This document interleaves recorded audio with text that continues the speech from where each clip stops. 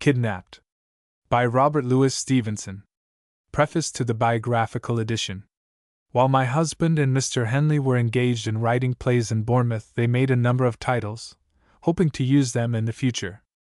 Dramatic composition was not what my husband preferred, but the torrent of Mr. Henley's enthusiasm swept him off his feet. However, after several plays had been finished, and his health seriously impaired by his endeavors to keep up with Mr. Henley, playwriting was abandoned forever, and my husband returned to his legitimate vocation. Having added one of the titles, The Hanging Judge, to the list of projected plays, now thrown aside, and emboldened by my husband's offer to give me any help needed, I concluded to try and write it myself. As I wanted a trial scene in the Old Bailey, I chose the period of 1700 for my purpose.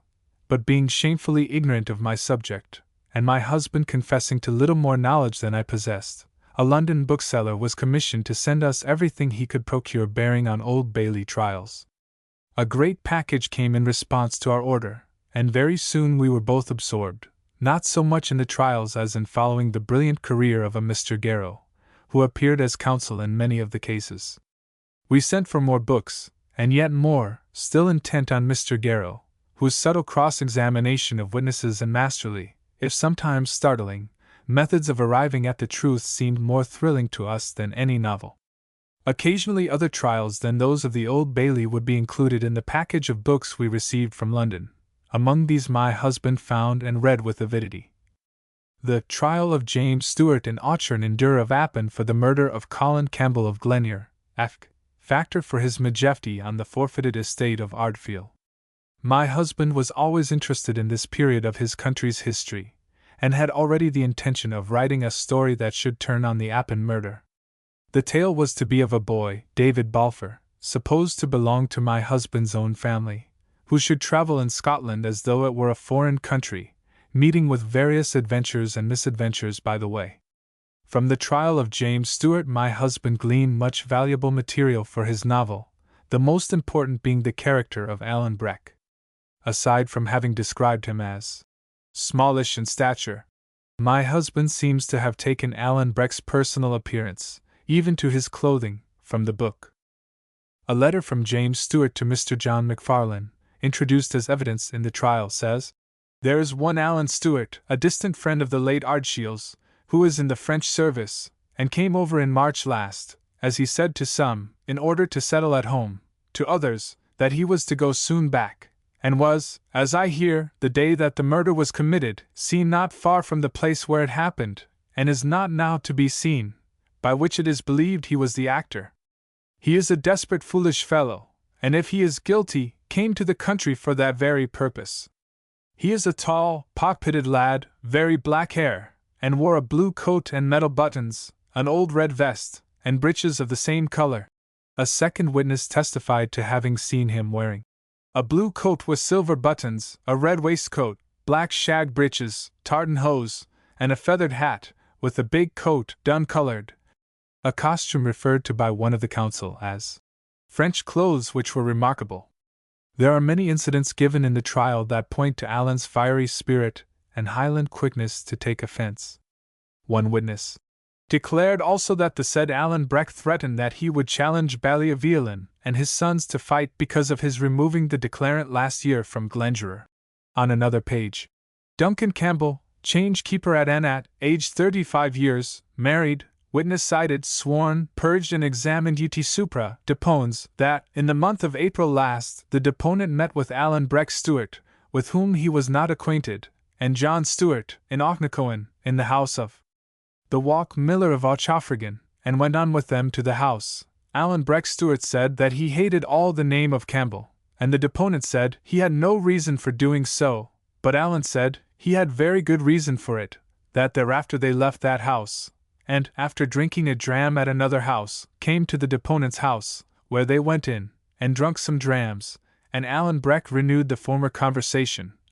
And the deponent, making the same answer, Alan said that, if the deponent had any respect for his friends, he would tell them that if they offered to turn out the possessors of Ardshiel's estate, he would make black cocks of them, before they entered into possession, by which the deponent understood shooting them, it being a common phrase in the country.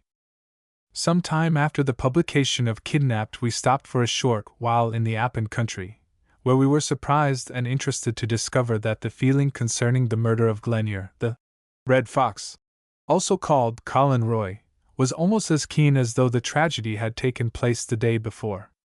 For several years my husband received letters of expostulation or commendation from members of the Campbell and Stewart clans. I have in my possession a paper, yellow with age, that was sent soon after the novel appeared, containing the pedigree of the family of Appine, wherein it is said that Alan III Baron of Appine was not killed at Flowdown, though there, but lived to a great old age. He married Cameron, daughter to Ewan Cameron of Lochiel.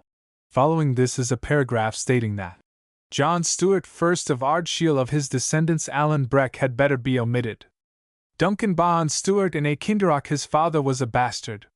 One day, while my husband was busily at work, I sat beside him reading an old cookery book called The Complete Housewife, or Accomplished Gentlewoman's Companion. In the midst of receipts for rabbits and chickens mumbled, pickled samphire, skirret pie, baked tansy, and other forgotten delicacies, there were directions for the preparation of several lotions for the preservation of beauty. One of these was so charming that I interrupted my husband to read it aloud. "Just what I wanted!" he exclaimed, and the receipt for the Lily of the Valley water was instantly incorporated into Kidnapped. F. V. de G.S.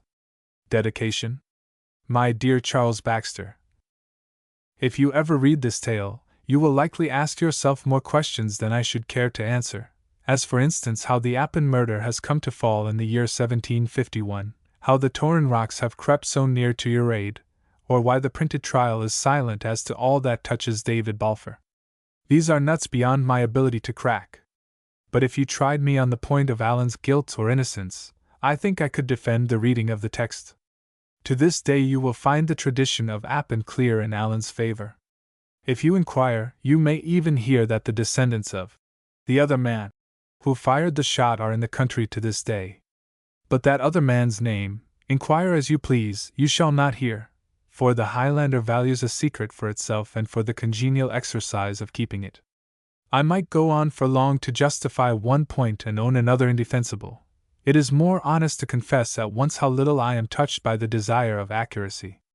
This is no furniture for the scholar's library, but a book for the winter evening schoolroom when the tasks are over and the hour for bed draws near. And honest Alan, who was a grim old fire-eater in his day, has in this new avatar no more desperate purpose than to steal some young gentleman's attention from his Ovid, carry him a while into the Highlands and the last century, and pack him to bed with some engaging images to mingle with his dreams. As for you, my dear Charles, I do not even ask you to like this tale. But perhaps when he is older, your son will. He may then be pleased to find his father's name on the flyleaf, and in the meanwhile it pleases me to set it there, in memory of many days that were happy and some, now perhaps as pleasant to remember, that were sad. If it is strange for me to look back from a distance both in time and space on these bygone adventures of our youth, it must be stranger for you who tread the same streets, who may tomorrow open the door of the old speculative, where we begin to rank with Scott and Robert Emmet and the beloved and inglorious Muckbean, or may pass the corner of the close where that great society, the L.J.R., held its meetings and drank its beer, sitting in the seats of Burns and his companions. I think I see you, moving there by plain daylight, beholding with your natural eyes those places that have now become for your companion a part of the scenery of dreams. How, in the intervals of present business, the past must echo in your memory. Let it not echo often without some kind thoughts of your friend. R.L.S. Scarivore, Bournemouth. Chapter 1. I set off upon my journey to the house of Shaws. We'll begin the story of my adventures with a certain morning early in the month of June, the year of grace 1751, when I took the key for the last time out of the door of my father's house. The sun began to shine upon the summit of the hills as I went down the road, and by the time I had come as far as the manse, the blackbirds were whistling in the garden lilacs, and the mist that hung around the valley in the time of the dawn was beginning to arise and die away. Mr. Campbell, the minister of Ascendian, was waiting for me by the garden gate. Good man. He asked me if I had breakfasted, and hearing that I lacked for nothing, He took my hand in both of his and clapped it kindly under his arm. "Well, Davy, lad," said he, "I will go with you as far as the ford, to set you on the way." And we began to walk forward in silence. "Are ye sorry to leave us, Indian?" said he, after a while. "Why, sir," said I, "if I knew where I was going, or what was likely to become of me, I would tell you candidly. Ascendian is a good place indeed, and I have been very happy there, but then I have never been anywhere else. My father and mother, since they are both dead, I shall be no nearer to an Ascendian than in the kingdom of Hungary, and, to speak truth, if I thought I had a chance to better myself where I was going, I would go with a good will." "Aye," said Mr. Campbell. "Very well, Davy. Then it behoves me to tell your fortune, or so far as I may. When your mother was gone, and your father, the worthy, Christian man, began to sicken for his end, he gave me in charge a certain letter, which he said was your inheritance. So soon, says he, as I am gone, and the house is redd up and the gear disposed of, all which, Davy, hath been done, give my boy this letter into his hand, and start him off to the house of Shaws, not far from Craymond. That is the place I came from, he said, and it's where it befits that my boy should return.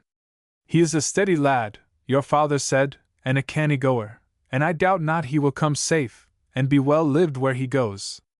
"The house of Shaws!" I cried. "What had my poor father to do with the house of Shaws?" "Nay," said Mr. Campbell, "who can tell that for a surety? But the name of that family, Davy boy, is the name you bear, Balfours of Shaws, an ancient, honest, reputable house, peradventure in these latter days decayed. Your father, too, was a man of learning as befitted his position, no man more plausibly conducted school, nor had he the manner or the speech of a common dominie. But, as you will yourself remember, I took a pleasure to have him to the manse to meet the gentry, and those of my own house, Campbell of Kilrenet, Campbell of Dunswire, Campbell of Minch, and others, all well-kenned gentlemen, had pleasure in his society. Lastly, to put all the elements of this affair before you, here is the testamentary letter itself, superscribed by the own hand of our departed brother." He gave me the letter, which was addressed in these words: "To the hands of Ebenezer Balfour, Esquire, of Shaws, in his house of Shaws, these will be delivered by my son, David Balfour." My heart was beating hard at this great prospect now suddenly opening before a lad of 17 years of age, the son of a poor country dominie in the forest of Ettrick. "Mr. Campbell," I stammered, "and if you were in my shoes, would ye go?" "Of a surety," said the minister. "That would I, and without pause. A pretty lad like you should get to Craymond, which is near in by Edinburgh, in 2 days of walk if the worst came to the worst, and your high relations, as I cannot but suppose them to be somewhat of your blood, should put you to the door, ye can but walk the 2 days back again and be at the manse door. But I would rather hope that ye shall be well received, as your poor father forecasts for you, and for anything that I can come to be a great man in time. And here, Davy laddie," he resumed, "it lies near upon my conscience to improve this parting, and set you on the right guard against the dangers of the world." Here he cast about for a comfortable seat, lighted on a big boulder under a birch by the trackside, sate down upon it with a very long, serious upper lip, and the sun now shining in upon us between 2 peaks, put his pocket handkerchief over his cocked hat to shelter him. There then, with uplifted forefinger, he first put me on my guard against a considerable number of heresies, to which I had no temptation, and urged upon me to be instant in my prayers and reading of the Bible. That done, he drew a picture of the great house that I was bound to, and how I should conduct myself with its inhabitants. "Be supple, Davy, in things immaterial," said he. "Bear ye this in mind that, though gentle-born, ye have had a country rearing. Dinny shame us, Davy, dinny shame us!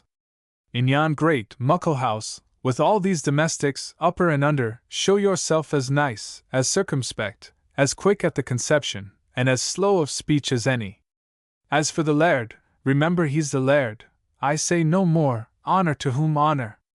It's a pleasure to obey a laird, or should be, to the young." "Well, sir," said I, "it may be, and I'll promise you I'll try to make it so." "Why, very well said," replied Mr. Campbell, heartily. And now to come to the material, or, to make a quibble, to the immaterial. I have here a little packet which contains 4 things. He tugged it, as he spoke, and with some great difficulty, from the skirt pocket of his coat.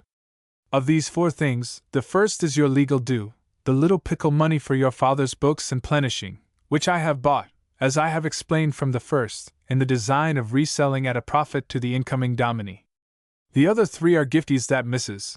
Campbell and myself would be blithe of your acceptance. The first, which is round, will likely please ye best at the first off-go, but, oh Davy, laddie, it's but a drop of water in the sea, it'll help you but a step, and vanish like the morning. The second, which is flat and square and written upon, will stand by you through life, like a good staff for the road, and a good pillow to your head in sickness. And as for the last, which is cubical, that'll see you, it's my prayerful wish, into a better land. With that he got upon his feet, took off his hat, and prayed a little while aloud, and in affecting terms, for a young man setting out into the world, then suddenly took me in his arms and embraced me very hard, then held me at arm's length, looking at me with his face all working with sorrow, and then whipped about, and crying good-bye to me, set off backward by the way that we had come at a sort of jogging run. It might have been laughable to another, but I was in no mind to laugh.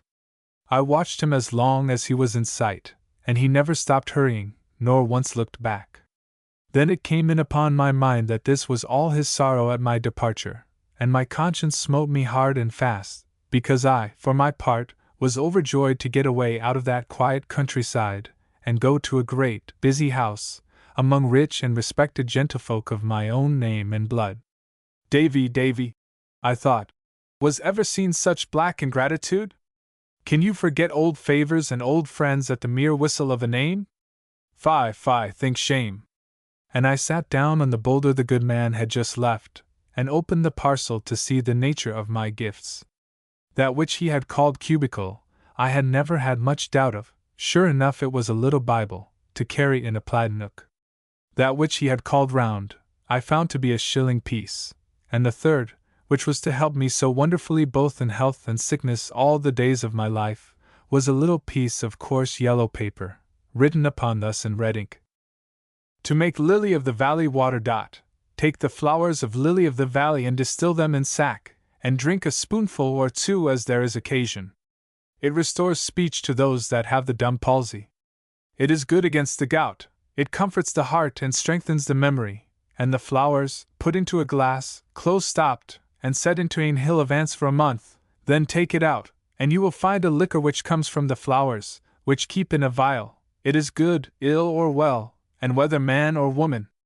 And then, in the minister's own hand, was added, likewise for sprains, rub it in, and for the colic, a great spoonful in the hour. To be sure, I laughed over this, but it was rather tremulous laughter, and I was glad to get my bundle on my staff's end and set out over the ford and up the hill upon the farther side, till, just as I came on the green drove road running wide through the heather, I took my last look of Kirk Ascendian, the trees about the manse, and the big rowans in the kirkyard where my father and my mother lay. Chapter 2. I come to my journey's end. And the forenoon of the second day, coming to the top of a hill, I saw all the country fall away before me down to the sea, and in the midst of this descent, on a long ridge, the city of Edinburgh smoking like a kiln. There was a flag upon the castle, and ships moving or lying anchored in the firth, both of which, for as far away as they were, I could distinguish clearly, and both brought my country heart into my mouth. Presently after, I came by a house where a shepherd lived, and got a rough direction for the neighborhood of Craymond, and so, from one to another, worked my way to the westward of the capital by Colinton, till I came out upon the Glasgow road. And there, to my great pleasure and wonder, I beheld a regiment marching to the fifes, every foot in time, an old red-faced general on a grey horse at the one end, and at the other the company of grenadiers, with their pope's hats. The pride of life seemed to mount into my brain at the sight of the red coats, and the hearing of that merry music. A little farther on, and I was told I was in Craymond parish, and began to substitute in my inquiries the name of the house of Shaws. It was a word that seemed to surprise those of whom I sought my way. At first I thought the plainness of my appearance, in my country habit, and that all dusty from the road, consorted ill with the greatness of the place to which I was bound. But after 2, or maybe 3, had given me the same look and the same answer, I began to take it in my head there was something strange about the Shaws itself. The better to set this fear at rest, I changed the form of my inquiries, and spying an honest fellow coming along a lane on the shaft of his cart, I asked him if he had ever heard tell of a house they called the House of Shaws. He stopped his cart and looked at me, like the others. "Aye," said he. "What for? It's a great house?" I asked. "Doubtless," says he. "The house is a big, muckle house." "Aye," said I. "But the folk that are in it." "Folk?" cried he. "Are ye daft? There's nae folk there, to call folk." "What?" say I. "Not Mr. Ebenezer?" "Oh, you, aye," says the man. "There's the laird, to be sure, if it's him you're wanting. What'll like be your business, Manny?" I was led to think that I would get a situation, I said, looking as modest as I could. "What?" cries the carter, in so sharp a note that his very horse started, and then, "Well, Manny," he added, "it's none of my affairs, but ye seem a decent spoken lad, and if ye'll take a word from me, ye'll keep clear of the Shaws." The next person I came across was a dapper little man in a beautiful white wig, whom I saw to be a barber on his rounds, and knowing well that barbers were great gossips, I asked him plainly what sort of a man was Mr. Balfour of the Shaws. "Hoot, hoot, hoot," said the barber. "Nae kind of a man, nae kind of a man at all," and began to ask me very shrewdly what my business was. But I was more than a match for him at that, and he went on to his next customer no wiser than he came. I cannot well describe the blow this dealt to my illusions. The more indistinct the accusations were, the less I liked them, for they left the wider field to fancy. What kind of a great house was this, that all the parish should start and stare to be asked the way to it? Or what sort of a gentleman, that his ill fame should be thus current on the wayside? If an hour's walking would have brought me back to Ascendian, I had left my adventure then and there, and returned to Mr. Campbell's. But when I had come so far away already, mere shame would not suffer me to desist till I had put the matter to the touch of proof. I was bound, out of mere self-respect, to carry it through, and little as I liked the sound of what I heard, and slow as I began to travel, I still kept asking my way and still kept advancing. It was drawing on to sundown when I met a stout, dark, sour-looking woman coming trudging down a hill, and she, when I had put my usual question, turned sharp about, accompanied me back to the summit she had just left, and pointed to a great bulk of building standing very bare upon a green in the bottom of the next valley. The country was pleasant round about, running in low hills, pleasantly watered and wooded, and the crops, to my eyes, wonderfully good. But the house itself appeared to be a kind of ruin. No road led up to it, no smoke arose from any of the chimneys, nor was there any semblance of a garden. My heart sank. "That!" I cried. The woman's face lit up with a malignant anger. "That is the House of Shaws!" she cried. "Blood built it, blood stopped the building of it, blood shall bring it down. See here!" she cried again. "I spit upon the ground, and crack my thumb at it. Black be its fall! If ye see the laird, tell him what ye hear. Tell him this makes the 1219 time that Janet Clouston has called down the curse on him and his house, byre and stable, man, guest, and master, wife, miss, or bairn. Black be their fall!" And the woman, whose voice had risen to a kind of eldritch sing-song, turned with a skip, and was gone. I stood where she left me, with my hair on end. In those days folks still believed in witches and trembled at a curse, and this one, falling so pat, like a wayside omen, to arrest me ere I carried out my purpose, took the pith out of my legs. I sat me down and stared at the House of Shaws. The more I looked, the pleasanter that countryside appeared, being all set with hawthorn bushes full of flowers, the fields dotted with sheep, a fine flight of rooks in the sky, and every sign of a kind soil and climate, and yet the barrack in the midst of it went sore against my fancy. Country folk went by from the fields as I sat there on the side of the ditch, but I lacked the spirit to give them a good yen. At last the sun went down, and then, right up against the yellow sky, I saw a scroll of smoke go mounting, not much thicker, as it seemed to me, than the smoke of a candle, but still there it was, and meant a fire, and warmth, and cookery, and some living inhabitant that must have lit it, and this comforted my heart. So I set forward by a little faint track in the grass that led in my direction. It was very faint indeed to be the only way to a place of habitation, yet I saw no other. Presently it brought me to stone uprights, with an unroofed lodge beside them, and coats of arms upon the top. A main entrance it was plainly meant to be, but never finished.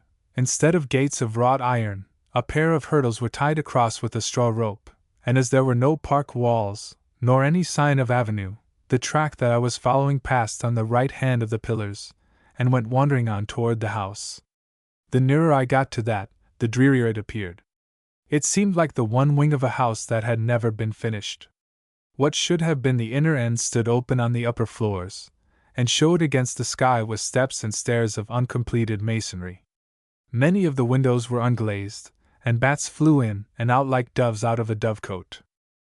The night had begun to fall as I got close, and in 3 of the lower windows, which were very high up and narrow, and well barred, the changing light of a little fire began to glimmer.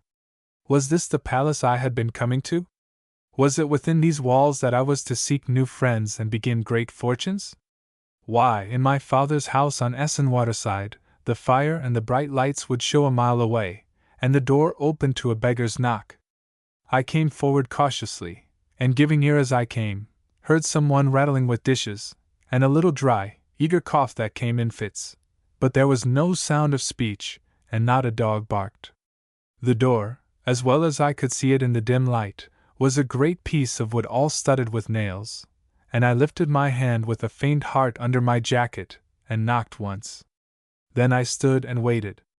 The house had fallen into a dead silence. A whole minute passed away, and nothing stirred but the bats overhead. I knocked again, and hearkened again. By this time my ears had grown so accustomed to the quiet, that I could hear the ticking of the clock inside as it slowly counted out the seconds. But whoever was in that house kept deadly still, and must have held his breath. I was in 2 minds whether to run away, but anger got the upper hand, and I began instead to rain kicks and buffets on the door, and to shout out aloud for Mr. Balfour. I was in full career, when I heard the cough right overhead, and jumping back and looking up, beheld a man's head in a tall nightcap, and the bell mouth of a blunderbuss, at one of the first-story windows. "It's loaded," said a voice. "I have come here with a letter," I said, "to Mr. Ebenezer Balfour of Shaw's." "Is he here?" "From whom is it?" asked the man with the blunderbuss. "That is neither here nor there," said I, for I was growing very wroth. "Well," was the reply, "ye can put it down upon the doorstep, and be off with ye." "I will do no such thing," I cried. "I will deliver it into Mr. Balfour's hands as it was meant I should. It is a letter of introduction." "A what?"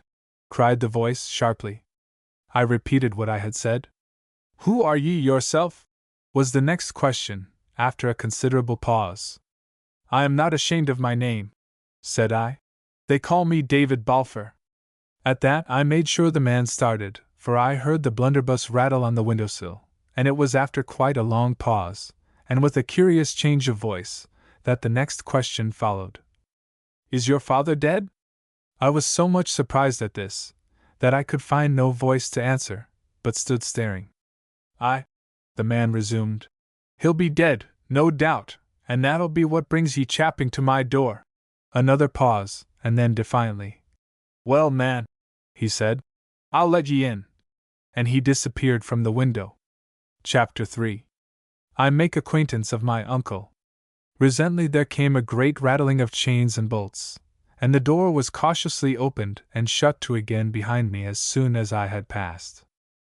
"Go into the kitchen and touch naething," said the voice, and while the person of the house set himself to replacing the defenses of the door, I groped my way forward and entered the kitchen. The fire had burned up fairly bright, and showed me the barest room I think I ever put my eyes on. 6 dishes stood upon the shelves. The table was laid for supper with a bowl of porridge, a horn spoon, and a cup of small beer. Besides what I have named, there was not another thing in that grate, stone-vaulted, empty chamber but lock-fast chests arranged along the wall and a corner cupboard with a padlock. As soon as the last chain was up, the man rejoined me. He was a mean, stooping, narrow-shouldered, clay-faced creature, and his age might have been anything between 50 and 70. His nightcap was of flannel, and so was the nightgown that he wore, instead of coat and waistcoat, over his ragged shirt. He was long unshaved, but what most distressed and even daunted me, he would neither take his eyes away from me nor look me fairly in the face. What he was, whether by trade or birth, was more than I could fathom, but he seemed most like an old, unprofitable serving man, who should have been left in charge of that big house upon board wages. "Are ye sharp set?" he asked, glancing at about the level of my knee. "Ye can eat that drop porridge?" I said I feared it was his own supper. "Oh," said he, "I can do fine wanting it. I'll take the ale, though, for it moistens my cough." He drank the cup about half out, still keeping an eye upon me as he drank, and then suddenly held out his hand. "Let's see the letter," said he. I told him the letter was for Mr. Balfour, not for him. "And who do you think I am?" says he. "Give me Alexander's letter. You know my father's name?" "It would be strange if I didn't," he returned, "for he was my born brother, and little as he seemed to like either me or my house, or my good porridge, I'm your born uncle, Davy, my man, and you my born nephew. So give us the letter, and sit down and fill your kite." If I had been some years younger, what with shame, weariness, and disappointment, I believe I had burst into tears. As it was, I could find no words, either black nor white, but handed him the letter, and sat down to the porridge with as little appetite for meat as ever a young man had. Meanwhile, my uncle, stooping over the fire, turned the letter over and over in his hands. "D'ye ken what's in it?" he asked, suddenly. "You see for yourself, sir," said I, "that the seal has not been broken." "Aye," said he, "but what brought you here?" "To give the letter," said I. "No," says he cunningly, "but you'll have had some hopes, nae doubt?" "I confess, sir," said I, "when I was told that I had kinsfolk well-to-do, I did indeed indulge the hope that they might help me in my life. But I am no beggar, I look for no favors at your hands, and I want none that are not freely given. For as poor as I appear, I have friends of my own that will be blithe to help me." "Hoot toot," said Uncle Ebenezer. "Dinna he fly up in the snuff at me. We'll agree fine yet. And Davy, my man, if you're done with that bit porridge, I could just take a sup of it myself. Aye," he continued, as soon as he had ousted me from the stool and spoon. "They're fine, halesome food, they're grand food, porridge." He murmured a little grace to himself and fell to. "Your father was very fond of his meat, I mind. He was a hearty, if not a great eater. But as for me, I could never do mair than pike at food." He took a pull at the small beer, which probably reminded him of hospitable duties, for his next speech ran thus: "If ye're dry, ye'll find water behind the door." To this I returned no answer, standing stiffly on my 2 feet, and looking down upon my uncle with a mighty angry heart. He, on his part, continued to eat like a man under some pressure of time, and to throw out little darting glances now at my shoes and now at my homespun stockings. Once only, when he had ventured to look a little higher, our eyes met, and no thief taken with a hand in a man's pocket could have shown more lively signals of distress. This set me in a muse, whether his timidity arose from too long a disuse of any human company, and whether perhaps, upon a little trial, it might pass off, and my uncle change into an altogether different man. From this I was awakened by his sharp voice. "Your father's been long dead?" he asked. 3 weeks, sir," said I. "He was a secret man, Alexander, a secret, silent man," he continued. "He never said muckle when he was young." "He'll never have spoken muckle of me?" "I never knew, sir, till you told it me yourself, that he had any brother." Dear me," said Ebenezer. "Nor yet of Shaw's, I dare say?" "Not so much as the name, sir," said I. "To think o' that," said he. "A strange nature of a man!" For all that, he seemed singularly satisfied, but whether with himself, or me, or with this conduct of my father's, was more than I could read. Certainly, however, he seemed to be outgrowing that distaste, or ill will, that he had conceived at first against my person, for presently he jumped up, came across the room behind me, and hit me a smack upon the shoulder. "We'll agree fine yet," he cried. "I'm just as glad I let you in. And now come out to your bed." To my surprise, he lit no lamp or candle, but set forth into the dark passage, groped his way, breathing deeply, up a flight of steps, and paused before a door, which he unlocked. I was close upon his heels, having stumbled after him as best I might, and then he bade me go in, for that was my chamber. I did as he bid, but paused after a few steps, and begged a light to go to bed with. "Hoot toot!" said Uncle Ebenezer. "There's a fine moon." "Neither moon nor star, sir, and Pitmurk," said I. "I can't see the bed." "Hoot toot," said he. "Lights in a house is a thing I dinna agree with. I'm unco feared of fires. Good night to ye, Davy, my man." And before I had time to add a further protest, he pulled the door to, and I heard him lock me in from the outside. I did not know whether to laugh or cry. The room was as cold as a well, and the bed, when I had found my way to it, as damp as a peat hag. But by good fortune I had caught up my bundle and my plaid, and rolling myself in the latter, I lay down upon the floor under lee of the big bedstead, and fell speedily asleep. With the first peep of day I opened my eyes, to find myself in a great chamber, hung with stamped leather, furnished with fine embroidered furniture, and lit by 3 fair windows. 10 years ago, or perhaps 20, it must have been as pleasant a room to lie down or to awaken as a man could wish. But damp, dirt, disuse, and the mice and spiders had done their worst since then. Many of the window panes, besides, were broken, and indeed this was so common a feature in that house, that I believe my uncle must at some time have stood a siege from his indignant neighbors, perhaps with Janet Clouston at their head. Meanwhile the sun was shining outside, and being very cold in that miserable room, I knocked and shouted till my jailer came and let me out. He carried me to the back of the house, where was a drawwell, and told me to wash my face there, if I wanted. And when that was done, I made the best of my own way back to the kitchen, where he had lit the fire and was making the porridge. The table was laid with 2 bowls and 2 horn spoons, but the same single measure of small beer.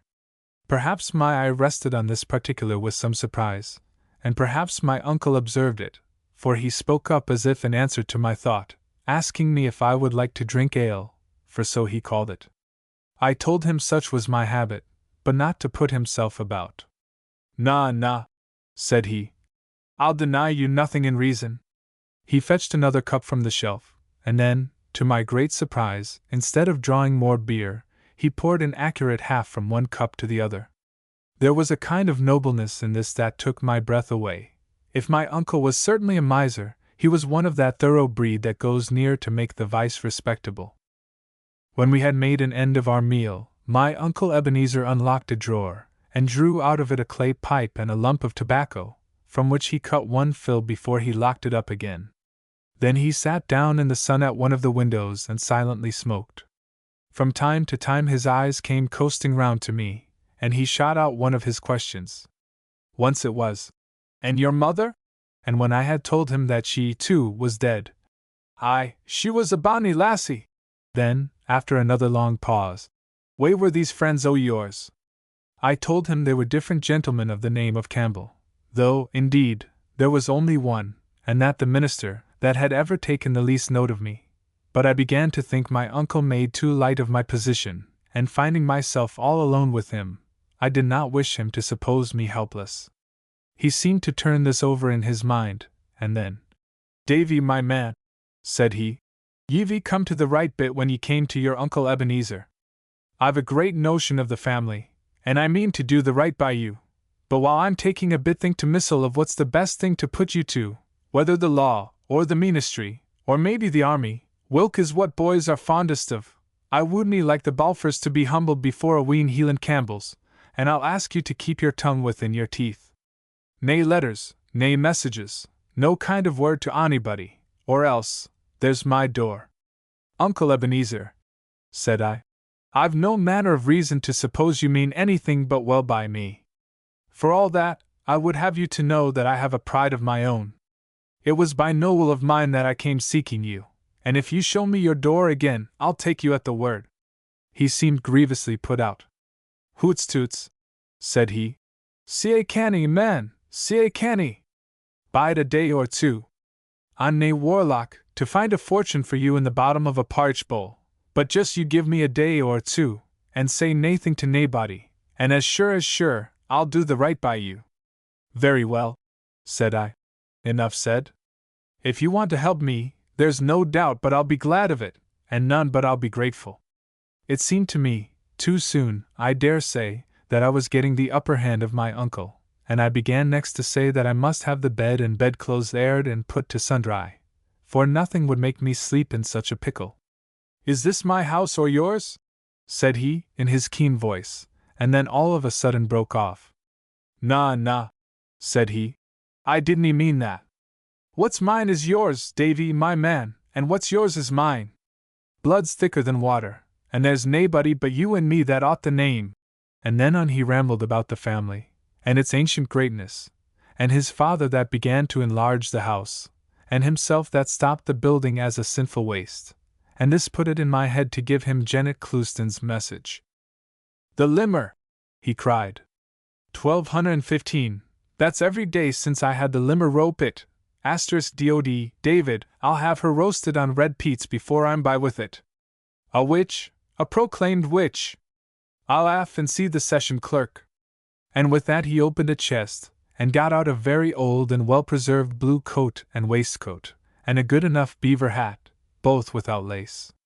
These he threw on anyway, and taking a staff from the cupboard, locked all up again, and was for setting out, when a thought arrested him.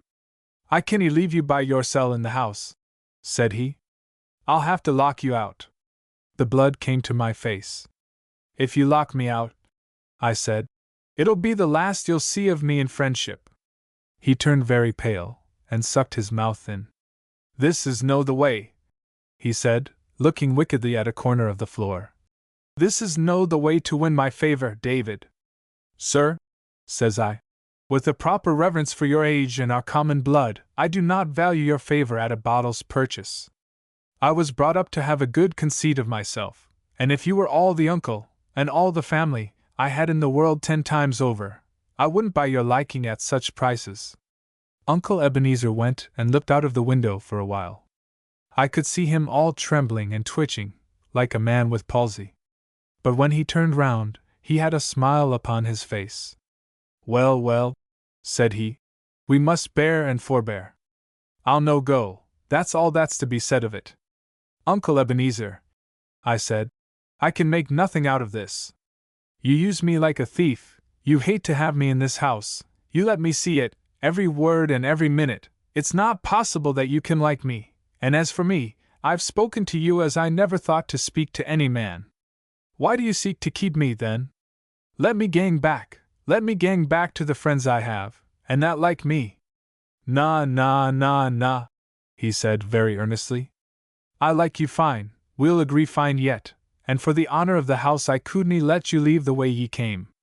Bide here quiet, there's a good lad, just you bide here quiet a bit and ye'll find that we agree. Well, sir, said I, after I had thought the matter out in silence, I'll stay a while. It's more just I should be helped by my own blood than strangers, and if we don't agree, I'll do my best it shall be through no fault of mine. Chapter 4. I run a great danger in the house of Shaw's. O'er a day that was begun so ill, the day passed fairly well. We had the porridge cold again at noon, and hot porridge at night. Porridge and small beer was my uncle's diet. He spoke but little, and that in the same way as before, shooting a question at me after a long silence, and when I sought to lead him to talk about my future, slipped out of it again. In a room next door to the kitchen, where he suffered me to go, I found a great number of books, both Latin and English, in which I took great pleasure all the afternoon. Indeed, the time passed so lightly in this good company, that I began to be almost reconciled to my residence at Shaw's, and nothing but the sight of my uncle, and his eyes playing hide and seek with mine, revived the force of my distrust. one thing I discovered, which put me in some doubt. This was an entry on the flyleaf of a chapbook, one of Patrick Walker's, plainly written by my father's hand and thus conceived. To my brother Ebenezer on his 5th birthday. Now, what puzzled me was this, that, as my father was of course the younger brother, he must either have made some strange error, or he must have written, before he was yet 5, an excellent, clear manly hand of writing. I tried to get this out of my head, but though I took down many interesting authors, old and new, history, poetry, and story-book, this notion of my father's hand of writing stuck to me, and when at length I went back into the kitchen, and sat down once more to porridge and small beer, the first thing I said to Uncle Ebenezer was to ask him if my father had not been very quick at his book. Alexander? Know him, was the reply. I was far quicker, missile. I was a clever chappie when I was young. Why, I could read as soon as he could. This puzzled me yet more, and a thought coming into my head, I asked if he and my father had been twins. He jumped upon his stool, and the horn spoon fell out of his hand upon the floor. What gars ye ask that? He said, and he caught me by the breast of the jacket, and looked this time straight into my eyes. His own were little and light, and bright like a bird's, blinking and winking strangely. What do you mean? I asked very calmly, for I was far stronger than he, and not easily frightened. Take your hand from my jacket. This is no way to behave. My uncle seemed to make a great effort upon himself. Diody man, David, he said, ye shouldnae speak to me about your father. That's where the mistake is. He sat a while and shook, blinking in his plate. He was all the brother that ever I had, he added, but with no heart in his voice, and then he caught up his spoon and fell to supper again, but still shaking. Now this last passage, this laying of hands upon my person and sudden profession of love for my dead father, went so clean beyond my comprehension that it put me into both fear and hope. On the one hand, I began to think my uncle was perhaps insane and might be dangerous. On the other, there came up into my mind, quite unbidden by me and even discouraged, a story like some ballad I had heard folks singing, of a poor lad that was a rightful heir and a wicked kinsman that tried to keep him from his own. For why should my uncle play a part with a relative that came, almost a beggar, to his door, unless in his heart he had some cause to fear him? With this notion, all unacknowledged, but nevertheless getting firmly settled in my head, I now began to imitate his covert looks, so that we sat at table like a cat and a mouse, each stealthily observing the other. Not another word had he to say to me, black or white, but was busy turning something secretly over in his mind, and the longer we sat and the more I looked at him, the more certain I became that the something was unfriendly to myself. When he had cleared the platter, he got out a single pipeful of tobacco, just as in the morning, turned round a stool into the chimney corner, and sat a while smoking, with his back to me. Davy, he said at length, I've been thinking. Then he paused, and said it again. There's a wee bit siller that I half promised ye before ye were born. He continued. Promised it to your father. Oh, naething legal, ye understand, just gentlemen daffing at their wine. Well, I keep it that bit money separate. It was a great expense, but a promise is a promise, and it has grown by now to be a matter of just precisely, just exactly. And here he paused and stumbled. Of just exactly £40. This last he rapped out with a sidelong glance over his shoulder, and the next moment added, almost with a scream, Scots! The pound Scots being the same thing as an English shilling, the difference made by this second thought was considerable. I could see, besides, that the whole story was a lie, invented with some end which it puzzled me to guess, and I made no attempt to conceal the tone of raillery in which I answered. Oh, think again, sir! Pounds sterling, I believe! That's what I said, returned my uncle. Pounds sterling! And if you'll step out by to the door a minute, just to see what kind of a night it is, I'll get it out to ye and call ye in again. I did his will, smiling to myself in my contempt that he should think I was so easily to be deceived. It was a dark night, with a few stars low down, and as I stood just outside the door, I heard a hollow moaning of wind far off among the hills.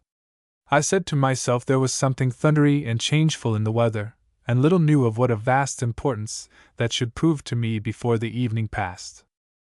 When I was called in again, my uncle counted out into my hand 37 golden guinea pieces.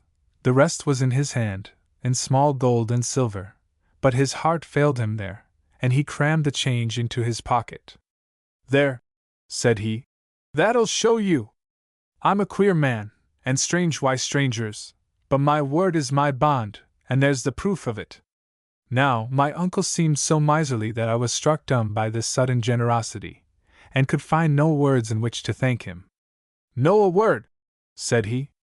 "Nay thanks, I want nay thanks. I do my duty. I'm no saying that everybody would have done it, but for my part, though I'm a careful body too, it's a pleasure to me to do the right by my brother's son, and it's a pleasure to me to think that now we'll agree as such near friends should." I spoke him in return as handsomely as I was able, but all the while I was wondering what would come next, and why he had parted with his precious guineas, for as to the reason he had given, a baby would have refused it. Presently he looked towards me sideways. "And see here," says he, "tit for tat." I told him I was ready to prove my gratitude in any reasonable degree, and then waited, looking for some monstrous demand. And yet, when at last he plucked up courage to speak, it was only to tell me, very properly, as I thought, that he was growing old and a little broken, and that he would expect me to help him with the house and the big garden. I answered, and expressed my readiness to serve. "Well," he said, "let's begin." He pulled out of his pocket a rusty key. "There," says he, "there's the key of the stair tower at the far end of the house. Ye can only win into it from the outside, for that part of the house is no finished. Gang ye in there, and up the stairs, and bring me down the chest that's at the top. There's papers in't," he added. "Can I have a light, sir?" said I. "Nah," said he, very cunningly. "Nay lights in my house." "Very well, sir," said I. "Are the stairs good?" "They're grand," said he, and then, as I was going, "Keep to the wall," he added. "There's nae banisters. But the stairs are grand underfoot." Out I went into the night. The wind was still moaning in the distance, though never a breath of it came near the house of Shaw's. It had fallen blacker than ever, and I was glad to feel along the wall, till I came the length of the stair-tower door at the far end of the unfinished wing. I had got the key into the keyhole and had just turned it, when all upon a sudden, without sound of wind or thunder, the whole sky lighted up with wild fire and went black again. I had to put my hand over my eyes to get back to the color of the darkness, and indeed I was already half blinded when I stepped into the tower. It was so dark inside, it seemed a body could scarce breathe, but I pushed out with foot and hand, and presently struck the wall with the one, and the lowermost round of the stair with the other. The wall, by the touch, was of fine-hewn stone. The steps too, though somewhat steep and narrow, were of polished mason work, and regular and solid underfoot. Minding my uncle's word about the banisters, I kept close to the tower's side, and felt my way in the pitch darkness with a beating heart. The house of Shaw's stood some 5 full stories high, not counting lofts. Well, as I advanced, it seemed to me the stair grew airier and a thought more lightsome, and I was wondering what might be the cause of this change, when a second blink of the summer lightning came and went. If I did not cry out, it was because fear had me by the throat, and if I did not fall, it was more by heaven's mercy than my own strength. It was not only that the flash shone in on every side through breaches in the wall, so that I seemed to be clambering aloft upon an open scaffold, but the same passing brightness showed me the steps were of unequal length, and that one of my feet rested that moment within 2 inches of the well. This was the grand stair, I thought, and with the thought, a gust of a kind of angry courage came into my heart. My uncle had sent me here, certainly to run great risks, perhaps to die.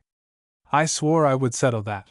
Perhaps, if I should break my neck for it, got me down upon my hands and knees, and as slowly as a snail, feeling before me every inch, and testing the solidity of every stone, I continued to ascend the stair.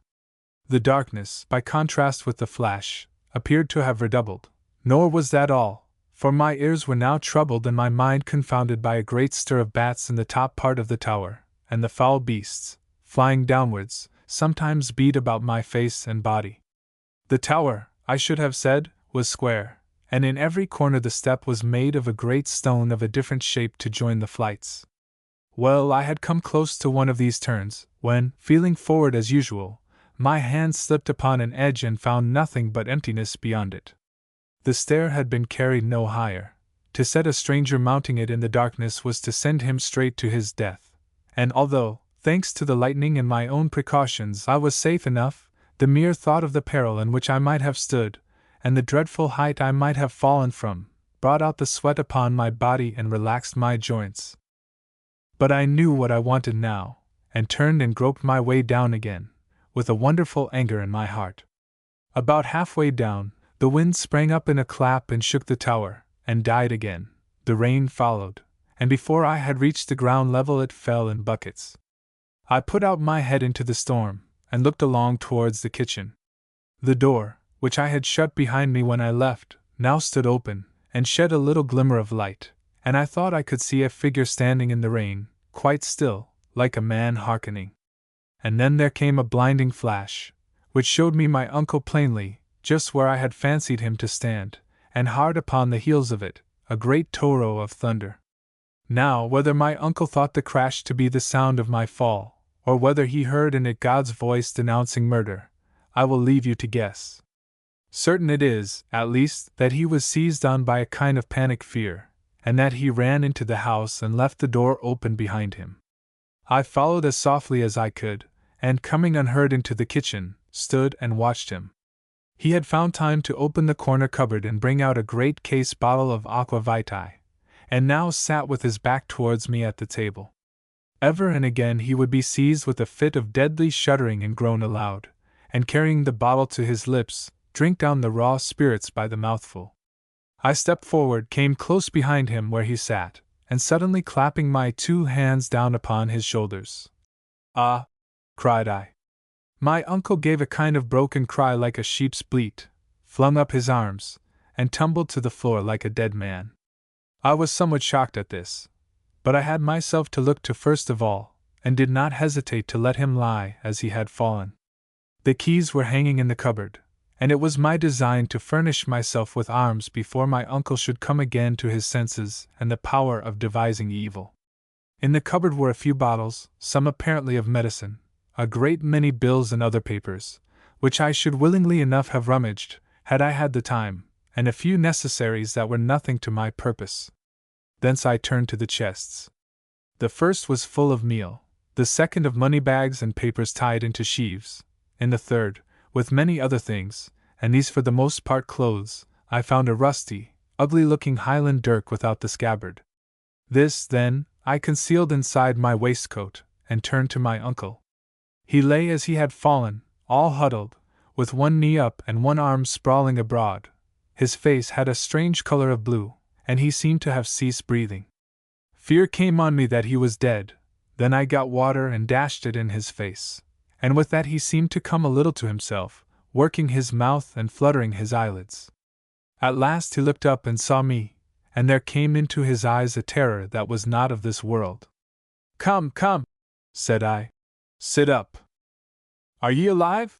he sobbed. "Oh man, are ye alive?" "That am I," said I. "Small thanks to you." He had begun to seek for his breath with deep sighs. "The blue phial," said he. "In the armory, the blue phial." His breath came slower still. I ran to the cupboard, and sure enough, found there a blue phial of medicine, with the dose written on it on a paper, and this I administered to him with what speed I might. "It's the trouble," said he, reviving a little. "I have a trouble, Davy. It's the heart." I set him on a chair and looked at him.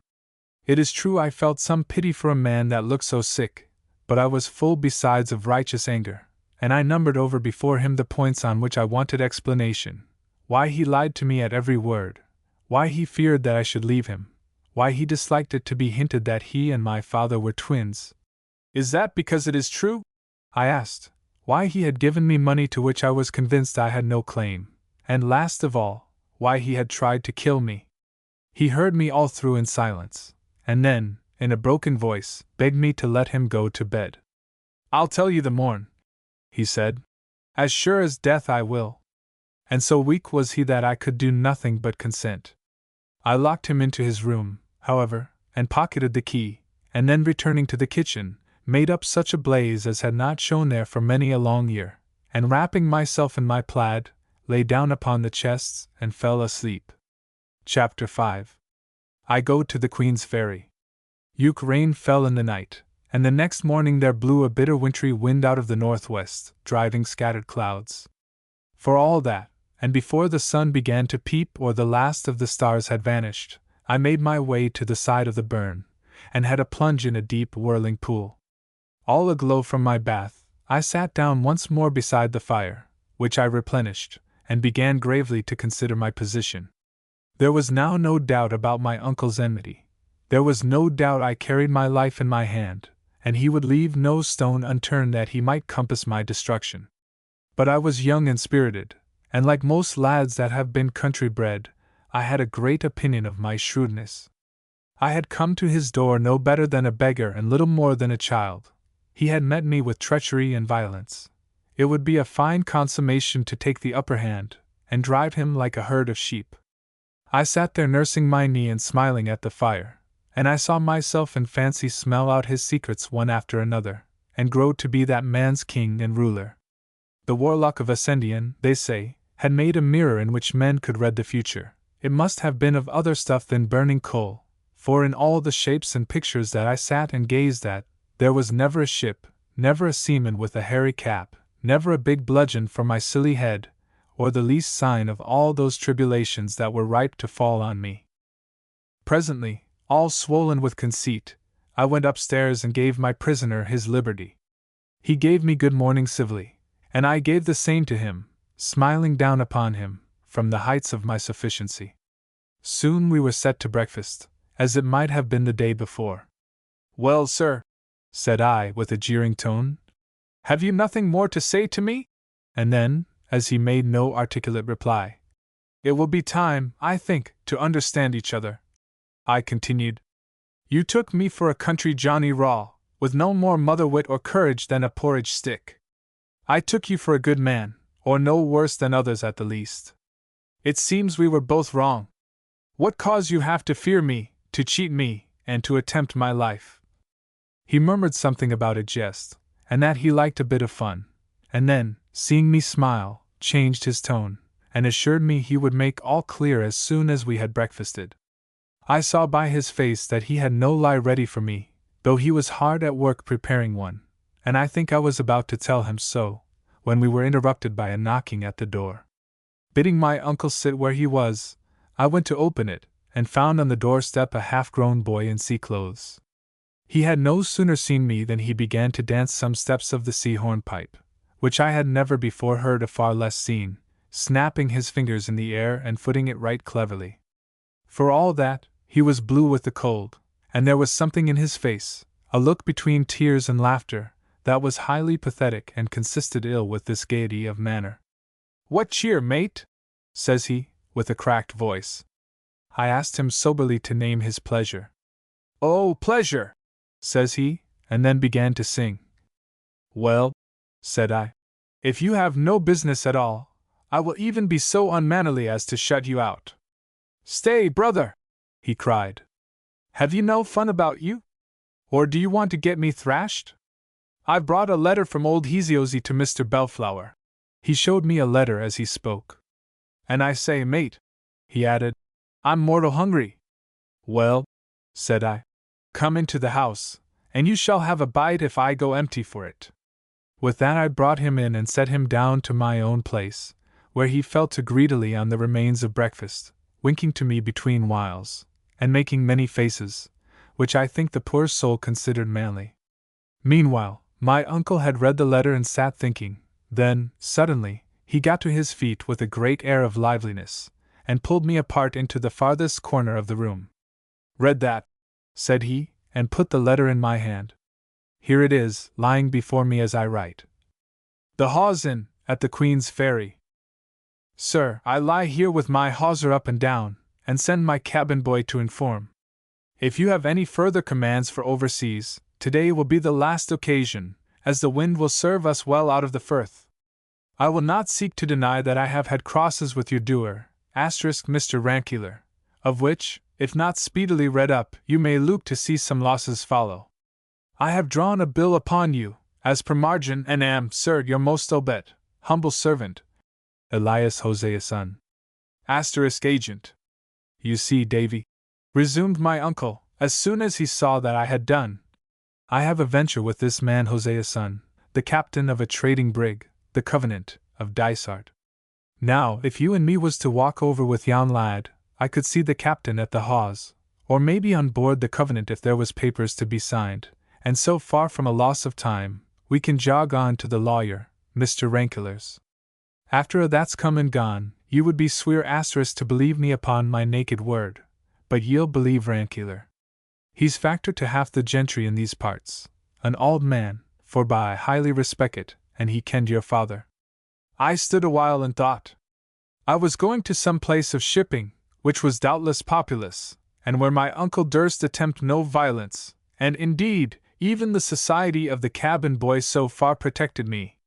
Once there, I believed I could force on the visit to the lawyer, even if my uncle were now insincere in proposing it, and perhaps, in the bottom of my heart, I wished a nearer view of the sea and ships.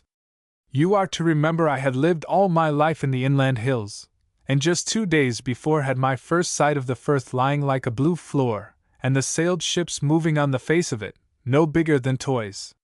One thing with another, I made up my mind. Very well, says I. Let us go to the ferry. My uncle got into his hat and coat, and buckled an old rusty cutlass on, and then we trod the fire out, locked the door, and set forth upon our walk. The wind, being in that cold quarter the northwest, blew nearly in our faces as we went. It was the month of June, the grass was all white with daisies, and the trees with blossom, but to judge by our blue nails and aching wrists, the time might have been winter and the whiteness a December frost. Uncle Ebenezer trudged in the ditch, jogging from side to side like an old plowman coming home from work. He never said a word the whole way, and I was thrown for talk on the cabin boy. He told me his name was Ransom, and that he had followed the sea since he was 9, but could not say how old he was, as he had lost his reckoning. He showed me tattoo marks, bearing his breast in the teeth of the wind, and in spite of my remonstrances, for I thought it was enough to kill him, he swore horribly whenever he remembered, but more like a silly schoolboy than a man, and boasted of many wild and bad things that he had done, stealthy thefts, false accusations, aye, and even murder, but all with such a dearth of likelihood in the details, and such a weak and crazy swagger in the delivery, as disposed me rather to pity than to believe him. I asked him of the brig, which he declared was the finest ship that sailed, and of Captain Hosea's son, in whose praises he was equally loud. Hesiosi, for so he still named the skipper, was a man, by his account, that minded for nothing either in heaven or earth, one that, as people said, would crack on all sail into the day of judgment. Rough, fierce, unscrupulous, and brutal, and all this my poor cabin boy had taught himself to admire as something seamanlike and manly. He would only admit one flaw in his idol. He ain't no seaman, he admitted. That's Mr. Schwann that navigates the brig. He's the finest seaman in the trade, only for drink, and I tell you I believe it. Why, look 'ere. And turning down his stocking he showed me a great, raw, red wound that made my blood run cold. He done that, Mr. Schwann done it, he said with an air of pride. What? I cried. Do you take such savage usage at his hands? Why, you are no slave, to be so handled. No, said the poor mooncalf, changing his tune at once. And so he'll find. Sierre. And he showed me a great case knife, which he told me was stolen. Oh, says he, let me see him try. I dare him to. I'll do for him. Oh, he ain't the first. And he confirmed it with a poor, silly, ugly oath. I have never felt such pity for any one in this wide world as I felt for that half-witted creature, and it began to come over me that the brig Covenant, for all her pious name, was little better than a hell upon the seas. Have you no friends? Said I. He said he had a father in some English seaport, I forget which. He was a fine man, too. he said. But he's dead. In heaven's name, cried I. Can you find no reputable life on shore? Oh, no, says he, winking and looking very sly. They would put me to a trade. I know a trick worth two of that, I do. I asked him what trade could be so dreadful as the one he followed, where he ran the continual peril of his life, not alone from wind and sea, but by the horrid cruelty of those who were his masters. He said it was very true, and then began to praise the life, and tell what a pleasure it was to get on shore with money in his pocket, and spend it like a man, and buy apples, and swagger, and surprise what he called stick-in-the-mud boys. And then it's not all as bad as that, says he. There's worse off than me, there's the 20-pounders. Oh, laws! You should see them taking on. Why, I've seen a man as old as you, I dessay. To him I seemed old. Ah, and he had a beard, too, well, and as soon as we cleared out of the river, and he had the drug out of his head, my! How he cried and carried on! I made a fine fool of him, I tell you. And then there's little UNS, too, oh, little by me. I tell you, I keep them in order. When we carry little UNS, I have a rope's end of my own to woolip him. And so he ran on, until it came in on me what he meant by 20-pounders were those unhappy criminals who were sent overseas to slavery in North America, or the still more unhappy innocents who were kidnapped or trepanned, as the word went, for private interest or vengeance. Just then we came to the top of the hill, and looked down on the ferry and the Hope. The Firth of Forth, as is very well known, narrows at this point to the width of a good-sized river, which makes a convenient ferry going north, and turns the upper reach into a landlocked haven for all manner of ships. Right in the midst of the narrows lies an islet with some ruins. On the south shore they have built a pier for the service of the ferry, and at the end of the pier, on the other side of the road, and backed against a pretty garden of holly trees and hawthorns, I could see the building which they called the Hawes Inn. The town of Queensferry lies farther west, and the neighborhood of the inn looked pretty lonely at that time of day, for the boat had just gone north with passengers. A skiff, however, lay beside the pier, with some seamen sleeping on the thwarts. This, as Ransom told me, was the brig's boat waiting for the captain, and about half a mile off, and all alone in the anchorage, he showed me the Covenant herself. There was a seagoing bustle on board, yards were swinging into place, and as the wind blew from that quarter, I could hear the song of the sailors as they pulled upon the ropes. After all I had listened to upon the way, I looked at that ship with an extreme abhorrence, and from the bottom of my heart I pitied all poor souls that were condemned to sail in her.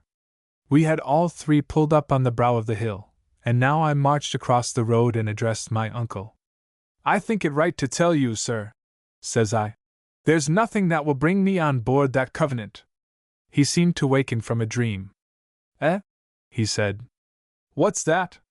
I told him over again. Well, well, he said, we'll have to please ye, I suppose. But what are we standing here for? It's perishing cold, and if I'm no mistaken, they're busking the Covenant for sea. Chapter 6. What befell at the Queen's Ferry.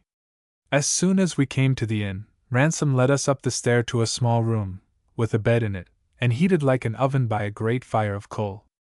At a table hard by the chimney, a tall, dark, sober-looking man sat writing. In spite of the heat of the room, he wore a thick sea jacket, buttoned to the neck, and a tall hairy cap drawn down over his ears. Yet I never saw any man, not even a judge upon the bench, look cooler, or more studious and self-possessed, than this ship captain. He got to his feet at once, and coming forward, offered his large hand to Ebenezer. I am proud to see you, Mr. Balfour, said he, in a fine deep voice, and glad that ye are here in time. The wind's fair, and the tide upon the turn. We'll see the old coal bucket burning on the Isle of May before tonight. Captain Hosea's son, returned my uncle. You keep your room unco hot. It's a habit I have, Mr. Balfour, said the skipper. I'm a cold rife man by my nature. I have a cold blood, sir. There's neither fur, nor flannel, no, sir, nor hot rum, will warm up what they call the temperature. Sir, it's the same with most men that have been carbonadoed, as they call it, in the tropic seas. Well, well, Captain, replied my uncle, we must all be the way we're made. But it chanced that this fancy of the captain's had a great share in my misfortunes. For though I had promised myself not to let my kinsman out of sight, I was both so impatient for a nearer look of the sea, and so sickened by the closeness of the room, that when he told me to run downstairs and play myself a while, I was fool enough to take him at his word. Away I went, therefore, leaving the two men sitting down to a bottle and a great mass of papers, and crossing the road in front of the inn, walked down upon the beach. With the wind in that quarter, only little wavelets, not much bigger than I had seen upon a lake, beat upon the shore. But the weeds were new to me, some green, some brown and long, and some with little bladders that crackled between my fingers. Even so far up the firth, the smell of the sea-water was exceedingly salt and stirring. The Covenant, besides, was beginning to shake out her sails, which hung upon the yards in clusters, and the spirit of all that I beheld put me in thoughts of far voyages and foreign places. I looked, too, at the seamen with the skiff, big brown fellows, some in shirts, some with jackets, some with colored handkerchiefs about their throats, one with a brace of pistols stuck into his pockets, 2 or 3 with knotty bludgeons, and all with their case knives. I passed the time of day with one that looked less desperate than his fellows, and asked him of the sailing of the brig. He said they would get under way as soon as the ebb set, and expressed his gladness to be out of a port where there were no taverns and fiddlers, but all with such horrifying oaths, that I made haste to get away from him. This threw me back on Ransom, who seemed the least wicked of that gang, and who soon came out of the inn and ran to me, crying for a bowl of punch.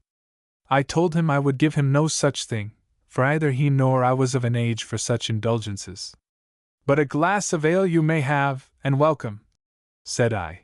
He mopped and mowed at me, and called me names, but he was glad to get the ale, for all that, and presently we were set down at a table in the front room of the inn, and both eating and drinking with a good appetite.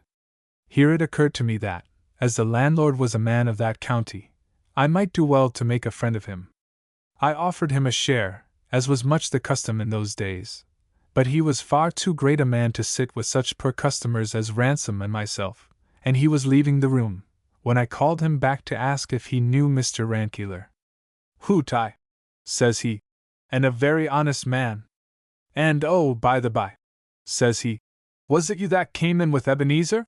And when I had told him yes, you'll be no friend of his? He asked, meaning, in the Scottish way, that I would be no relative. I told him no, none. I thought not, said he, and yet ye have a kind of glyph asterisk of Mr. Alexander. I said it seemed that Ebenezer was ill seen in the country. Nay doubt, said the landlord. He's a wicked old man, and there's many would like to see him gurning in the Tow Star. Janet Clouston and mony mair that he has harried out of house and hame. And yet he was ance a fine young fellow, too. But that was before the suff asterisk geed abroad about Mr. Alexander, that was like the death of him. And what was it? I asked. Oh, you, just that he had killed him, said the landlord. Did ye never hear that? And what would he kill him for? Said I. And what for, but just to get the place? Said he. The place? Said I. The Shaws? Nay, other place that I ken, said he. Aye, man, said I. Is that so? Was Alexander the eldest son? Deed was he, said the landlord. What else would he have killed him for? And with that he went away, as he had been impatient to do from the beginning.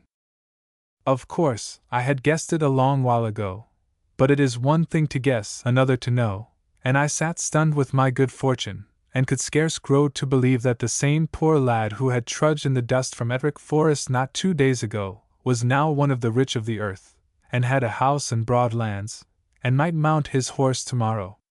All these pleasant things, and 1,000 others, crowded into my mind, as I sat staring before me out of the inn window, and paying no heed to what I saw, only I remember that my eye lighted on Captain Hosea's son down on the pier among his seamen, and speaking with some authority. And presently he came marching back towards the house, with no mark of a sailor's clumsiness, but carrying his fine, tall figure with a manly bearing, and still with the same sober, grave expression on his face. I wondered if it was possible that Ransom's stories could be true, and half disbelieved them, they fitted so ill with the man's looks. But indeed, he was neither so good as I supposed him, nor quite so bad as Ransom did, for, in fact, he was two men, and left the better one behind as soon as he set foot on board his vessel. The next thing, I heard my uncle calling me, and found the pair in the road together. It was the captain who addressed me, and that with an air very flattering to a young lad of grave equality. "Sir," said he, "Mr. Balfour tells me great things of you, and for my own part I like your looks. I wish I was for longer here, that we might make the better friends, but we'll make the most of what we have. Ye shall come on board my brig for half an hour, till the ebb sets, and drink a bowl with me." Now I longed to see the inside of a ship more than words can tell, but I was not going to put myself in jeopardy, and I told him my uncle and I had an appointment with a lawyer. "Aye," said he, "he passed me word of that. But ye see, the boat'll set ye ashore at the town pier, and that's but a penny stone-cast from Rankeler's house."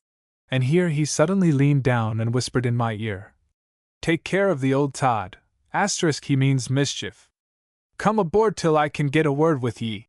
And then, passing his arm through mine, he continued aloud, as he set off towards his boat, "But come, what can I bring ye from the Carolinas? Any friend of Mr. Balfour's can command. A roll of tobacco? Indian feather work? A skin of a wild beast? A stone pipe?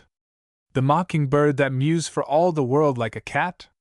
The cardinal bird that is as red as blood? Take your pick and say your pleasure." By this time we were at the boat side, and he was handing me in. I did not dream of hanging back. I thought, the poor fool, that I had found a good friend and helper, and I was rejoiced to see the ship. As soon as we were all set in our places, the boat was thrust off from the pier and began to move over the waters, and what with my pleasure in this new movement and my surprise at our low position, and the appearance of the shores, and the growing bigness of the brig as we drew near to it, I could hardly understand what the captain said, and must have answered him at random. As soon as we were alongside, where I sat fairly gaping at the ship's height, the strong humming of the tide against its sides, and the pleasant cries of the seamen at their work, Hosea's son, declaring that he and I must be the first aboard, ordered a tackle to be sent down from the main yard. In this I was whipped into the air and set down again on the deck, where the captain stood ready waiting for me, and instantly slipped back his arm under mine. There I stood some while, a little dizzy with the unsteadiness of all around me, perhaps a little afraid, and yet vastly pleased with these strange sights, the captain meanwhile pointing out the strangest, and telling me their names and uses. "But where is my uncle?" said I suddenly. "I," said Hosea's son, with a sudden grimness. "That's the point." I felt I was lost. With all my strength, I plucked myself clear of him and ran to the bulwarks. Sure enough, there was the boat pulling for the town, with my uncle sitting in the stern. I gave a piercing cry. "Help! Help! Murder!" so that both sides of the anchorage rang with it, and my uncle turned round where he was sitting, and showed me a face full of cruelty and terror. It was the last I saw. Already strong hands had been plucking me back from the ship's side, and now a thunderbolt seemed to strike me. I saw a great flash of fire, and fell senseless. Chapter 7. I go to sea in the brig, Covenant, of Dysart. Came to myself in darkness, in great pain, bound hand and foot, and deafened by many unfamiliar noises. There sounded in my ears a roaring of water as of a huge mill dam, the thrashing of heavy sprays, the thundering of the sails, and the shrill cries of seamen. The whole world now heaved giddily up, and now rushed giddily downward, and so sick and hurt was I in body, and my mind so much confounded, that it took me a long while, chasing my thoughts up and down, and ever stunned again by a fresh stab of pain, to realize that I must be lying somewhere bound in the belly of that unlucky ship, and that the wind must have strengthened to a gale. With the clear perception of my plight, there fell upon me a blackness of despair, a horror of remorse at my own folly, and a passion of anger at my uncle, that once more bereft me of my senses. When I returned again to life, the same uproar, the same confused and violent movements, shook and deafened me, and presently, to my other pains and distresses, there was added the sickness of an unused landsman on the sea. In that time of my adventurous youth, I suffered many hardships, but none that was so crushing to my mind and body, or lit by so few hopes, as these first hours aboard the brig. I heard a gun fire, and supposed the storm had proved too strong for us, and we were firing signals of distress. The thought of deliverance, even by death in the deep sea, was welcome to me. Yet it was no such matter, but, as I was afterwards told, a common habit of the captain's, which I here set down to show that even the worst man may have his kindlier side. We were then passing, it appeared, within some miles of Dysart, where the brig was built, and where old Mrs. Hosea's son, the captain's mother, had come some years before to live, and whether outward or inward bound, the Covenant was never suffered to go by that place by day, without a gun fired and colors shown. I had no measure of time. Day and night were alike in that ill-smelling cavern of the ship's bowels where I lay, and the misery of my situation drew out the hours to double. How long, therefore, I lay waiting to hear the ship split upon some rock, or to feel her reel head foremost into the depths of the sea, I have not the means of computation. But sleep at length stole from me the consciousness of sorrow. I was awakened by the light of a hand lantern shining in my face. A small man of about 30, with green eyes and a tangle of fair hair, stood looking down at me. "Well," said he, "how goes it?" I answered by a sob, and my visitor then felt my pulse and temples, and set himself to wash and dress the wound upon my scalp. "Aye," said he, "a sore dunce star." "What, man? Cheer up. The world's no done. You've made a bad start of it, but you'll make a better. Have you had any meat?" I said I could not look at it, and thereupon he gave me some brandy and water in a tin pannikin, and left me once more to myself. The next time he came to see me, I was lying betwixt sleep and waking, my eyes wide open in the darkness, the sickness quite departed, but succeeded by a horrid giddiness and swimming that was almost worse to bear. I ached, besides, in every limb, and the cords that bound me seemed to be of fire.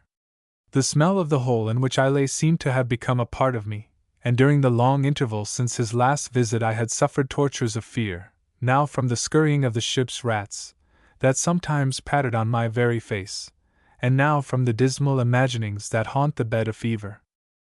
The glimmer of the lantern, as a trap opened, shone in like the heaven's sunlight, and though it only showed me the strong, dark beams of the ship that was my prison, I could have cried aloud for gladness. The man with the green eyes was the first to descend the ladder, and I noticed that he came somewhat unsteadily. He was followed by the captain. Neither said a word, but the first set to and examined me, and dressed my wound as before, while Hosea's son looked me in my face with an odd, black look. "Now, sir, you see for yourself," said the first. "A high fever, no appetite, no light, no meat, you see for yourself what that means." "I am no conjurer, Mr. Riach," said the captain. "Give me leave, sir," said Riach. "You've a good head upon your shoulders, and a good Scotch tongue to ask with, but I will leave you no manner of excuse. I want that boy taken out of this hole and put in the forecastle. What ye may want, sir, is a matter of concern to nobody but yoursel," returned the captain. "But I can tell you that which is to be. Here he is, here he shall bide." "Admitting that you have been paid in a proportion," said the other. "I will crave leave humbly to say that I have not. Paid I am, and none too much, to be the second officer of this old tub, and you can very well if I do my best to earn it. But I was paid for nothing more. If ye could hold back your hand from the tin pan, Mr. Riach, I would have no complaint to make of ye," returned the skipper. "And instead of asking riddles, I make bold to say that ye would keep your breath to cool your porridge. We'll be required on deck," he added, in a sharper note, and set one foot upon the ladder. But Mr. Riach caught him by the sleeve. "Admitting that you have been paid to do a murder," he began. Hosea's son turned upon him with a flash. "What's that?" he cried. "What kind of talk is that?" "It seems it is the talk that you can understand," said Mr. Riach, looking him steadily in the face. "Mr. Riach, I have sailed with ye 3 cruises," replied the captain. "In all that time, sir, ye should have learned to know me. I'm a stiff man, and a darn man, But for what ye say the now, fie, it comes from a bad heart and a black conscience. If ye say the lad will die, aye will he, said Mr. Riach. Well, sir, is not that enough? Said Hosea's son. Flit him where ye please. Thereupon the captain ascended the ladder, and I, who had lain silent throughout this strange conversation, beheld Mr. Riach turn after him and bow as low as to his knees in what was plainly a spirit of derision. Even in my then state of sickness, I perceived two things: that the mate was touched with liquor, as the captain hinted, and that, drunk or sober, he was like to prove a valuable friend. 5 minutes afterwards my bonds were cut, I was hoisted on a man's back, carried up to the forecastle, and laid in a bunk on some sea blankets, where the first thing that I did was to lose my senses. It was a blessed thing indeed to open my eyes again upon the daylight, and to find myself in the society of men. The forecastle was a roomy place enough, set all about with berths, in which the men of the watch below were seated smoking, or lying down asleep. The day being calm and the wind fair, the scuttle was open, and not only the good daylight, but from time to time, as the ship rolled, a dusty beam of sunlight shone in, and dazzled and delighted me. I had no sooner moved, moreover, than one of the men brought me a drink of something healing which Mr. Riach had prepared, and bade me lie still and I should soon be well again. There were no bones broken, he explained. A clower asterisk on the head was naething. Man, said he, it was me that gave it ye. Here I lay for the space of many days a close prisoner, and not only got my health again, but came to know my companions. They were a rough lot indeed, as sailors mostly are, being men rooted out of all the kindly parts of life, and condemned to toss together on the rough seas, with masters no less cruel. There were some among them that had sailed with the pirates, and seen things that would be a shame even to speak of. Some were men that had run from the king's ships, and went with a halter round their necks, of which they made no secret, and all, as the saying goes, were, at a word and a blow, with their best friends. Yet I had not been many days shut up with them before I began to be ashamed of my first judgment, when I had drawn away from them at the ferry pier, as though they had been unclean beasts. No class of man is altogether bad, but each has its own faults and virtues, and these shipmates of mine were no exception to the rule. Rough they were, sure enough, and bad, I suppose, but they had many virtues. They were kind when it occurred to them, simple even beyond the simplicity of a country lad like me, and had some glimmerings of honesty. There was one man, of maybe 40, that would sit on my berth side for hours and tell me of his wife and child. He was a fisher that had lost his boat, and thus been driven to the deep sea voyaging. Well, it is years ago now, but I have never forgotten him. His wife, who was young by him, as he often told me, waited in vain to see her man return. He would never again make the fire for her in the morning, nor yet keep the bairn when she was sick. Indeed, many of these poor fellows, as the event proved, were upon their last cruise. The deep seas and cannibal fish received them, and it is a thankless business to speak ill of the dead. Among other good deeds that they did, they returned my money, which had been shared among them, and though it was about a third short, I was very glad to get it, and hoped great good from it in the land I was going to. The ship was bound for the Carolinas, and you must not suppose that I was going to that place merely as an exile. The trade was even then much depressed, since that, and with the rebellion of the colonies and the formation of the United States, it has, of course, come to an end. But in those days of my youth, white men were still sold into slavery on the plantations, and that was the destiny to which my wicked uncle had condemned me. The cabin boy Ransom, from whom I had first heard of these atrocities, came in at times from the roundhouse, where he berthed and served, now nursing a bruised limb in silent agony, now raving against the cruelty of Mr. Schwann. It made my heart bleed, but the men had a great respect for the chief mate, who was, as they said, the only seaman of the whole jingbang, and none such a bad man when he was sober. Indeed, I found there was a strange peculiarity about our two mates, that Mr. Riach was sullen, unkind, and harsh when he was sober, and Mr. Schwann would not hurt a fly except when he was drinking. I asked about the captain, but I was told drink made no difference upon that man of iron. I did my best in the small time allowed me to make something like a man, or rather I should say something like a boy, of the poor creature, Ransom. But his mind was scarce truly human. He could remember nothing of the time before he came to sea, only that his father had made clocks, and had a starling in the parlor, which could whistle the North Country.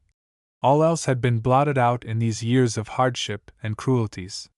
He had a strange notion of the dry land, picked up from sailors' stories, that it was a place where lads were put to some kind of slavery called a trade, and where apprentices were continually lashed and clapped into foul prisons. In a town, he thought every second person a decoy, and every third house a place in which seamen would be drugged and murdered. To be sure, I would tell him how kindly I had myself been used upon that dry land he was so much afraid of, and how well fed and carefully taught both by my friends and my parents, and if he had been recently hurt, he would weep bitterly and swear to run away. But if he was in his usual crack-brain humor, or, still more, if he had had a glass of spirits in the roundhouse, he would deride the notion. It was Mr. Riach, heaven forgive him, who gave the boy drink, and it was, doubtless, kindly meant, but besides that it was ruin to his health, it was the pitifullest thing in life to see this unhappy, unfriended creature staggering, and dancing, and talking he knew not what. Some of the men laughed, but not all. Others would grow as black as thunder, thinking, perhaps, of their own childhood or their own children, and bid him stop that nonsense, and think what he was doing. As for me, I felt ashamed to look at him, and the poor child still comes about me in my dreams. All this time, you should know, the Covenant was meeting continual headwinds and tumbling up and down against head seas, so that the scuttle was almost constantly shut, and the forecastle lighted only by a swinging lantern on a beam. There was constant labor for all hands. The sails had to be made and shortened every hour. The strain told on the men's temper. There was a growl of quarreling all day long from berth to berth, and as I was never allowed to set my foot on deck, you can picture to yourselves how weary of my life I grew to be, and how impatient for a change. And a change I was to get, as you shall hear, but I must first tell of a conversation I had with Mr. Riach, which put a little heart in me to bear my troubles. Getting him in a favorable stage of drink, for indeed he never looked near me when he was sober, I pledged him to secrecy, and told him my whole story. He declared it was like a ballad, that he would do his best to help me, that I should have paper, pen, and ink, and write one line to Mr. Campbell and another to Mr. Rankeler, and that if I had told the truth, 10 to 1 he would be able, with their help, to pull me through and set me in my rights. And in the meantime, says he, keep your heart up. You're not the only one, I'll tell you that. There's many a man hoeing tobacco overseas that should be mounting his horse at his own door at home, many and many. And life is all a variorum, at the best. Look at me, I'm a laird's son and more than half a doctor, and here I am, man Jack to Hosea's son. I thought it would be civil to ask him for his story. He whistled loud. Never had one, said he. I like fun, that's all. And he skipped out of the forecastle. Chapter 8. The Roundhouse. Any night, about 11 o'clock, a man of Mr. Riach's watch, which was on deck, came below for his jacket, and instantly there began to go a whisper about the forecastle that Schwan had done for him at last. There was no need of a name. We all knew who was meant, but we had scarce time to get the idea rightly in our heads, far less to speak of it, when the scuttle was again flung open, and Captain Hosea's son came down the ladder. He looked sharply round the bunks in the tossing light of the lantern, and then, walking straight up to me, he addressed me, to my surprise, in tones of kindness. My man, said he, we want ye to serve in the roundhouse. You and Ransom are to change berths. Run away aft with ye. Even as he spoke, 2 seamen appeared in the scuttle, carrying Ransom in their arms, and the ship at that moment giving a great sheer into the sea, and the lantern swinging, the light fell direct on the boy's face. It was as white as wax, and had a look upon it like a dreadful smile. The blood in me ran cold, and I drew in my breath as if I had been struck. Run away aft with ye, cried Hosea's son. And at that I brushed by the sailors and the boy, who neither spoke nor moved, and ran up the ladder on deck. The brig was sheering swiftly and giddily through a long, cresting swell. She was on the starboard tack, and on the left hand, under the arched foot of the foresail, I could see the sunset still quite bright. This, at such an hour of the night, surprised me greatly, but I was too ignorant to draw the true conclusion that we were going north about round Scotland, and were now on the high sea between the Orkney and Shetland Islands, having avoided the dangerous currents of the Penland Firth. For my part, who had been so long shut in the dark and knew nothing of headwinds, I thought we might be halfway or more across the Atlantic. And indeed, beyond that I wondered a little at the lateness of the sunset light. I gave no heed to it, and pushed on across the decks, running between the seas, catching at ropes, and only saved from going overboard by one of the hands on deck, who had been always kind to me. The roundhouse, for which I was bound, and where I was now to sleep and serve, stood some 6 feet above the decks, and considering the size of the brig, was of good dimensions. Inside were a fixed table and bench, and 2 berths, one for the captain and the other for the 2 mates, turn and turn about. It was all fitted with lockers from top to bottom, so as to stow away the officers' belongings and a part of the ship's stores. There was a second storeroom underneath, which you entered by a hatchway in the middle of the deck. Indeed, all the best of the meat and drink and the whole of the powder were collected in this place, and all the firearms, except the 2 pieces of brass ordnance, were set in a rack in the aftermost wall of the roundhouse. The most of the cutlasses were in another place. A small window with a shutter on each side, and a skylight in the roof, gave it light by day, and after dark there was a lamp always burning. It was burning when I entered, not brightly, but enough to show Mr. Schwann sitting at the table, with the brandy bottle and a tin pannikin in front of him. He was a tall man, strongly made and very black, and he stared before him on the table like one stupid. He took no notice of my coming in, nor did he move when the captain followed and leant on the berth beside me, looking darkly at the mate. I stood in great fear of Hosea's son, and had my reasons for it, but something told me I need not be afraid of him just then, and I whispered in his ear, "How is he?" He shook his head like one that does not know and does not wish to think, and his face was very stern. Presently Mr. Riach came in. He gave the captain a glance that meant the boy was dead as plain as speaking, and took his place like the rest of us, so that we all 3 stood without a word, staring down at Mr. Schwann, and Mr. Schwann, on his side, sat without a word, looking hard upon the table. All of a sudden he put out his hand to take the bottle, and at that Mr. Riach started forward and caught it away from him, rather by surprise than violence, crying out, with an oath, that there had been too much of this work altogether, and that a judgment would fall upon the ship. And as he spoke, the weather sliding doors standing open, he tossed the bottle into the sea. Mr. Schwann was on his feet in a trice. He still looked dazed, but he meant murder, aye, and would have done it, for the second time that night, had not the captain stepped in between him and his victim. "Sit down!" roars the captain. "Ye sodden swine, do ye know what ye've done? Ye've murdered the boy." Mr. Schwann seemed to understand, for he sat down again, and put up his hand to his brow. "Well," he said, "he brought me a dirty pannikin." At that word, the captain and I and Mr. Riach all looked at each other for a second with a kind of frightened look, and then Hosea's son walked up to his chief officer, took him by the shoulder, led him across to his bunk, and bade him lie down and go to sleep, as you might speak to a bad child. The murderer cried a little, but he took off his sea boots and obeyed. "Ah!" cried Mr. Riach, with a dreadful voice. "Ye should have interfered long syne. It's too late now." "Mr. Riach," said the captain, "this night's work must never be kent in Dysart. The boy went overboard, sir, that's what the story is, and I would give £5 out of my pocket it was true." He turned to the table. "What made ye throw the good bottle away?" he added. "There was nae sense in that, sir. Here, David, draw me another. They're in the bottom locker." And he tossed me a key.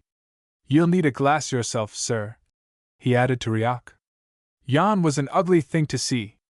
So the pair sat down and hobnobbed, and while they did so, the murderer, who had been lying and whimpering in his berth, raised himself upon his elbow and looked at them and at me. That was the first night of my new duties, and in the course of the next day I had got well into the run of them. I had to serve at the meals, which the captain took at regular hours, sitting down with the officer who was off duty. All the day through I would be running with a dram to one or other of my 3 masters, and at night I slept on a blanket thrown on the deck boards at the aftermost end of the roundhouse, and right in the draught of the 2 doors. It was a hard and a cold bed, nor was I suffered to sleep without interruption, for someone would be always coming in from deck to get a dram, and when a fresh watch was to be set, 2 and sometimes all 3 would sit down and brew a bowl together. How they kept their health, I know not, any more than how I kept my own. And yet in other ways it was an easy service. There was no cloth to lay. The meals were either of oatmeal porridge or salt junk, except twice a week, when there was duff, and though I was clumsy enough and, not being firm on my sea legs, sometimes fell with what I was bringing them, both Mr. Riach and the captain were singularly patient. I could not but fancy they were making up leeway with their consciences, and that they would scarce have been so good with me if they had not been worse with Ransom. As for Mr. Schwann, the drink or his crime, or the 2 together, had certainly troubled his mind. I cannot say I ever saw him in his proper wits. He never grew used to my being there, stared at me continually, sometimes, I could have thought, with terror, and more than once drew back from my hand when I was serving him. I was pretty sure from the first that he had no clear mind of what he had done, and on my 2nd day in the roundhouse I had the proof of it. We were alone, and he had been staring at me a long time, when all at once up he got, as pale as death, and came close up to me, to my great terror. But I had no cause to be afraid of him. "You were not here before?" he asked. "No, sir," said I. There was another boy. He asked again, and when I had answered him, "Ah," says he, "I thought that," and went and sat down, without another word except to call for brandy. You may think it strange, but for all the horror I had, I was still sorry for him. He was a married man, with a wife in Leith, but whether or no he had a family, I have now forgotten. I hope not. Altogether it was no very hard life for the time it lasted, which, as you are to hear, was not long. I was as well fed as the best of them, even their pickles, which were the great dainty, I was allowed my share of, and had I liked I might have been drunk from morning to night, like Mr. Schwann. I had company, too, and good company of its sort.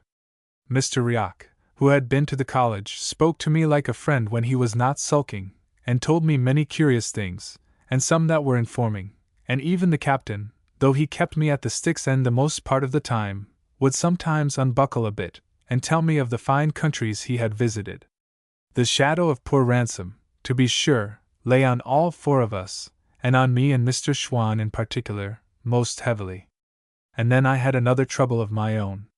Here I was, doing dirty work for 3 men that I looked down upon, and one of whom, at least, should have hung upon a gallows.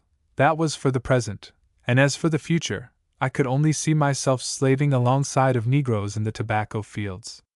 Mr. Riach, perhaps from caution, would never suffer me to say another word about my story. The captain, whom I tried to approach, rebuffed me like a dog and would not hear a word, and as the days came and went, my heart sank lower and lower, till I was even glad of the work which kept me from thinking. Chapter 9. The Man with the Belt of Gold. Or then a week went by, in which the ill luck that had hitherto pursued the Covenant upon this voyage grew yet more strongly marked. Some days she made a little way, others she was driven actually back. At last we were beaten so far to the south that we tossed and tacked to and fro the whole of the 9th day, within sight of Cape Wrath and the wild, rocky coast on either hand of it.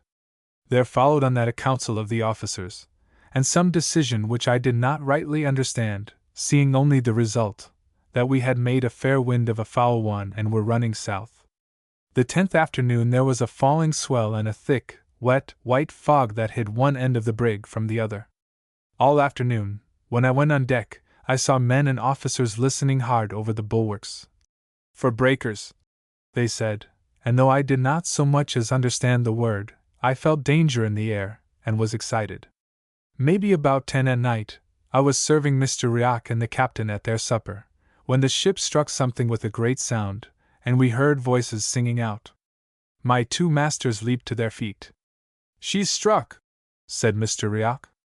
"No, sir," said the captain. "We've only run a boat down." And they hurried out. The captain was in the right of it. We had run down a boat in the fog, and she had parted in the midst and gone to the bottom with all her crew but one. This man, as I heard afterwards, had been sitting in the stern as a passenger, while the rest were on the benches rowing. At the moment of the blow, the stern had been thrown into the air, and the man, having his hands free, and for all he was encumbered with a frieze overcoat that came below his knees, had leaped up and caught hold of the brig's bowsprit. It showed he had luck and much agility and unusual strength, that he should have thus saved himself from such a pass. And yet, when the captain brought him into the roundhouse, and I set eyes on him for the first time, he looked as cool as I did. He was smallish in stature, but well set and as nimble as a goat. His face was of a good open expression, but sunburnt very dark, and heavily freckled and pitted with the smallpox. His eyes were unusually light and had a kind of dancing madness in them, that was both engaging and alarming, and when he took off his great coat, he laid a pair of fine silver-mounted pistols on the table. And I saw that he was belted with a great sword. His manners, besides, were elegant, and he pledged the captain handsomely. Altogether I thought of him, at the first sight, that here was a man I would rather call my friend than my enemy. The captain, too, was taking his observations, but rather of the man's clothes than his person. And to be sure, as soon as he had taken off the great coat, he showed forth mighty fine for the roundhouse of a merchant brig, having a hat with feathers, a red waistcoat, breeches of black plush, and a blue coat with silver buttons and handsome silver lace, costly clothes, though somewhat spoiled with the fog and being slept in. "I'm vexed, sir, about the boat," says the captain. "There are some pretty men gone to the bottom," said the stranger, "that I would rather see on the dry land again than half a score of boats." "Friends of yours?" said Hosea's son. "You have none such friends in your country," was the reply. "They would have died for me like dogs." "Well, sir," said the captain, still watching him, "there are more men in the world than boats to put them in." "And that's true, too," cried the other. "And ye seem to be a gentleman of great penetration." "I have been in France, sir," says the captain, so that it was plain he meant more by the words than showed upon the face of them. "Well, sir," says the other, "and so has many a pretty man, for the matter of that." "No doubt, sir," says the captain, "and fine coats." "Oh ho," says the stranger, "is that how the wind sets?" And he laid his hand quickly on his pistols. "Don't be hasty," said the captain. "Don't do a mischief before ye see the need of it. Ye've a French soldier's coat upon your back and a Scotch tongue in your head, to be sure, but so has many an honest fellow in these days, and I dare say none the worse of it." "So," said the gentleman in the fine coat, "are ye of the honest party?" Meaning, was he a Jacobite? For each side, in these sort of civil broils, takes the name of honesty for its own. "Why, sir," replied the captain, "I am a true blue Protestant, and I thank God for it." It was the first word of any religion I had ever heard from him, but I learned afterwards he was a great churchgoer while on shore. "But for all that," says he, "I can be sorry to see another man with his back to the wall." "Can ye so, indeed?" asked the Jacobite. "Well, sir, to be quite plain with ye, I am one of those honest gentlemen that were in trouble about the years 45 and 6, and to be still quite plain with ye, if I got into the hands of any of the red-coated gentry, it's like it would go hard with me. Now, sir, I was for France, and there was a French ship cruising here to pick me up, but she gave us the go-by in the fog, as I wish from the heart that ye had done yoursel. And the best that I can say is this, if ye can set me ashore where I was going, I have that upon me will reward you highly for your trouble." "In France?" says the captain. "No, sir, that I cannot do. But where ye come from, we might talk of that." And then, unhappily, he observed me standing in my corner, and packed me off to the galley to get supper for the gentlemen. I lost no time, I promise you, and when I came back into the roundhouse, I found the gentleman had taken a money belt from about his waist, and poured out a guinea or two upon the table. The captain was looking at the guineas, and then at the belt, and then at the gentleman's face, and I thought he seemed excited. "Half of it," he cried, "and I'm your man!" The other swept back the guineas into the belt, and put it on again under his waistcoat. "I have told ye, sir," said he, "that not one doit of it belongs to me. It belongs to my chieftain." And here he touched his hat. "And while I would be but a silly messenger to grudge some of it that the rest might come safe, I should show myself a hound indeed if I bought my own carcass any too dear. 30 guineas on the seaside, or 60 if ye set me on the Linhay lock. Take it if ye will, if not, ye can do your worst." "Aye," said Hosea's son. "And if I give ye over to the soldiers?" "You would make a fool's bargain," said the other. "My chief, let me tell you, sir, is forfeited, like every honest man in Scotland. His estate is in the hands of the man they call King George, and it is his officers that collect the rents, or try to collect them.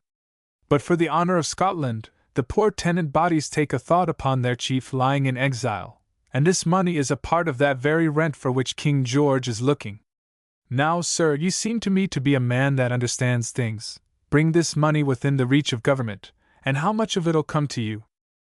"Little enough, to be sure," said Hosea's son, and then, "If they knew," he added drily. "But I think if I was to try, that I could hold my tongue about it." "Ah, but I'll be gowk ** you there," cried the gentleman. "Play me false, and I'll play you cunning. If a hand is laid upon me, they shall ken what money it is." "Well," returned the captain, "what must be must. 60 guineas, and done. Here's my hand upon it." "And here's mine," said the other. And thereupon the captain went out, rather hurriedly, I thought, and left me alone in the roundhouse with the stranger. At that period, so soon after the 45, there were many exiled gentlemen coming back at the peril of their lives, either to see their friends or to collect a little money, and as for the Highland chiefs that had been forfeited, it was a common matter of talk how their tenants would stint themselves to send them money, and their clansmen outfaced the soldiery to get it in, and run the gauntlet of our great navy to carry it across. All this I had, of course, heard tell of, and now I had a man under my eyes whose life was forfeit on all these counts and upon one more, for he was not only a rebel and a smuggler of rents, but had taken service with King Louis of France. And as if all this were not enough, he had a belt full of golden guineas round his loins. Whatever my opinions, I could not look on such a man without a lively interest. "And so you're a Jacobite?" said I, as I set meat before him. "Aye," said he, beginning to eat. "And you, by your long face, should be a Whig?" "Betwixt and between," said I, not to annoy him, for indeed I was as good a Whig as Mr. Campbell could make me. "And that's naething," said he. "But I'm saying, Mr. Betwixt and between," he added, "this bottle of yours is dry, and it's hard if I'm to pay 60 guineas and be grudged a dram upon the back of it." "I'll go and ask for the key," said I, and stepped on deck. The fog was as close as ever, but the swell almost down. They had laid the brig to, not knowing precisely where they were, and the wind, what little there was of it, not serving well for their true course. Some of the hands were still hearkening for breakers, but the captain and the 2 officers were in the waist with their heads together. It struck me, I don't know why, that they were after no good, and the first word I heard, as I drew softly near, more than confirmed me. It was Mr. Rioch crying out as if upon a sudden thought. "Couldn't we wall him out of the roundhouse?" "He's better where he is," returned Hosea's son. "He hasn't room to use his sword." "Well, that's true," said Rioch. "But he's hard to come at." "Hut!" said Hosea's son. "We can get the man in talk, one upon each side, and pin him by the 2 arms. Or if that'll not hold, sir, we can make a run by both the doors and get him underhand before he has the time to draw." At this hearing, I was seized with both fear and anger at these treacherous, greedy, bloody men that I sailed with. My first mind was to run away, my second was bolder. "Captain," said I, "the gentleman is seeking a dram, and the bottle's out. Will you give me the key?" They all started and turned about. "Why, here's our chance to get the firearms," Rioch cried, and then to me, "Hark ye, David," he said. Do ye ken where the pistols are? Aye, put in Hosea's son. David kens, David's a good lad. Ye see, David my man, yon wild Highlandman is a danger to the ship, besides being a rank foe to King George, God bless him. I had never been so beat of Edaid since I came on board, but I said yes, as if all I heard were quite natural. The trouble is, resumed the captain, that all our firelocks, great and little, are in the roundhouse under this man's nose, likewise the powder. Now, if I or one of the officers was to go in and take them, he would fall to thinking.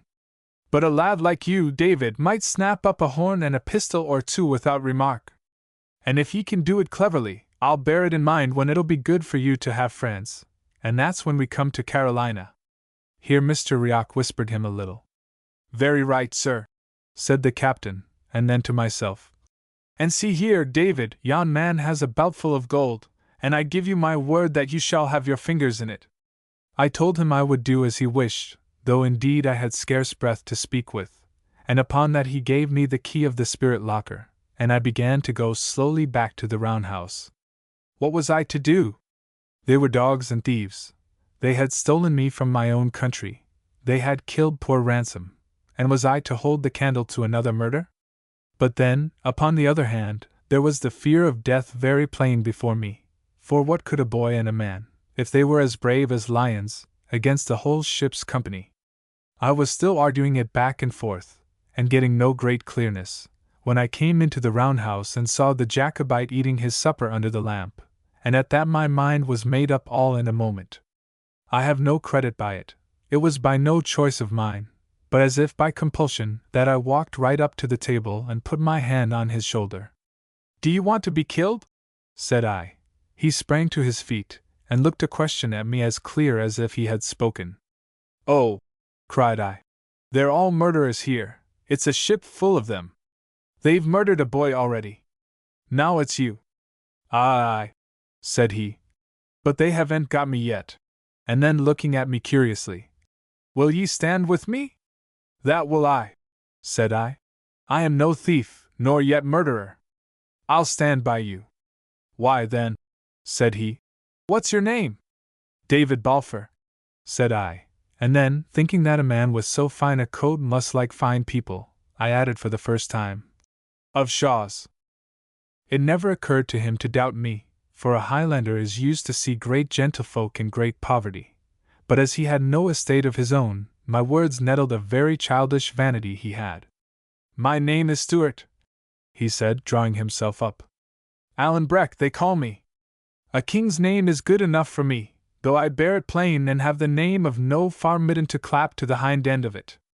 And having administered this rebuke, as though it were something of a chief importance, he turned to examine our defenses. The roundhouse was built very strong, to support the breaching of the seas. Of its 5 apertures, only the skylight and the 2 doors were large enough for the passage of a man. The doors, besides, could be drawn close.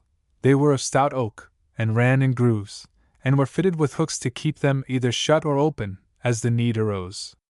The one that was already shut I secured in this fashion, but when I was proceeding to slide to the other, Alan stopped me. David, said he, for I can ye bring to mind the name of your landed estate, and so will make so bold as to call you David, that door, being open, is the best part of my defences. It would be yet better shut, says I. Not so, David, says he. Ye see, I have but one face, but so long as that door is open and my face to it, the best part of my enemies will be in front of me, where I wish to find them. Then he gave me from the rack a cutlass, of which there were a few besides the firearms, choosing it with great care, shaking his head and saying he had never in all his life seen poorer weapons, and next he set me down to the table with a powder horn, a bag of bullets and all the pistols, which he bade me charge. And that will be better work, let me tell you, said he, for a gentleman of decent birth, than scraping plates and raxing drams to a ween tarry sailors. Thereupon he stood up in the midst with his face to the door, and drawing his great sword, made trial of the room he had to wield it in. I must stick to the point, he said, shaking his head. And that's a pity, too. It doesn't set my genius, which is all for the upper guard. And now, said he, do you keep on charging the pistols, and give heed to me. I told him I would listen closely. My chest was tight, my mouth dry, the light dark to my eyes. The thought of the numbers that were soon to leap in upon us kept my heart in a flutter, and the sea, which I heard washing round the brig, and where I thought my dead body would be cast ere morning, ran in my mind strangely. First of all, said he, how many are against us? I reckoned them up, and such was the hurry of my mind, I had to cast the numbers twice. 15, said I. Allan whistled. Well, said he, that can't be cured. And now follow me. It is my part to keep this door, where I look for the main battle. In that ye have no hand. And mind and dinny fire to this side unless they get me down, for I would rather have 10 foes in front of me than one friend like you cracking pistols at my back. I told him, indeed I was no great shot. And that's very bravely said, he cried, in a great admiration of my candor. There's many a pretty gentleman that wouldn't dare to say it. But then, sir, said I, there is the door behind you, which they may perhaps break in. Aye, said he, and that is a part of your work. No sooner the pistols charged, than ye must climb up into yon bed where ye're handy at the window, and if they lift hand against the door ye're to shoot. But that's not all. Let's make a bit of a soldier of ye, David. What else have ye to guard?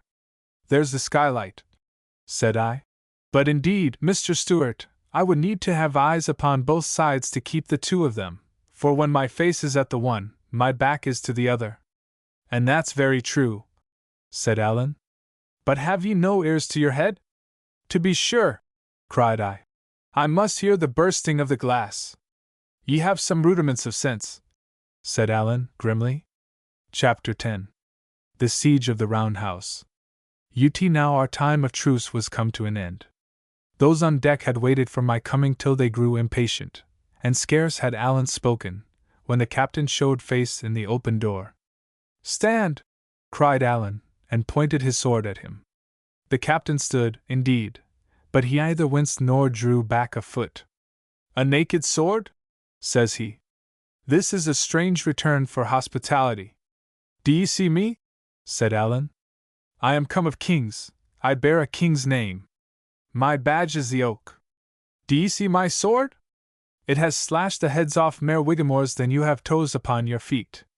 Call up your vermin to your back, sir, and fall on. The sooner the clash begins, the sooner ye'll taste this steel throughout your vitals. The captain said nothing to Allan, but he looked over at me with an ugly look. David, said he, I'll mind this. And the sound of his voice went through me with a jar. Next moment he was gone. And now, said Allan, let your hand keep your head, for the grip is coming. Allan drew a dirk, which he held in his left hand in case they should run in under his sword. I, on my part, clambered up into the berth with an armful of pistols and something of a heavy heart, and set open the window where I was to watch. It was a small part of the deck that I could overlook, but enough for our purpose. The sea had gone down, and the wind was steady and kept the sails quiet, so that there was a great stillness in the ship, in which I made sure I heard the sound of muttering voices. A little after, and there came a clash of steel upon the deck, by which I knew they were dealing out the cutlasses and one had been let fall, and after that, silence again. I do not know if I was what you call afraid, but my heart beat like a bird's, both quick and little, and there was a dimness came before my eyes which I continually rubbed away, and which continually returned. As for hope, I had none, but only a darkness of despair and a sort of anger against all the world that made me long to sell my life as dear as I was able. I tried to pray, I remember, but that same hurry of my mind, like a man running, would not suffer me to think upon the words, and my chief wish was to have the thing begin and be done with it. It came all of a sudden when it did, with a rush of feet and a roar, and then a shout from Allan, and a sound of blows and someone crying out as if hurt. I looked back over my shoulder, and saw Mr. Schwann in the doorway, crossing blades with Allan. That's him that killed the boy, I cried. Look to your window, said Allan, and as I turned back to my place, I saw him pass his sword through the mate's body. It was none too soon for me to look to my own part, for my head was scarce back at the window, before 5 men, carrying a spare yard for a battering ram, ran past me and took post to drive the door in. I had never fired with a pistol in my life, and not often with a gun, far less against a fellow creature. But it was now or never, and just as they swung the yard I cried out, "Take that!" and shot into their midst. I must have hit one of them, for he sang out and gave back a step, and the rest stopped as if a little disconcerted. Before they had time to recover, I sent another ball over their heads, and at my third shot, which went as wide as the second, the whole party threw down the yard and ran for it. Then I looked round again into the deck-house. The whole place was full of the smoke of my own firing, just as my ears seemed to be burst with the noise of the shots. But there was Allan, standing as before, only now his sword was running blood to the hilt, and himself so swelled with triumph and fallen into so fine an attitude, that he looked to be invincible. Right before him on the floor was Mr. Schwann, on his hands and knees. The blood was pouring from his mouth, and he was sinking slowly lower, with a terrible, white face, and just as I looked, some of those from behind caught hold of him by the heels and dragged him bodily out of the roundhouse. I believe he died as they were doing it. "There's one of your wigs for ye!" cried Allan, and then turning to me, he asked if I had done much execution. I told him I had winged one, and thought it was the captain. "And I've settled too," says he. "No, there's not enough blood let, they'll be back again. To your watch, David." This was but a dram before meat. I settled back to my place, recharging the 3 pistols I had fired, and keeping watch with both eye and ear. Our enemies were disputing not far off upon the deck, and that so loudly that I could hear a word or two above the washing of the seas. "It was Schwann bockled it," I heard one say. And another answered him with a, "Wheesht man! He's paid the piper." After that the voices fell again into the same muttering as before. Only now one person spoke most of the time, as though laying down a plan, and first one and then another answered him briefly, like men taking orders. By this, I made sure they were coming on again, and told Allan. "It's what we have to pray for," said he. "Unless we can give them a good distaste of us, and done with it, there'll be nae sleep for either you or me. But this time, mind, they'll be in earnest." By this, my pistols were ready, and there was nothing to do but listen and wait. While the brush lasted, I had not the time to think if I was fright, but now, when all was still again, my mind ran upon nothing else. The thought of the sharp swords and the cold steel was strong in me, and presently, when I began to hear stealthy steps and a brushing of men's clothes against the roundhouse wall, and knew they were taking their places in the dark, I could have found it in my mind to cry out aloud. All this was upon Allan's side, and I had begun to think my share of the fight was at an end, when I heard someone drop softly on the roof above me. Then there came a single call on the sea pipe, and that was the signal. A knot of them made one rush of it, cutlass in hand, against the door, and at the same moment, the glass of the skylight was dashed in 1,000 pieces, and a man leaped through and landed on the floor.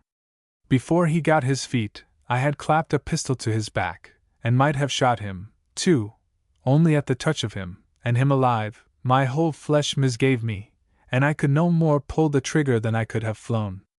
He had dropped his cutlass as he jumped, and when he felt the pistol, whipped straight round and laid hold of me, roaring out an oath, and at that either my courage came again, or I grew so much afraid as came to the same thing, for I gave a shriek and shot him in the midst of the body. He gave the most horrible, ugly groan and fell to the floor. The foot of a second fellow, whose legs were dangling through the skylight, struck me at the same time upon the head, and at that I snatched another pistol and shot this one through the thigh, so that he slipped through and tumbled in a lump on his companion's body. There was no talk of missing, any more than there was time to aim. I clapped the muzzle to the very place and fired. I might have stood and stared at them for long, but I heard Allan shout as if for help, and that brought me to my senses. He had kept the door so long, but one of the seamen, while he was engaged with others, had run in under his guard and caught him about the body. Allan was dirking him with his left hand, but the fellow clung like a leech. Another had broken in and had his cutlass raised. The door was thronged with their faces. I thought we were lost, and catching up my cutlass, fell on them in flank. But I had not time to be of help. The wrestler dropped at last, and Alan, leaping back to get his distance, ran upon the others like a bull, roaring as he went. They broke before him like water, turning, and running, and falling one against another in their haste. The sword in his hands flashed like quicksilver into the huddle of our fleeing enemies, and at every flash there came the scream of a man hurt. I was still thinking we were lost, when lo! They were all gone, and Alan was driving them along the deck as a sheepdog chases sheep. Yet he was no sooner out than he was back again, being as cautious as he was brave, and meanwhile the seaman continued running and crying out as if he was still behind them, and we heard them tumble one upon another into the forecastle, and clap to the hatch upon the top. The roundhouse was like a shambles. 3 were dead inside, another lay in his death agony across the threshold, and there were Alan and I victorious and unhurt. He came up to me with open arms. "Come to my arms!" he cried, and embraced and kissed me hard upon both cheeks. "David," said he, "I love you like a brother. And oh man," he cried in a kind of ecstasy, "am I no a bonny fighter?" Thereupon he turned to the 4 enemies, passed his sword clean through each of them, and tumbled them out of doors one after the other. As he did so, he kept humming and singing and whistling to himself, like a man trying to recall an air, only what he was trying was to make one. All the while, the flush was in his face, and his eyes were as bright as a 5-year-old child's with a new toy. And presently he sat down upon the table, sword in hand. The air that he was making all the time began to run a little clearer, and then clearer still, and then out he burst with a great voice into a Gaelic song. I have translated it here, not in verse, of which I have no skill, but at least in the King's English. He sang it often afterwards, and the thing became popular, so that I have heard it, and had it explained to me, many's the time. This is the song of the sword of Alan. The smith made it, the fire set it, now it shines in the hand of Alan Breck. Their eyes were many and bright, swift were they to behold, many the hands they guided, the sword was alone. The dun deer troop over the hill, they are many, the hill is one, the dun deer vanish, the hill remains. Come to me from the hills of heather, come from the isles of the sea. O far-beholding eagles, here is your meat. Now this song which he made, both words and music, in the hour of our victory, is something less than just to me, who stood beside him in the tussle. Mr. Schwann and 5 more were either killed outright or thoroughly disabled, but of these, 2 fell by my hand, the 2 that came by the skylight. 4 more were hurt, and of that number, 1, and he not the least important, got his hurt from me. So that, altogether, I did my fair share both of the killing and the wounding, and might have claimed a place in Alan's verses. But poets have to think upon their rhymes, and in good prose talk, Alan always did me more than justice. In the meanwhile, I was innocent of any wrong being done me. For not only I knew no word of the Gaelic, but what with the long suspense of the waiting, and the scurry and strain of our 2 spurts of fighting, and more than all, the horror I had of some of my own share in it, the thing was no sooner over than I was glad to stagger to a seat. There was that tightness on my chest that I could hardly breathe. The thought of the 2 men I had shot sat upon me like a nightmare, and all upon a sudden, and before I had a guess of what was coming, I began to sob and cry like any child. Alan clapped my shoulder, and said I was a brave lad and wanted nothing but a sleep. "I'll take the first watch," said he. "Ye've done well by me, David, first and last, and I wouldn't lose you for all Appin, no, nor for Breedalbane." So I made up my bed on the floor, and he took the first spell, pistol in hand and sword on knee, 3 hours by the captain's watch upon the wall. Then he roused me up, and I took my turn of 3 hours, before the end of which it was broad day, and a very quiet morning, with a smooth, rolling sea that tossed the ship and made the blood run to and fro on the roundhouse floor, and a heavy rain that drummed upon the roof. All my watch there was nothing stirring, and by the banging of the helm, I knew they had even no one at the tiller. Indeed, as I learned afterwards, there were so many of them hurt or dead, and the rest in so ill a temper, that Mr. Riach and the captain had to take turn and turn like Allan and me, or the brig might have gone ashore and nobody the wiser. It was a mercy the night had fallen so still, for the wind had gone down as soon as the rain began.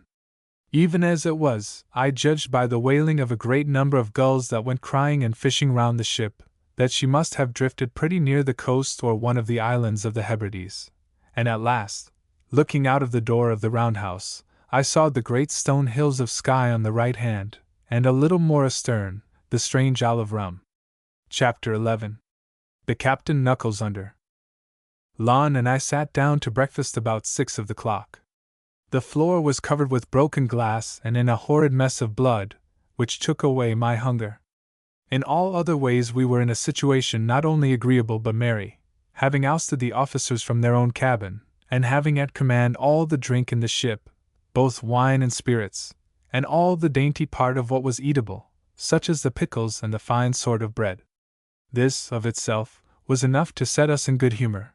But the richest part of it was this, that the 2 thirstiest men that ever came out of Scotland, Mr. Schwan being dead, were now shut in the forepart of the ship and condemned to what they hated most, cold water. And depend upon it, Allan said, we shall hear more of them ere long. Ye may keep a man from the fighting, but never from his bottle. We made good company for each other.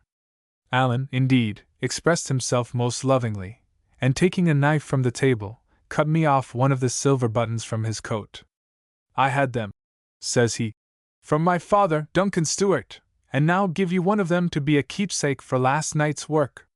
And wherever ye go and show that button, the friends of Alan Breck will come around you. He said this as if he had been Charlemagne, and commanded armies, and indeed, much as I admired his courage, I was always in danger of smiling at his vanity, in danger, I say, for had I not kept my countenance, I would be afraid to think what a quarrel might have followed. As soon as we were through with our meal he rummaged in the captain's locker till he found a clothes-brush, and then taking off his coat, began to visit his suit and brush away the stains, with such care and labor as I suppose to have been only usual with women. To be sure, he had no other, and besides, as he said, it belonged to a king and so behoved to be royally looked after. For all that, when I saw what care he took to pluck out the threads where the button had been cut away, I put a higher value on his gift. He was still so engaged when we were hailed by Mr. Riach from the deck, asking for a parley, and I, climbing through the skylight and sitting on the edge of it, pistol in hand and with a bold front, though inwardly in fear of broken glass, hailed him back again and bade him speak out. He came to the edge of the roundhouse, and stood on a coil of rope, so that his chin was on a level with the roof, and we looked at each other a while in silence. Mr. Riach, as I do not think he had been very forward in the battle, so he had got off with nothing worse than a blow upon the cheek, but he looked out of heart and very weary, having been all night afoot, either standing watch or doctoring the wounded. This is a bad job, said he at last, shaking his head. It was none of our choosing, said I. The captain, says he, would like to speak with your friend. They might speak at the window. And how do we know what treachery he means? Cried I. He means none, David, returned Mr. Riach. And if he did, I'll tell ye the honest truth, we couldn't get the men to follow. Is that so? Said I. I'll tell ye more than that, said he. It's not only the men, it's me. I'm Fritchien, Davy, and he smiled across at me. No, he continued, what we want is to be shut of him. Thereupon I consulted with Allan, and the parley was agreed to and parole given upon either side, but this was not the whole of Mr. Riach's business, and he now begged me for a dram with such instancy, and such reminders of his former kindness, that at last I handed him a pannikin with about a gill of brandy. He drank a part, and then carried the rest down upon the deck, to share it, I suppose, with his superior. A little after, the captain came, as was agreed, to one of the windows, and stood there in the rain, with his arm in a sling, and looking stern and pale, and so old that my heart smote me for having fired upon him. Allan at once held a pistol in his face. Put that thing up, said the captain. Have I not passed my word, sir? Or do ye seek to affront me? Captain, says Allan, I doubt your word is a breakable. Last night ye haggled and argle-bargled like an apple-wife, and then passed me your word, and gave me your hand to back it, and ye ken very well what was the upshot. Be damned to your word, says he. Well, well, sir, said the captain, you'll get little good by swearing. And truly that was a fault of which the captain was quite free. But we have other things to speak, he continued bitterly. Ye've made a sore hash of my brig, I haven't hands enough left to work her, and my first officer, whom I could ill spare, has got your sword throughout his vitals, and passed without speech. There is nothing left me, sir, but to put back into the port of Glasgow after hands, and there, by your leave, you will find them that are better able to talk to you. Aye, said Allan, and faith, I'll have a talk with them missile. Unless there's naebody speaks English in that town, I have a bonny tale for them. 15 tarry sailors upon the one side, and a man and a halfling boy upon the other. Oh, man, it's pitiful. Hosea's son flushed red. No, continued Allan, that'll no do. You'll just have to set me ashore as we agreed. Aye, said Hosea's son. But my first officer is dead, ye ken best how. There's none of the rest of us acquaint with this coast, sir, and it's one very dangerous to ships. I give ye your choice, says Allan. Set me on dry ground in Appin, or Arjor, or in Morven, or Arisaig, or Morar, or, in brief, where ye please, within 30 miles of my own country, except in a country of the Campbells. That's a broad target. If ye miss that, ye must be as feckless at the sailoring as I have found ye at the fighting. Why, my poor country people in their bit cobles * pass from island to island in all weathers, aye, and by night too, for the matter of that. A coble's not a ship, sir, said the captain. It has nae draught of water. Well, then, to Glasgow if ye list, says Allan. We'll have the laugh of ye at the least. My mind runs little upon laughing, said the captain. But all this will cost money, sir. Well, sir, says Allan, I am nae weathercock. 30 guineas, if ye land me on the seaside, and 60, if ye put me in the Linhay lock. But see, sir, where we lie, we are but a few hours' sail from our Narration, said Hosea's son. Give me 60, and I'll set ye there. And I'm to wear my brogues and run jeopardy of the redcoats to please you, cries Allan. No, sir, if you want 60 guineas earn them, and set me in my own country. It's to risk the brig, sir, said the captain, and your own lives along with her. Take it or want it, says Allan. Could ye pilot us at all? Asked the captain, who was frowning to himself. Well, it's doubtful, said Allan. I'm more of a fighting man, as ye have seen for yoursel, than a sailor man. But I have been often enough picked up and set down upon this coast, and should ken something of the lie of it. The captain shook his head, still frowning. If I had lost less money on this unchancy cruise, says he, I would see you in a rope's end before I risked my brig, sir. But be it as ye will. As soon as I get a slant of wind, and there's some coming, or I'm the more mistaken, I'll put it in hand. But there's one thing more. We may meet in with a king's ship and she may lay us aboard, sir, with no blame of mine. They keep the cruisers thick upon this coast, ye ken who for. Now, sir, if that was to befall, ye might leave the money. Captain, says Allan, if ye see a pennant, it shall be your part to run away. And now, as I hear you're a little short of brandy in the forepart, I'll offer ye a change, a bottle of brandy against 2 buckets of water. That was the last clause of the treaty, and was duly executed on both sides, so that Allan and I could at last wash out the roundhouse and be quit of the memorials of those whom we had slain, and the captain and Mr. Rioch could be happy again in their own way, the name of which was drink. Chapter 12. I hear of the Red Fox. Before we had done cleaning out the roundhouse, a breeze sprang up from a little to the east of north. This blew off the rain and brought out the sun. And here I must explain, and the reader would do well to look at a map. On the day when the fog fell and we ran down Allan's boat, we had been running through the Little Minch. At dawn after the battle, we lay becalmed to the east of the Isle of Canna, or between that and Isle Eriska in the chain of the Long Island. Now to get from there to the Linhay Loch, the straight course was through the narrows of the Sound of Mull. But the captain had no chart. He was afraid to trust his brig so deep among the islands, and the wind serving well, he preferred to go by west of Tiree and come up under the southern coast of the great Isle of Mull. All day the breeze held in the same point, and rather freshened than died down, and towards afternoon, a swell began to set in from round the outer Hebrides. Our course, to go round about the inner isles, was to the west of south, so that at first we had this swell upon our beam, and were much rolled about. But after nightfall, when we had turned the end of Tiree and began to head more to the east, the sea came right astern. Meanwhile, the early part of the day, before the swell came up, was very pleasant, sailing, as we were, in a bright sunshine and with many mountainous islands upon different sides.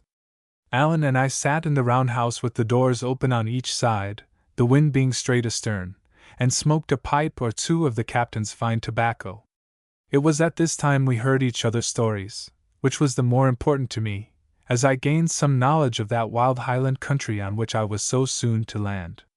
In those days, so close on the back of the great rebellion, it was needful a man should know what he was doing when he went upon the heather. It was I that showed the example, telling him all my misfortune, which he heard with great good nature. Only, when I came to mention that good friend of mine, Mr. Campbell the minister, Allan fired up and cried out that he hated all that were of that name. "Why," said I, "he is a man you should be proud to give your hand to." "I know nothing I would help a Campbell to," says he, "unless it was a leaden bullet. I would hunt all of that name like blackcocks. If I lay dying, I would crawl upon my knees to my chamber window for a shot at one." "Why, Allan," I cried, "what ails ye at the Campbells?" "Well," says he, "ye ken very well that I am an Appin Stewart, and the Campbells have long harried and wasted those of my name, aye, and got lands of us by treachery, but never with the sword," he cried loudly, and with the word brought down his fist upon the table.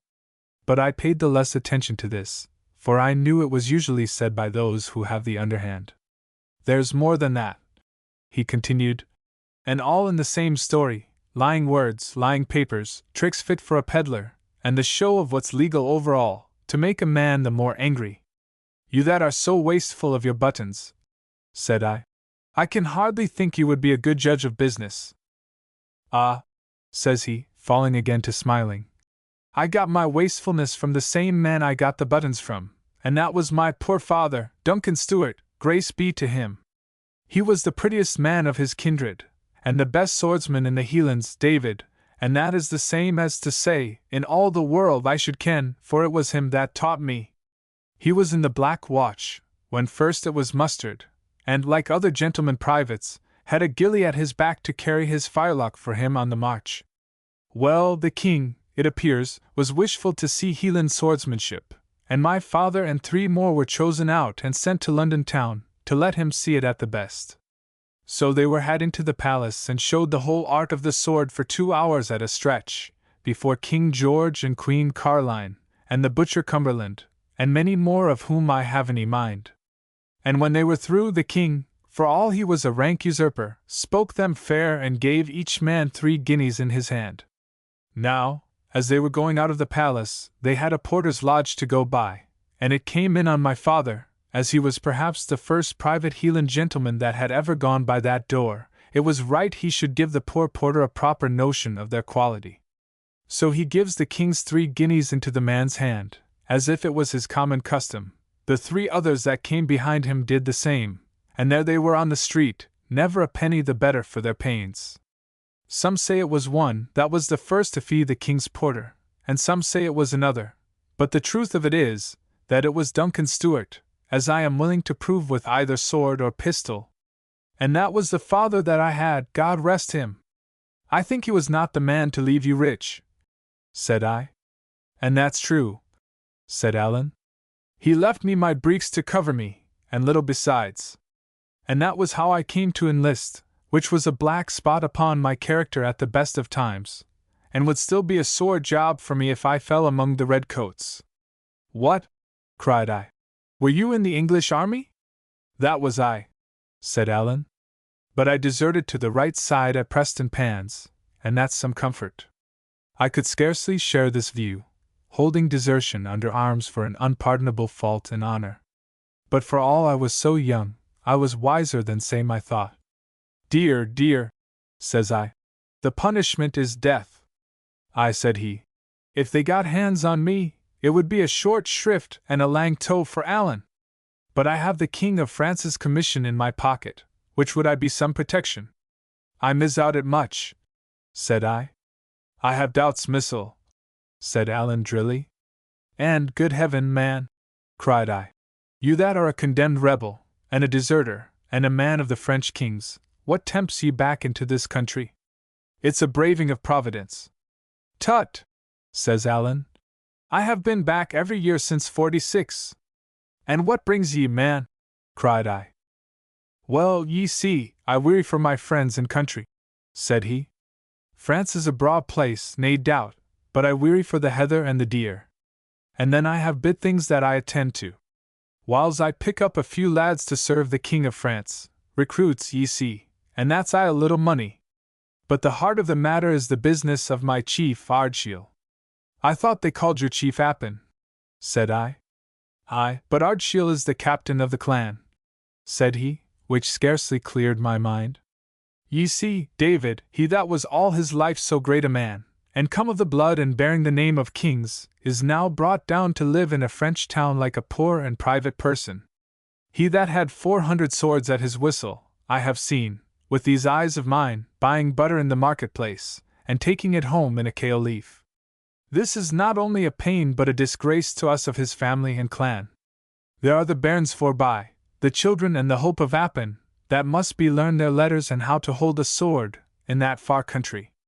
Now, the tenants of Appin have to pay a rent to King George, but their hearts are staunch, they are true to their chief, and what with love and a bit of pressure, and maybe a threat or two, the poor folks scrape up a second rent for Ardshiel.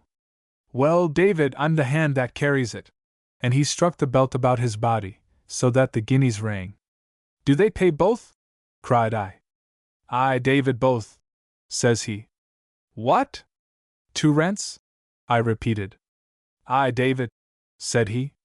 I told a different tale to yon captain man, but this is the truth of it. And it's wonderful to me how little pressure is needed. But that's the handiwork of my good kinsman and my father's friend, James of the Glens, James Stewart, that is, Ardshiel's half-brother. He it is that gets the money in, and does the management. This was the first time I heard the name of that James Stewart, who was afterwards so famous at the time of his hanging. But I took little heed at the moment, for all my mind was occupied with the generosity of these poor Highlanders. I call it noble, I cried. I'm a Whig, or little better, but I call it noble. Aye, said he. Ye're a Whig, but ye're a gentleman, and that's what does it. Now, if you were one of the cursed race of Campbell, you would gnash your teeth to hear tell of it. If you were the Red Fox. And at that name, his teeth shut together, and he ceased speaking. I have seen many a grim face, but never a grimmer than Allen's when he had named the Red Fox. And who is the Red Fox? I asked, daunted, but still curious. Who is he? Cried Allen. Well, and I'll tell you that. When the men of the clans were broken at Culloden, and the good cause went down, and the horses rode over the fetlocks in the best blood of the north, Ardshiel had to flee like a poor deer upon the mountains, he and his lady and his bairns. A sair job we had of it before we got him shipped, and while he still lay in the heather, the English rogues, that couldn't come at his life, were striking at his rights. They stripped him of his powers, they stripped him of his lands, they plucked the weapons from the hands of his clansmen, that had borne arms for 30 centuries, aye, and the very clothes off their backs, so that it's now a sin to wear a tartan plaid, and a man may be cast into a jail if he has but a kilt about his legs. One thing they couldn't kill. That was the love the clansmen bore their chief. These guineas are the proof of it. And now, in their steps a man, a Campbell, red-headed Colin of Glenure. Is that him you call the Red Fox? Said I. Will ye bring me his brush? Cries Allen fiercely. Aye, that's the man. In he steps, and gets papers from King George, to be so-called king's factor on the lands of Appin. And at first he sings small, and his hail fellow well met with Seamus, that's James of the Glens, my chieftain's agent. But by and by, that came to his ears that I have just told you, how the poor commons of Appin, the farmers and the crofters and the boom men, were wringing their very plaids to get a second rent, and send it overseas for Ardshiel and his poor bairns. What was it ye called it, when I told ye? I called it noble, Allan, said I. And you little better than a common Whig, cries Allan. But when it came to Colin Roy, the black Campbell blood in him ran wild. He sat gnashing his teeth at the wine table. What? Should a steward get a bite of bread, and him not be able to prevent it? Ah!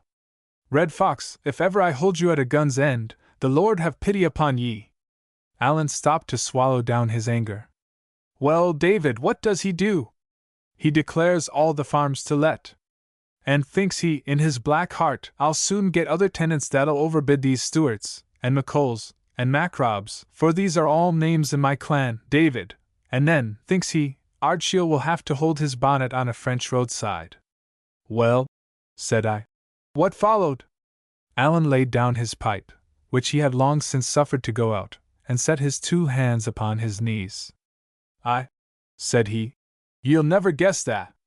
For these same Stewarts, and McColls, and Macrobs, that had 2 rents to pay, one to King George by stark force, and one to Ardshiel by natural kindness, offered him a better price than any Campbell in all broad Scotland, and far he sent seeking them, as far as to the sides of Clyde and the cross of Edinburgh, seeking, and fleeching, and begging them to come, where there was a Stewart to be starved and a red-headed hound of a Campbell to be pleasured.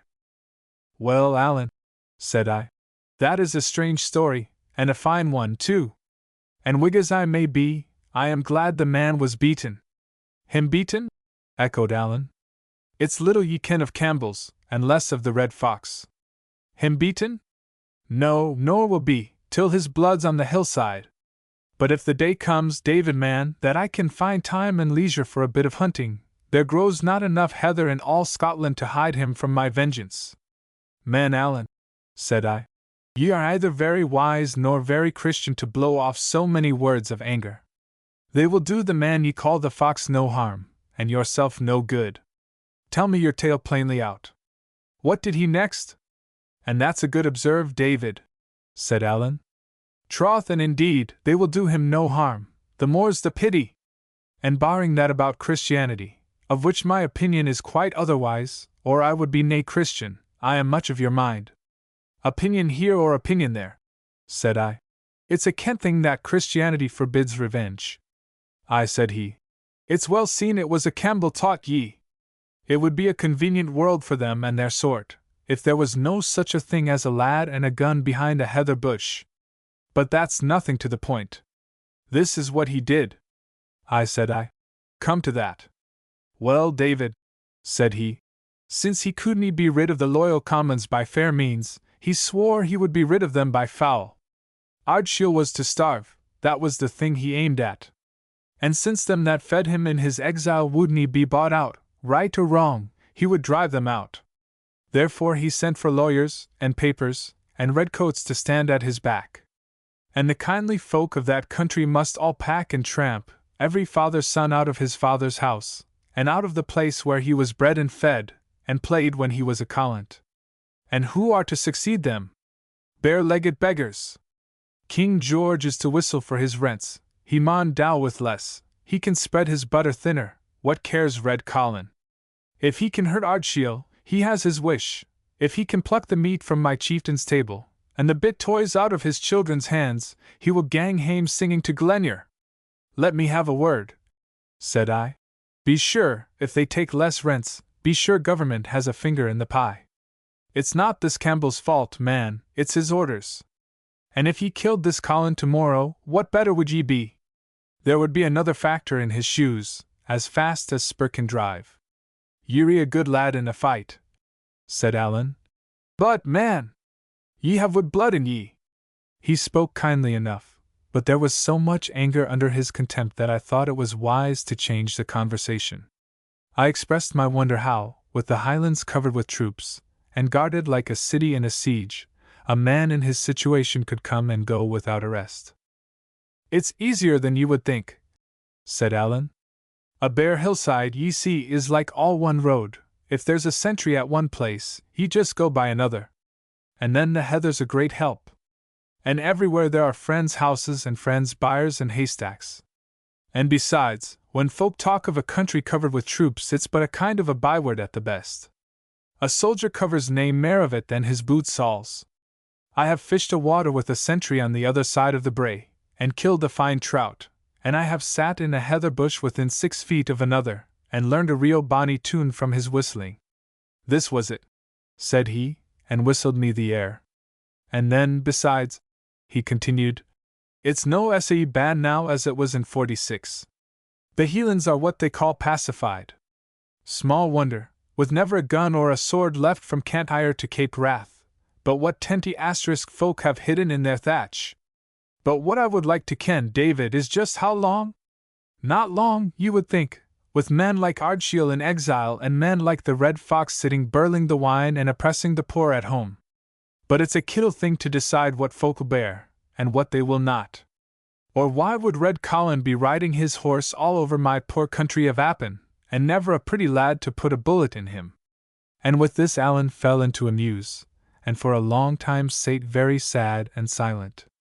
I will add the rest of what I have to say about my friend, that he was skilled in all kinds of music, but principally pipe music, was a well-considered poet in his own tongue, had read several books both in French and English, was a dead shot, a good angler, and an excellent fencer with the small sword as well as with his own particular weapon. For his faults, they were on his face, and I now knew them all. But the worst of them, his childish propensity to take offense and to pick quarrels, he greatly laid aside in my case, out of regard for the Battle of the Round House. But whether it was because I had done well myself, or because I had been a witness of his own much greater prowess, is more than I can tell. For though he had a great taste for courage in other men, yet he admired it most in Alan Breck. Chapter 13. The Loss of the Brig. 'T was already late at night, and as dark as it ever would be at that season of the year, and that is to say, it was still pretty bright, when Hosea's son clapped his head into the roundhouse door.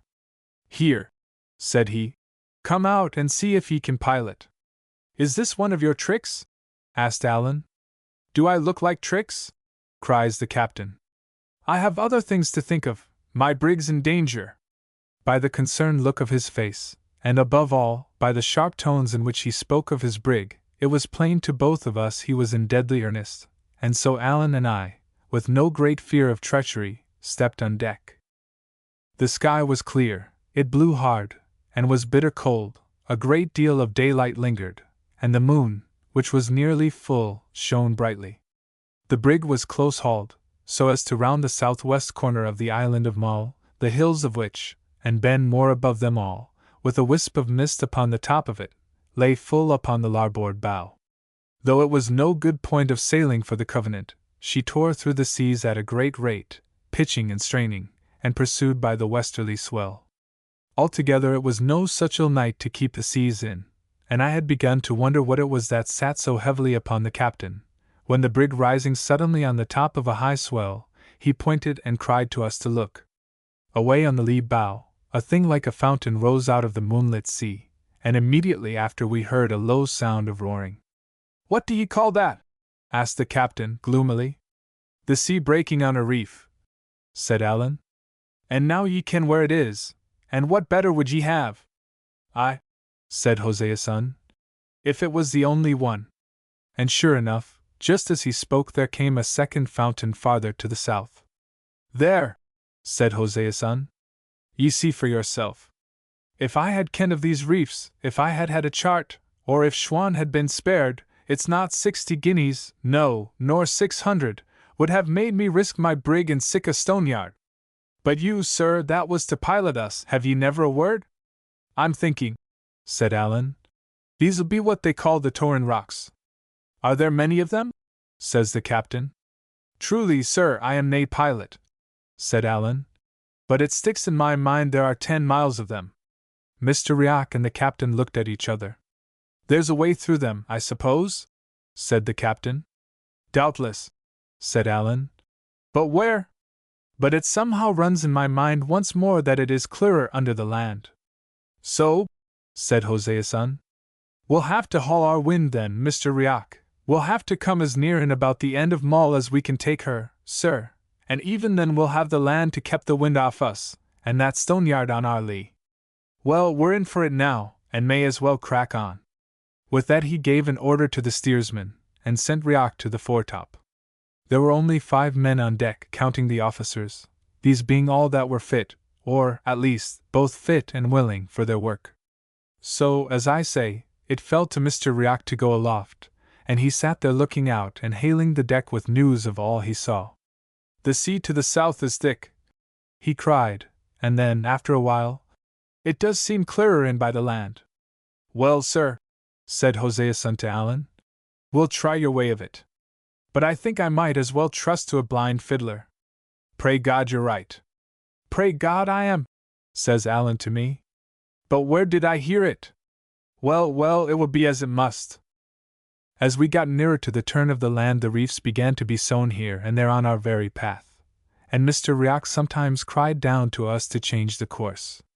Sometimes, indeed, none too soon, for one reef was so close on the brig's weatherboard that when a sea burst upon it the lighter sprays fell upon her deck and wetted us like rain. The brightness of the night showed us these perils as clearly as by day, which was, perhaps, the more alarming. It showed me, too, the face of the captain as he stood by the steersman, now on one foot, now on the other, and sometimes blowing in his hands, but still listening and looking and as steady as steel.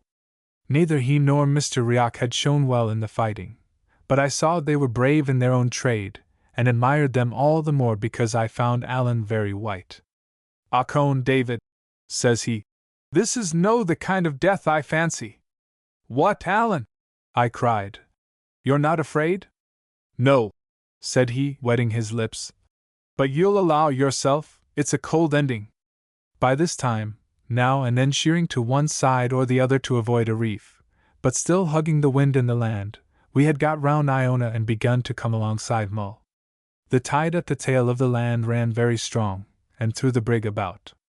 2 hands were put to the helm, and Hoseason himself would sometimes lend a help, and it was strange to see 3 strong men throw their weight upon the tiller, and it, like a living thing, struggle against and drive them back. This would have been the greater danger had not the sea been for some while free of obstacles. Mr. Riak, besides, announced from the top that he saw clear water ahead. "You are right," said Hoseason to Allan. "Ye have saved the brig, sir. I'll mind that when we come to clear accounts." And I believe he not only meant what he said, but would have done it, so high a place did the covenant hold in his affections. But this is matter only for conjecture, things having gone otherwise than he forecast. "Keep her away a point," sings out Mr. Riak. "Reef to windward." And just at the same time the tide caught the brig, and threw the wind out of her sails. She came round into the wind like a top, and the next moment struck the reef with such a dunch as threw us all flat upon the deck, and came near to shake Mr. Riak from his place upon the mast. I was on my feet in a minute. The reef on which we had struck was close in under the southwest end of Mull, off a little isle they call Earaid, which lay low and black upon the larboard. Sometimes the swell broke clean over us, sometimes it only ground the poor brig upon the reef, so that we could hear her beat herself to pieces, and what with the great noise of the sails, and the singing of the wind, and the flying of the spray in the moonlight, and the sense of danger, I think my head must have been partly turned, for I could scarcely understand the things I saw. Presently I observed Mr. Riak and the seamen busy round the skiff, and still in the same blank, ran over to assist them, and as soon as I set my hand to work, my mind came clear again. It was no very easy task, for the skiff lay amidships and was full of hamper, and the breaking of the heavier seas continually forced us to give over and hold on, but we all wrought like horses while we could. Meanwhile such of the wounded as could move came clambering out of the forescuttle and began to help, while the rest that lay helpless in their bunks harrowed me with screaming and begging to be saved. The captain took no part. It seemed he was struck stupid. He stood holding by the shrouds, talking to himself and groaning out aloud whenever the ship hammered on the rock.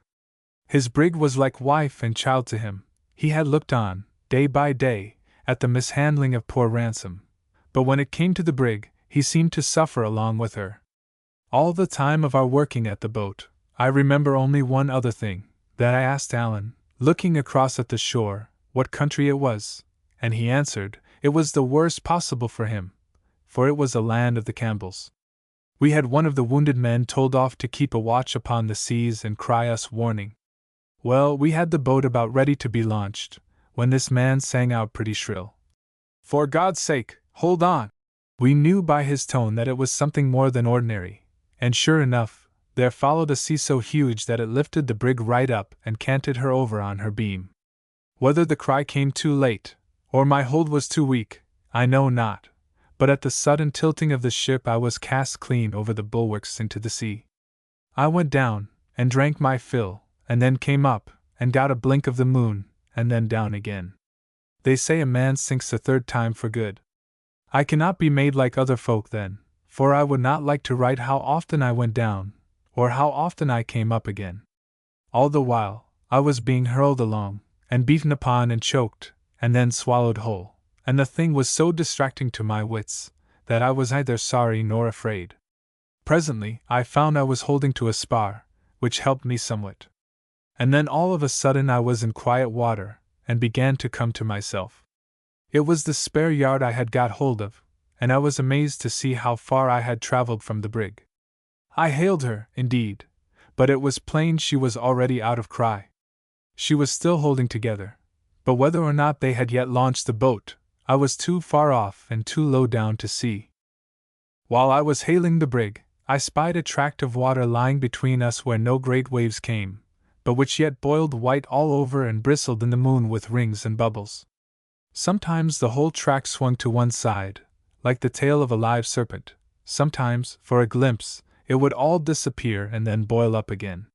What it was I had no guess, which for the time increased my fear of it, but I now know it must have been the roost or tide race, which had carried me away so fast and tumbled me about so cruelly, and at last, as if tired of that play, had flung out me and the spare yard upon its landward margin.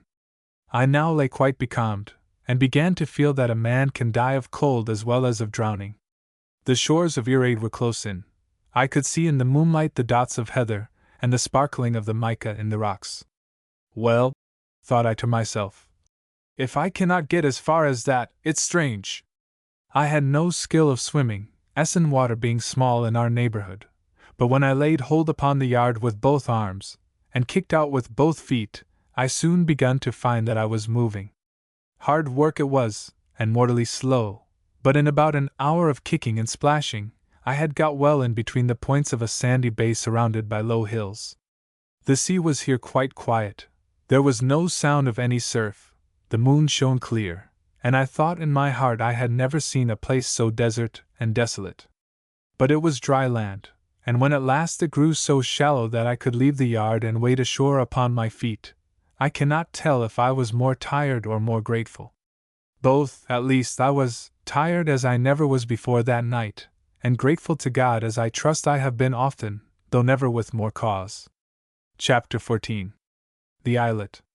With my stepping ashore I began the most unhappy part of my adventures. It was 12:30 in the morning, and though the wind was broken by the land, it was a cold night. I dared not sit down, for I thought I should have frozen, but took off my shoes and walked to and fro upon the sand, barefoot, and beating my breast with infinite weariness. There was no sound of man or cattle, not a cock crew, though it was about the hour of their first waking. Only the surf broke outside in the distance, which put me in mind of my perils and those of my friend. To walk by the sea at that hour of the morning, and in a place so desert-like and lonesome, struck me with a kind of fear. As soon as the day began to break I put on my shoes and climbed a hill, the ruggedest scramble I ever undertook, falling, the whole way, between big blocks of granite, or leaping from one to another. When I got to the top the dawn was come. There was no sign of the brig, which must have lifted from the reef and sunk. The boat, too, was nowhere to be seen. There was never a sail upon the ocean, and in what I could see of the land was neither house nor man. I was afraid to think what had befallen my shipmates, and afraid to look longer at so empty a scene. What with my wet clothes and weariness, and my belly that now began to ache with hunger, I had enough to trouble me without that. So I set off eastward along the south coast, hoping to find a house where I might warm myself, and perhaps get news of those I had lost. And at the worst, I considered the sun would soon rise and dry my clothes. After a little, my way was stopped by a creek or inlet of the sea, which seemed to run pretty deep into the land, and as I had no means to get across, I must needs change my direction to go about the end of it. It was still the roughest kind of walking, indeed the whole, not only of Earaid, but of the neighboring part of Mull, which they call the Ross, is nothing but a jumble of granite rocks with heather in among. At first the creek kept narrowing as I had looked to see, but presently to my surprise it began to widen out again. At this I scratched my head, but had still no notion of the truth, until at last I came to a rising ground, and it burst upon me all in a moment that I was cast upon a little barren isle, and cut off on every side by the salt seas. Instead of the sun rising to dry me, it came on to rain, with a thick mist, so that my case was lamentable. I stood in the rain, and shivered, and wondered what to do, till it occurred to me that perhaps the creek was fordable. Back I went to the narrowest point and waded in. But not 3 yards from shore, I plumped in head over ears, and if ever I was heard of more, it was rather by God's grace than my own prudence. I was no wetter, for that could hardly be, but I was all the colder for this mishap, and having lost another hope was the more unhappy. And now, all at once, the yard came in my head. What had carried me through the roost would surely serve me to cross this little quiet creek in safety. With that I set off, undaunted, across the top of the isle, to fetch and carry it back. It was a weary tramp in all ways, and if hope had not buoyed me up, I must have cast myself down and given up. Whether with the sea salt, or because I was growing fevered, I was distressed with thirst, and had to stop, as I went, and drink the peaty water out of the hags. I came to the bay at last, more dead than alive, and at the first glance, I thought the yard was something farther out than when I left it. And I went, for the third time, into the sea.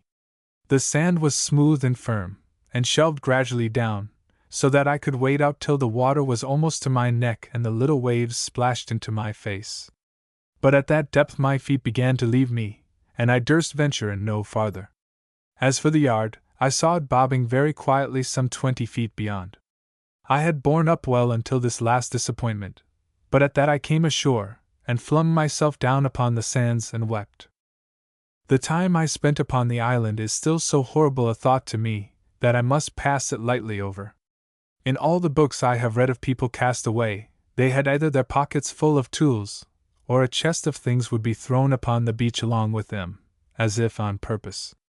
My case was very different. I had nothing in my pockets but money and Allen's silver button, and being inland bred, I was as much short of knowledge as of means. I knew indeed that shellfish were counted good to eat, and among the rocks of the isle I found a great plenty of limpets, which at first I could scarcely strike from their places, not knowing quickness to be needful. There were, besides, some of the little shells that we call buckies. I think periwinkle is the English name. Of these two I made my whole diet, devouring them cold and raw as I found them, and so hungry was I, that at first they seemed to me delicious. Perhaps they were out of season, or perhaps there was something wrong in the sea about my island. But at least I had no sooner eaten my first meal than I was seized with giddiness and retching, and lay for a long time no better than dead. A second trial of the same food, indeed I had no other, did better with me, and revived my strength. But as long as I was on the island, I never knew what to expect when I had eaten. Sometimes all was well, and sometimes I was thrown into a miserable sickness, nor could I ever distinguish what particular fish it was that hurt me. All day it streamed rain. The island ran like a sop, there was no dry spot to be found, and when I lay down that night, between two boulders that made a kind of roof, my feet were in a bog. The second day I crossed the island to all sides. There was no one part of it better than another, it was all desolate and rocky, nothing living on it but game birds which I lacked the means to kill, and the gulls which haunted the outlying rocks in a prodigious number. But the creek, or strait, that cut off the isle from the mainland of the Ross, opened out on the north into a bay, and the bay again opened into the Sound of Iona, and it was the neighborhood of this place that I chose to be my home, though if I had thought upon the very name of home in such a spot, I must have burst out weeping. I had good reasons for my choice. There was in this part of the isle a little hut of a house like a pig's hut, where fishers used to sleep when they came there upon their business. But the turf roof of it had fallen entirely in, so that the hut was of no use to me, and gave me less shelter than my rocks. What was more important, the shellfish on which I lived grew there in great plenty. When the tide was out I could gather a peck at a time, and this was doubtless a convenience. But the other reason went deeper. I had become in no way used to the horrid solitude of the isle, but still looked round me on all sides, like a man that was hunted, between fear and hope that I might see some human creature coming. Now, from a little up the hillside over the bay, I could catch a sight of the great, ancient church and the roofs of the people's houses in Iona. And on the other hand, over the low country of the Ross, I saw smoke go up, morning and evening, as if from a homestead in a hollow of the land. I used to watch the smoke, when I was wet and cold, and had my head half turned with loneliness, and think of the fireside and the company, till my heart burned. It was the same with the roofs of Iona. Altogether, this sight I had of men's homes and comfortable lives, although it put a point on my own sufferings, yet it kept hope alive, and helped me to eat my raw shellfish, which had soon grown to be a disgust, and saved me from the sense of horror I had whenever I was quite alone with dead rocks, and fowls, and the rain, and the cold sea. I say it kept hope alive, and indeed it seemed impossible that I should be left to die on the shores of my own country, and within view of a church tower and the smoke of men's houses.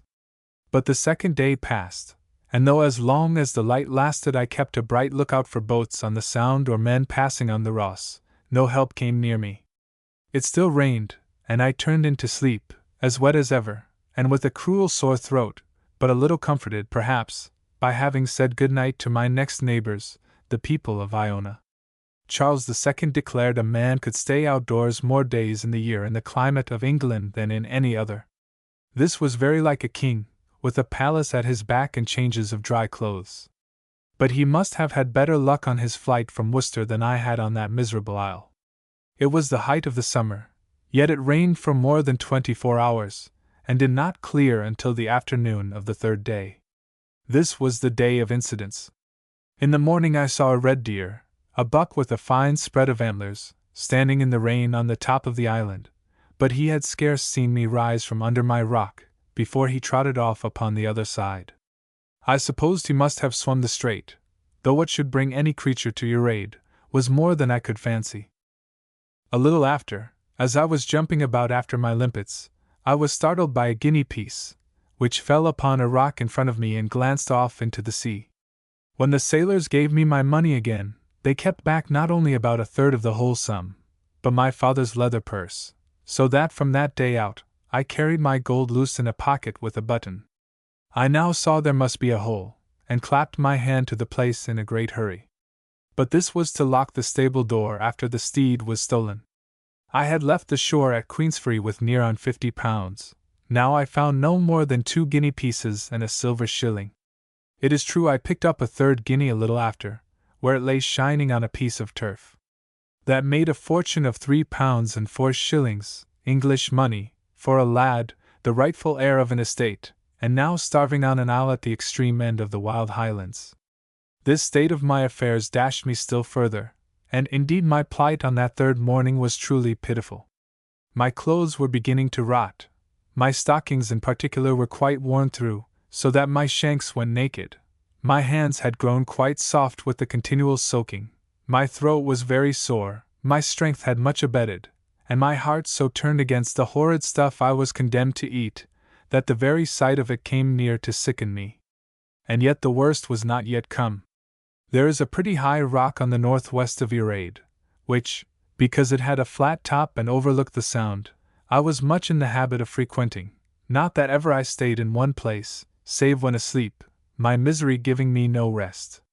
Indeed, I wore myself down with continual and aimless goings and comings in the rain.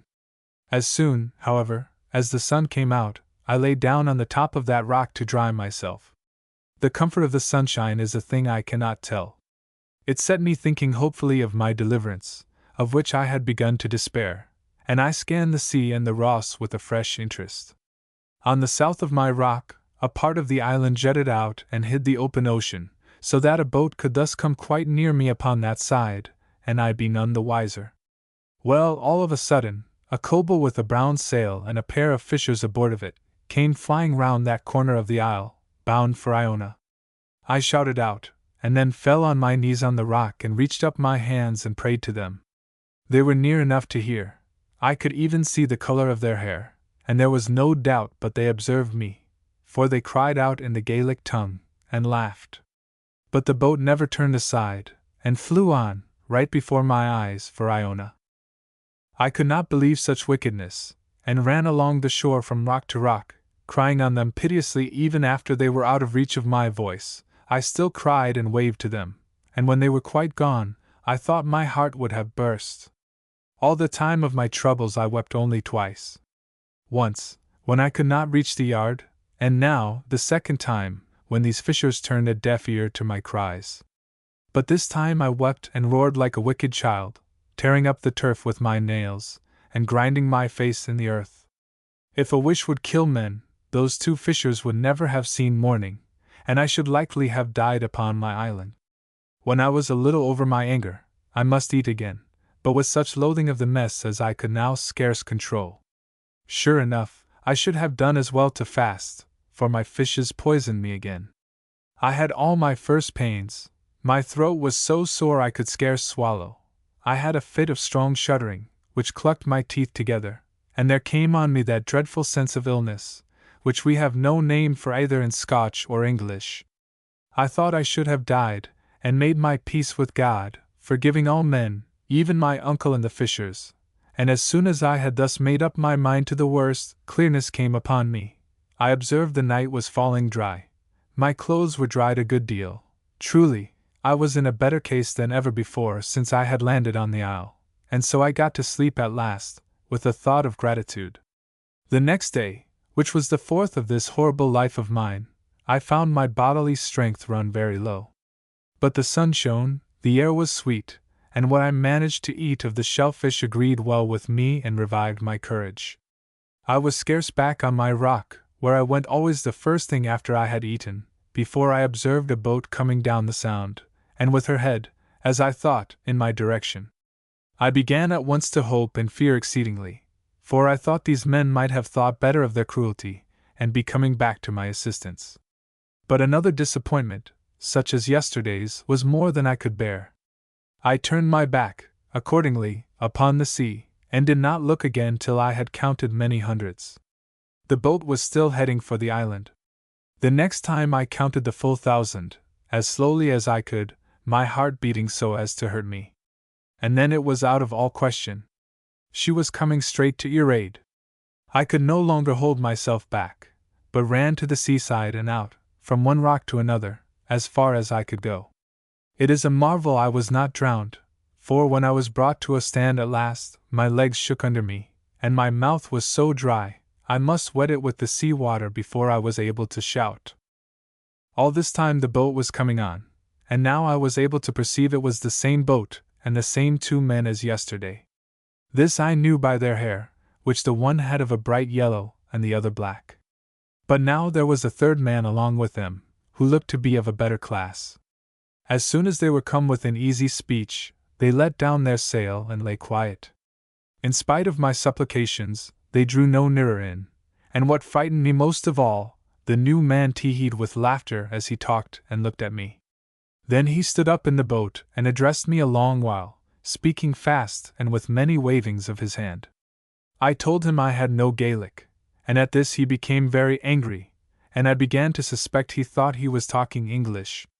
Listening very close, I caught the word, whatever, several times, but all the rest was Gaelic and might have been Greek and Hebrew for me.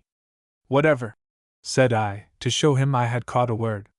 Yes, yes, yes, yes, says he, and then he looked at the other men, as much as to say, I told you I spoke English, and began again as hard as ever in the Gaelic. This time I picked out another word, tide. Then I had a flash of hope. I remembered he was always waving his hand towards the mainland of the Ross. Do you mean when the tide is out? I cried, and could not finish. Yes, yes, said he. Tide. At that I turned tail upon their boat, where my adviser had once more begun to tee-hee with laughter, leaped back the way I had come, from one stone to another, and set off running across the isle as I had never run before. In about half an hour I came out upon the shores of the creek, and sure enough, it was shrunk into a little trickle of water, through which I dashed, not above my knees, and landed with a shout on the main island. A sea-bred boy would not have stayed a day on Earaid, which is only what they call a tidal islet, and except in the bottom of the neaps, can be entered and left twice in every 24 hours, either dry-shod, or at the most by wading. Even I, who had the tide going out and in before me in the bay, and even watched for the ebbs, the better to get my shellfish, even I say, if I had sat down to think, instead of raging at my fate, must have soon guessed the secret, and got free. It was no wonder the fishers had not understood me. The wonder was rather that they had ever guessed my pitiful illusion, and taken the trouble to come back. I had starved with cold and hunger on that island for close upon 100 hours. But for the fishers, I might have left my bones there, in pure folly. And even as it was, I had paid for it pretty dear, not only in past sufferings, but in my present case, being clothed like a beggar man, scarce able to walk, and in great pain of my sore throat. I have seen wicked men and fools, a great many of both, and I believe they both get paid in the end, but the fools first. Chapter 15. The Lad with the Silver Button, through the Isle of Mull. Ross of Mull, which I had now got upon, was rugged and trackless, like the isle I had just left, being all bog, and briar, and big stone.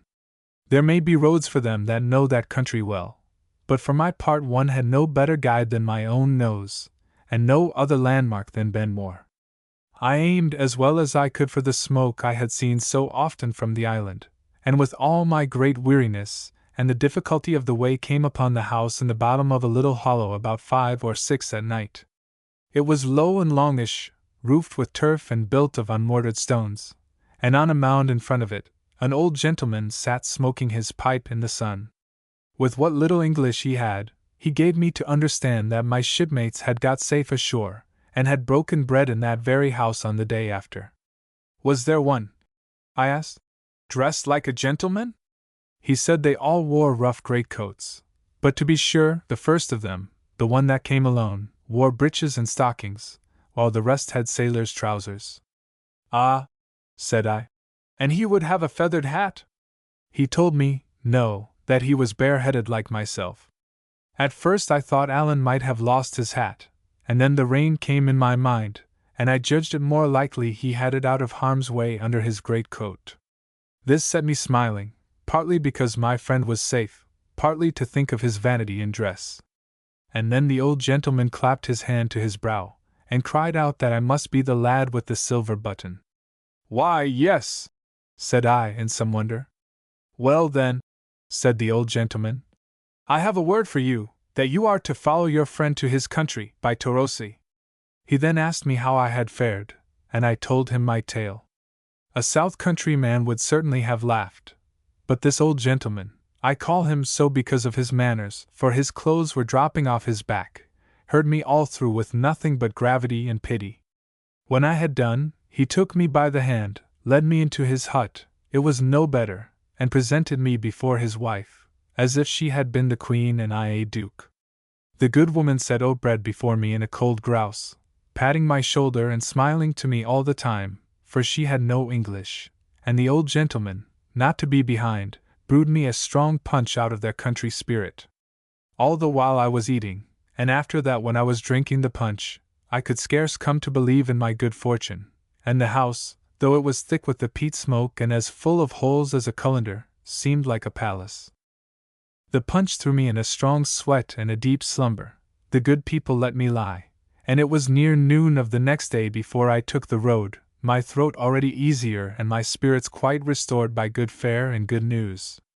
The old gentleman, although I pressed him hard, would take no money, and gave me an old bonnet for my head, though I am free to own I was no sooner out of view of the house than I very jealously washed this gift of his in a wayside fountain. Thought I to myself, If these are the wild Highlanders, I could wish my own folk wilder. I not only started late, but I must have wandered nearly half the time. True, I met plenty of people, grubbing in little miserable fields that would not keep a cat, or herding little kine about the bigness of asses. The Highland dress being forbidden by law since the rebellion, and the people condemned to the lowland habit, which they much disliked, it was strange to see the variety of their array. Some went bare, only for a hanging cloak or greatcoat, and carried their trousers on their backs like a useless burthen. Some had made an imitation of the tartan with little party-colored stripes patched together like an old wife's quilt. Others, again, still wore the Highland philabeg, but by putting a few stitches between the legs transformed it into a pair of trousers like a Dutchman's.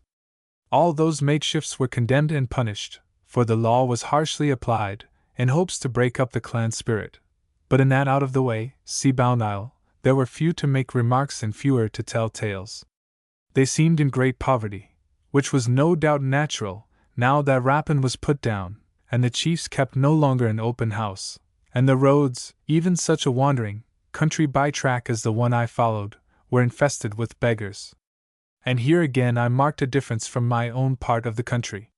For our lowland beggars, even the gownsmen themselves, who begged by patent, had a louting, flattering way with them, and if you gave them a plake and asked change, would very civilly return you a bottle. But these Highland beggars stood on their dignity, asked alms only to buy snuff, by their account, and would give no change. To be sure, this was no concern of mine, except in so far as it entertained me by the way. What was much more to the purpose, few had any English, and these few, unless they were of the brotherhood of beggars, not very anxious to place it at my service. I knew Torosay to be my destination, and repeated the name to them and pointed, but instead of simply pointing in reply, they would give me a screed of the Gaelic that set me foolish, so it was small wonder if I went out of my road as often as I stayed in it.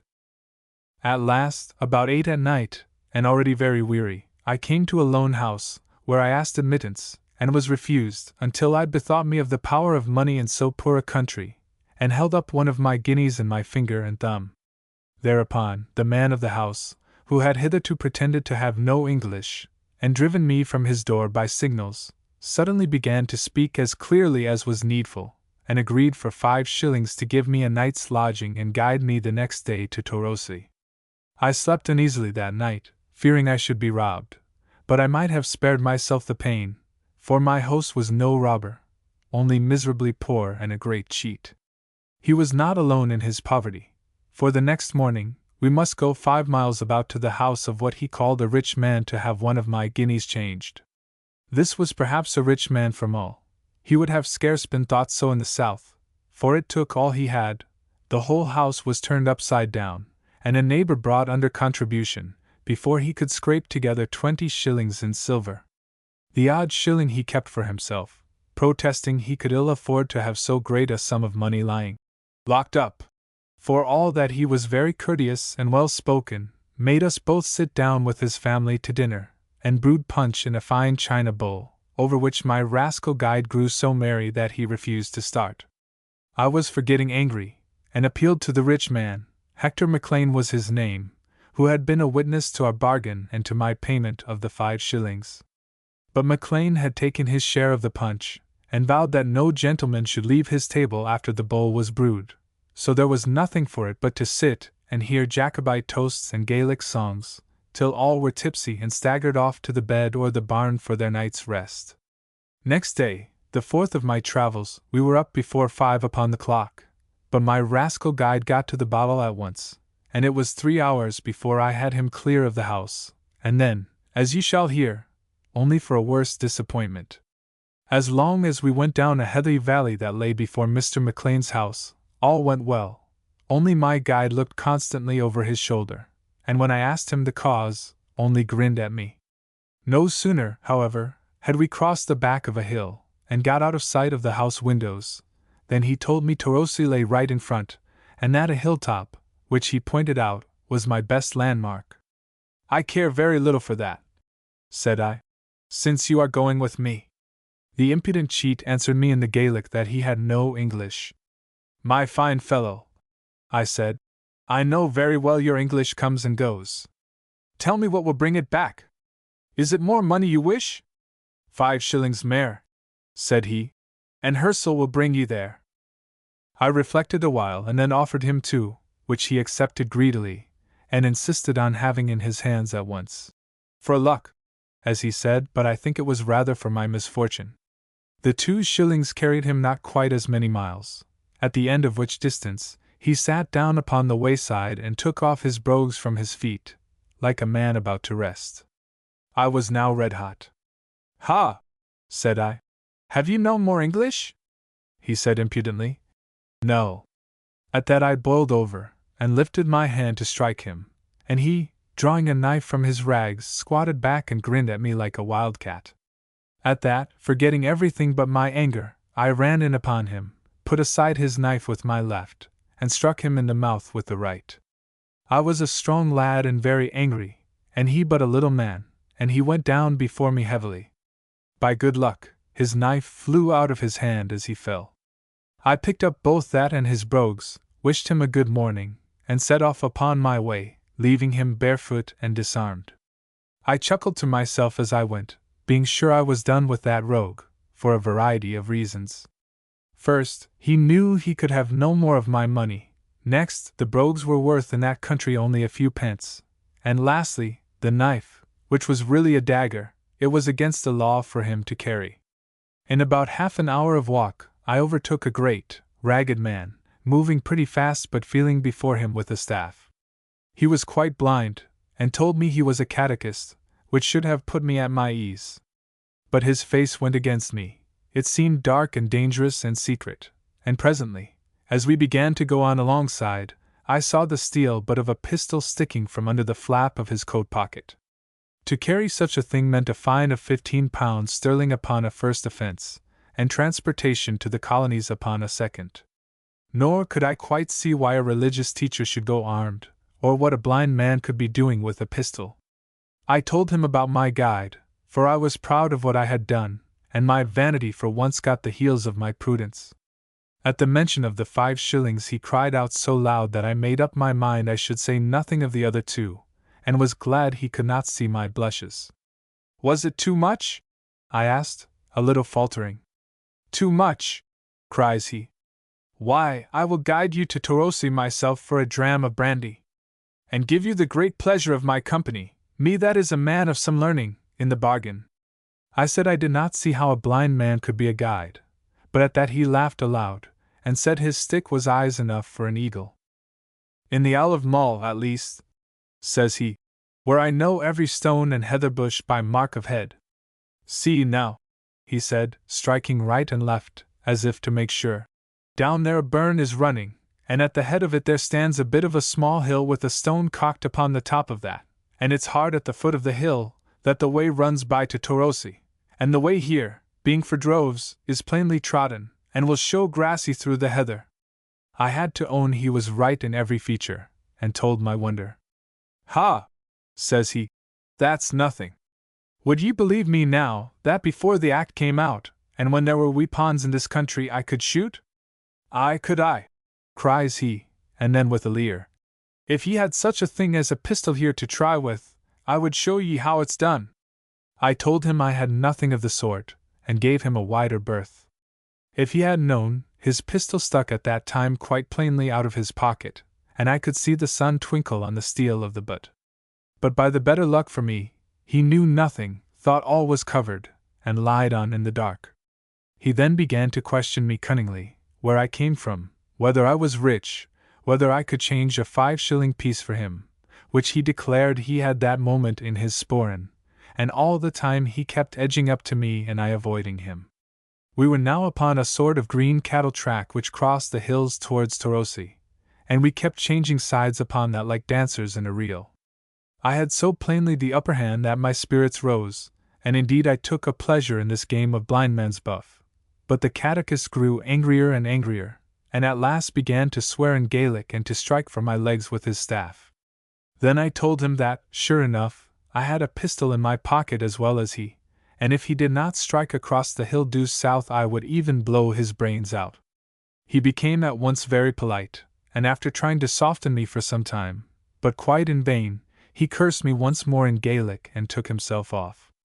I watched him striding along, through bog and briar, tapping with his stick, until he turned the end of a hill and disappeared in the next hollow. Then I struck on again for Tarosi, much better pleased to be alone than to travel with that man of learning.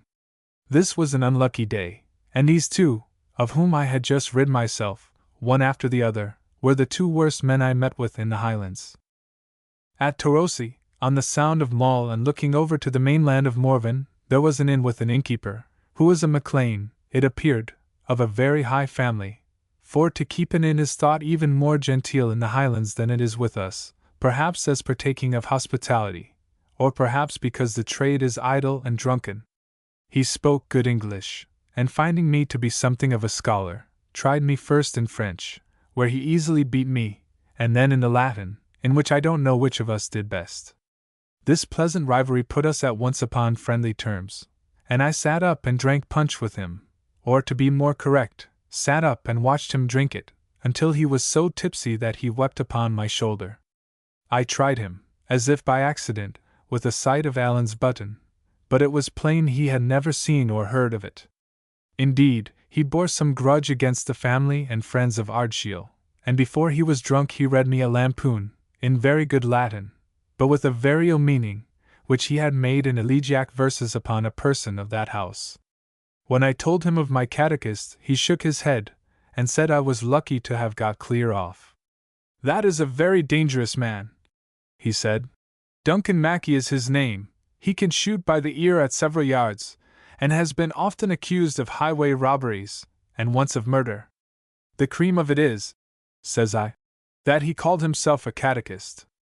"And why should he not?" says he, "when that is what he is. It was MacLean of Duart gave it to him because he was blind. But perhaps it was a pity," says my host, "for he is always on the road, going from one place to another to hear the young folks say their religion, and doubtless, that is a great temptation to the poor man." At last, when my landlord could drink no more, he showed me to a bed, and I lay down in very good spirits, having travelled the greater part of that big and crooked island of Mull, from Earaid to Tarosi, 50 miles as the crow flies, and with my wanderings, much nearer 100, in 4 days and with little fatigue. Indeed, I was by far in better heart and health of body at the end of that long tramp than I had been at the beginning. Chapter 16. The Lad with the Silver Button, across Morven. Here is a regular ferry from Tarosi to Kinlochaline on the mainland. Both shores of the Sound are in the country of the strong clan of the MacLeans, and the people that passed the ferry with me were almost all of that clan. The skipper of the boat, on the other hand, was called Neil Roy MacRob, and since MacRob was one of the names of Allen's clansmen, and Allen himself had sent me to that ferry, I was eager to come to private speech of Neil Roy. In the crowded boat this was of course impossible, and the passage was a very slow affair. There was no wind, and as the boat was wretchedly equipped, we could pull but 2 oars on one side, and one on the other. The men gave way, however, with a good will, the passengers taking spells to help them, and the whole company giving the time in Gaelic boat songs. And what with the songs, and the sea air, and the good nature and spirit of all concerned, and the bright weather, the passage was a pretty thing to have seen. But there was one melancholy part. In the mouth of Loch Aline we found a great sea-going ship at anchor, and this I supposed at first to be one of the king's cruisers which were kept along that coast, both summer and winter, to prevent communication with the French. As we got a little nearer, it became plain she was a ship of merchandise, and what still more puzzled me, not only her decks, but the sea beach also, were quite black with people, and skiffs were continually plying to and fro between them. Yet nearer, and there began to come to our ears a great sound of mourning, the people on board and those on the shore crying and lamenting one to another so as to pierce the heart. Then I understood this was an emigrant ship bound for the American colonies. We put the ferry boat alongside, and the exiles leaned over the bulwarks, weeping and reaching out their hands to my fellow passengers, among whom they counted some near friends. How long this might have gone on I do not know, for they seemed to have no sense of time, but at last the captain of the ship, who seemed near beside himself, and no great wonder, in the midst of this crying and confusion, came to the side and begged us to depart. Thereupon Neil sheered off, and the chief singer in our boat struck into a melancholy air, which was presently taken up both by the emigrants and their friends upon the beach, so that it sounded from all sides like a lament for the dying. I saw the tears run down the cheeks of the men and women in the boat, even as they bent at the oars, and the circumstances and the music of the song, which is one called Lochaber no more, were highly affecting even to myself. At Kinlochaline I got Neil Roy upon one side on the beach, and said I made sure he was one of Appin's men. "And what for no?" said he. "I am seeking somebody," said I, "and it comes in my mind that you will have news of him. Alan Breck Stewart is his name." And very foolishly, instead of showing him the button, I sought to pass a shilling in his hand. At this he drew back. "I am very much affronted," he said, "and this is not the way that one gentleman should behave to another at all. The man you ask for is in France, but if he was in my sporran," says he, "and your belly full of shillings, I would not hurt a hair upon his body." I saw I had gone the wrong way to work, and without wasting time upon apologies, showed him the button lying in the hollow of my palm. Aweel, said Neil, "and I think ye might have begun with that end of the stick, whatever. But if ye are the lad with the silver button, all is well, and I have the word to see that ye come safe. But if ye will pardon me to speak plainly," says he, "there is a name that ye should never take into your mouth, and that is the name of Alan Breck, and there is a thing that ye would never do, and that is to offer your dirty money to a Hieland gentleman." It was not very easy to apologize, for I could scarce tell him what was the truth, that I had never dreamed he would set up to be a gentleman until he told me so. Neil on his part had no wish to prolong his dealings with me, only to fulfill his orders and be done with it, and he made haste to give me my route. This was to lie the night in Kinlochaline in the public inn, to cross Morven the next day to Ardgour, and lie the night in the house of one John of the Claymore, who was warned that I might come, the third day, to be set across one loch at Corin and another at Ballichlish, and then ask my way to the house of James of the Glens, at Auchern in Dur of Appin. There was a good deal of ferrying, as you hear, the sea in all this part running deep into the mountains and winding about their roots. It makes the country strong to hold and difficult to travel, but full of prodigious wild and dreadful prospects. I had some other advice from Neil, to speak with no one by the way, to avoid Whigs, Campbells, and the Red Soldiers, to leave the road and lie in a bush if I saw any of the latter coming, for it was never chancy to meet in with them, and in brief, to conduct myself like a robber or a Jacobite agent, as perhaps Neil thought me. The inn at Kinlochaline was the most beggarly vile place that ever pigs were stayed in, full of smoke, vermin, and silent Highlanders. I was not only discontented with my lodging, but with myself for my mismanagement of Neil, and thought I could hardly be worse off. But very wrongly, as I was soon to see, for I had not been half an hour at the inn, standing in the door most of the time, to ease my eyes from the peat smoke, when a thunderstorm came close by. The springs broke in a little hill on which the inn stood, and one end of the house became a running water. Places of public entertainment were bad enough all over Scotland in those days, yet it was a wonder to myself, when I had to go from the fireside to the bed in which I slept, wading over the shoes. Early in my next day's journey I overtook a little, stout, solemn man, walking very slowly with his toes turned out, sometimes reading in a book and sometimes marking the place with his finger, and dressed decently and plainly in something of a clerical style. This I found to be another catechist, but of a different order from the blind man of Mull, being indeed one of those sent out by the Edinburgh Society for propagating Christian knowledge, to evangelize the more savage places of the Highlands. His name was Henderland. He spoke with the broad south country tongue, which I was beginning to weary for the sound of, and besides common countryship, we soon found we had a more particular bond of interest. For my good friend, the minister of Ascendian, had translated into the Gaelic in his by-time a number of hymns and pious books which Henderland used in his work, and held in great esteem. Indeed, it was one of these he was carrying and reading when we met. We fell in company at once, our ways lying together as far as to Kingerloch. As we went, he stopped and spoke with all the wayfarers and workers that we met or passed, and though of course I could not tell what they discoursed about, Yet I judged Mr. Henderland must be well liked in the countryside, for I observed many of them to bring out their mulls and share a pinch of snuff with him. I told him as far in my affairs as I judged wise, as far, that is, as they were none of Allen's, and gave Ballachulish as the place I was travelling to meet a friend, for I thought Auchern, or even Durer, would be too particular, and might put him on the scent. On his part, he told me much of his work and the people he worked among, the hiding priests and Jacobites, the disarming act, the dress, and many other curiosities of the time and place. He seemed moderate, blaming Parliament in several points, and especially because they had framed the act more severely against those who wore the dress than against those who carried weapons. This moderation put it in my mind to question him of the Red Fox and the Appin tenants, questions which, I thought, would seem natural enough in the mouth of one traveling to that country. He said it was a bad business.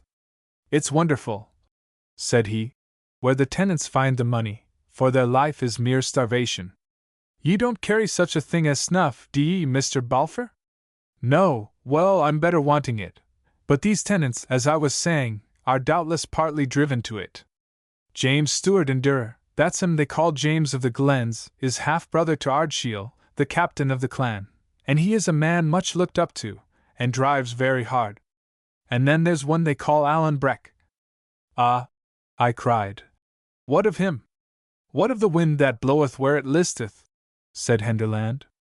"He's here an hour, here today and gone tomorrow, a fair heathercat. He might be glowering at the two of us out of yon windbush, and I wouldn't wonder. Ye'll no carry such a thing as snuff, will ye?" I told him no, and that he had asked the same thing more than once. "It's highly possible," said he, sighing, "but it seems strange ye shouldn't carry it. However, as I was saying, this Alan Breck is a bold, desperate customer, and well kent to be James's right hand. His life is forfeit already. He would boggle at naething, and maybe, if a tenant body was to hang back, he would get a dirk in his wame." "You make a poor story of it all, Mr. Henderland," said I. "If it is all fear upon both sides, I care to hear no more of it." "Nah," said Mr. Henderland.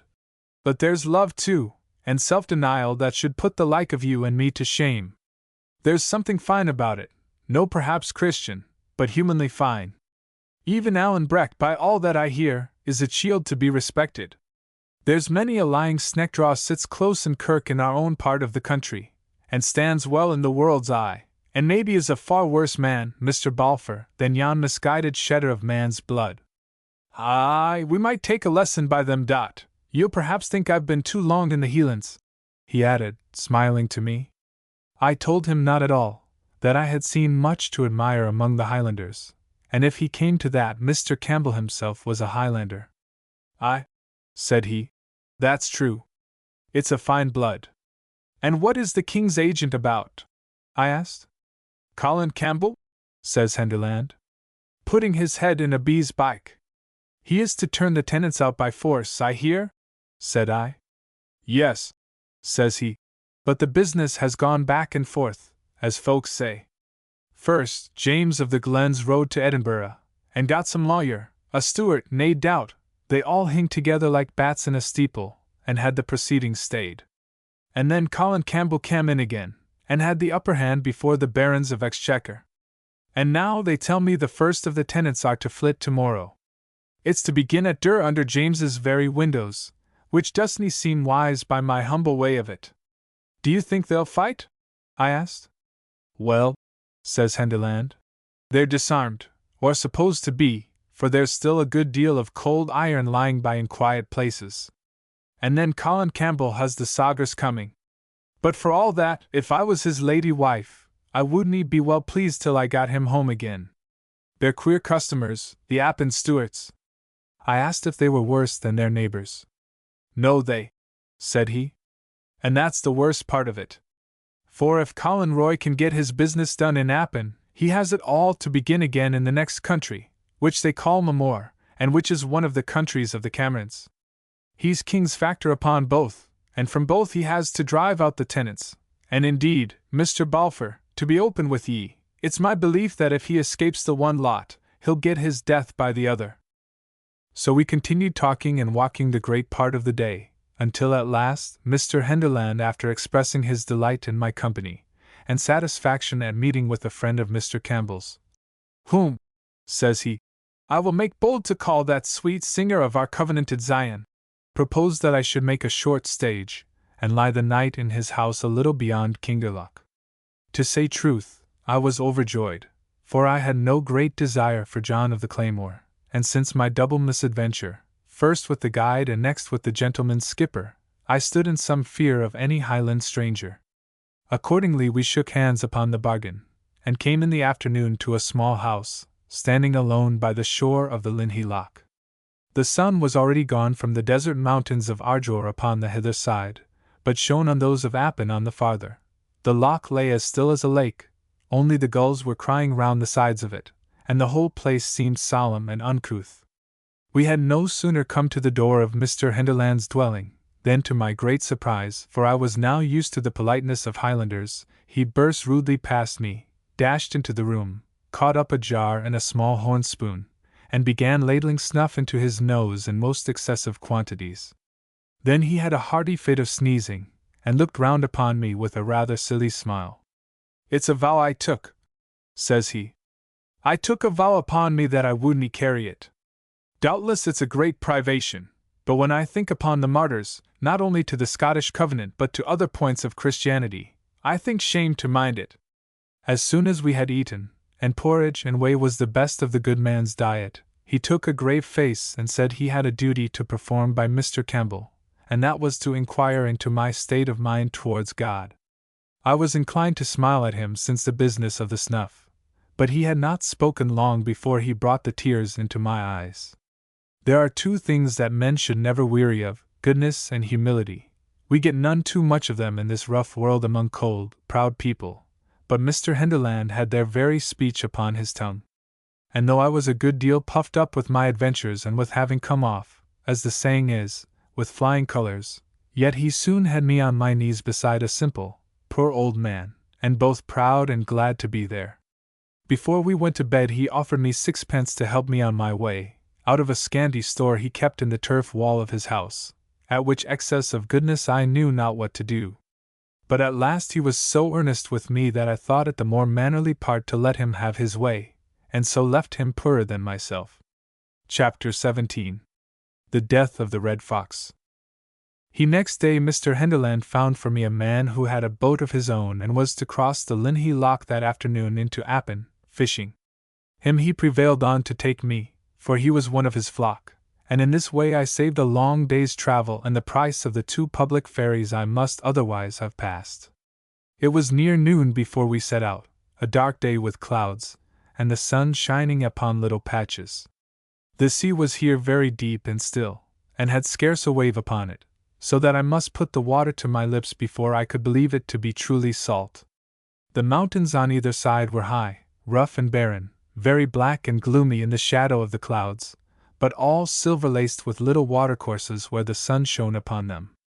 It seemed a hard country, this of Appin, for people to care as much about as Allan did. There was but one thing to mention. A little after we had started, the sun shone upon a little moving clump of scarlet close in along the waterside to the north. It was much of the same red as soldiers' coats. Every now and then, too, there came little sparks and lightnings, as though the sun had struck upon bright steel. I asked my boatman what it should be, and he answered he supposed it was some of the red soldiers coming from Fort William into Appin, against the poor tenantry of the country. Well, it was a sad sight to me, and whether it was because of my thoughts of Allan, or from something prophetic in my bosom, although this was but the second time I had seen King George's troops, I had no good will to them. At last we came so near the point of land at the entering in of Loch Laven that I begged to be set on shore.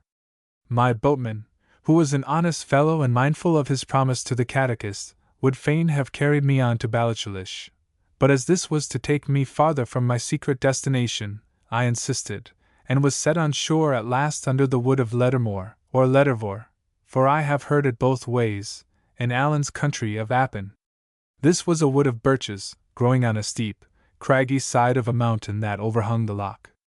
It had many openings and ferny houghs, and a road or bridle track ran north and south through the midst of it, by the edge of which, where was a spring, I sat down to eat some old bread of Mr. Henderland's and think upon my situation. Here I was not only troubled by a cloud of stinging midges, but far more by the doubts of my mind. What I ought to do, why I was going to join myself with an outlaw and a would-be murderer like Allan, whether I should not be acting more like a man of sense to tramp back to the south country direct, by my own guidance and at my own charges, and what Mr. Campbell, or even Mr. Henderland would think of me if they should ever learn my folly and presumption. These were the doubts that now began to come in on me stronger than ever. As I was so sitting and thinking, a sound of men and horses came to me through the wood, and presently after, at a turning of the road, I saw 4 travelers come into view. The way was in this part so rough and narrow that they came single and led their horses by the reins. The first was a great, red-headed gentleman, of an imperious and flushed face, who carried his hat in his hand and fanned himself, for he was in a breathing heat. The second, by his decent black garb and white wig, I correctly took to be a lawyer.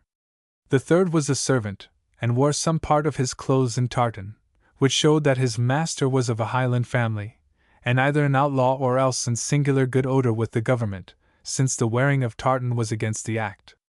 If I had been better versed in these things, I would have known the tartan to be of the Argyll, or Campbell, colors.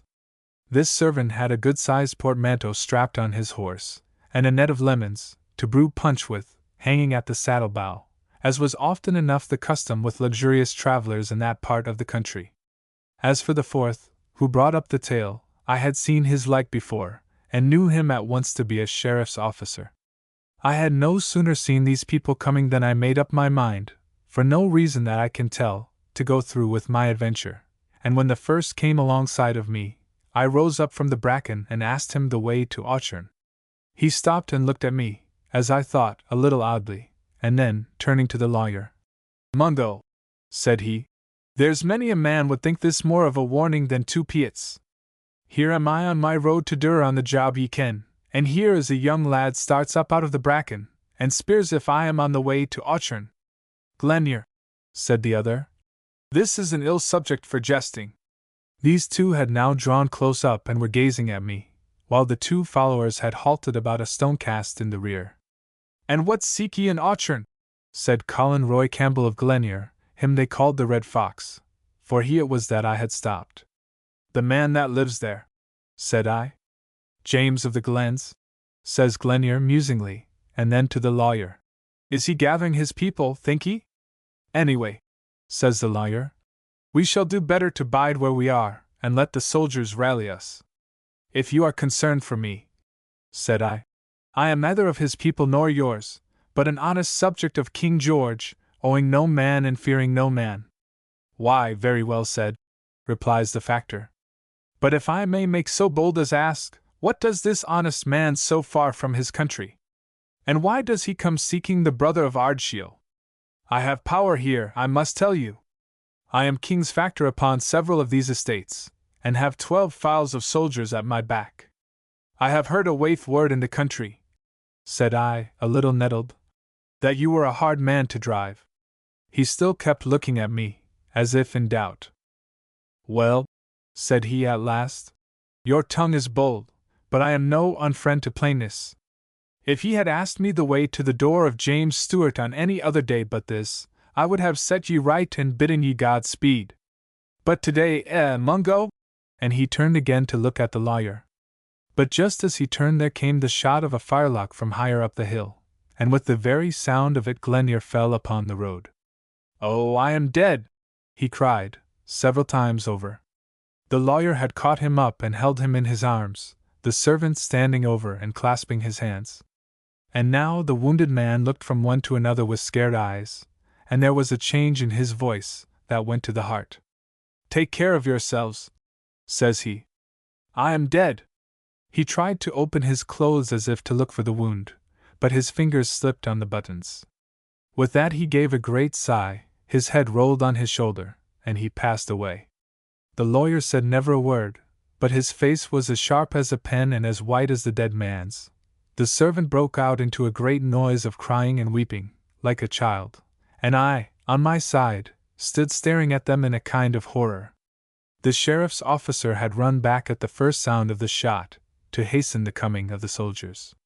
At last the lawyer laid down the dead man in his blood upon the road, and got to his own feet with a kind of stagger. I believe it was his movement that brought me to my senses, for he had no sooner done so than I began to scramble up the hill, crying out, "The murderer! The murderer!" So little a time had elapsed, that when I got to the top of the first steepness, and could see some part of the open mountain, the murderer was still moving away at no great distance. He was a big man, in a black coat, with metal buttons, and carried a long fowling piece. "Here!" I cried. "I see him!" At that the murderer gave a little, quick look over his shoulder, and began to run. The next moment he was lost in a fringe of birches. Then he came out again on the upper side, where I could see him climbing like a jackanapes, for that part was again very steep, and then he dipped behind a shoulder, and I saw him no more. All this time I had been running on my side, and had got a good way up, when a voice cried upon me to stand. I was at the edge of the upper wood, and so now, when I halted and looked back, I saw all the open part of the hill below me. The lawyer and the sheriff's officer were standing just above the road, crying and waving on me to come back, and on their left, the redcoats, musket in hand, were beginning to struggle singly out of the lower wood. "Why should I come back?" I cried. "Come you on! £10 if you take that lad," cried the lawyer. "He's an accomplice. He was posted here to hold us in talk." At that word, which I could hear quite plainly, though it was to the soldiers and not to me that he was crying it, my heart came in my mouth with quite a new kind of terror. Indeed, it is one thing to stand the danger of your life, and quite another to run the peril of both life and character. The thing, besides, had come so suddenly, like thunder out of a clear sky, that I was all amazed and helpless.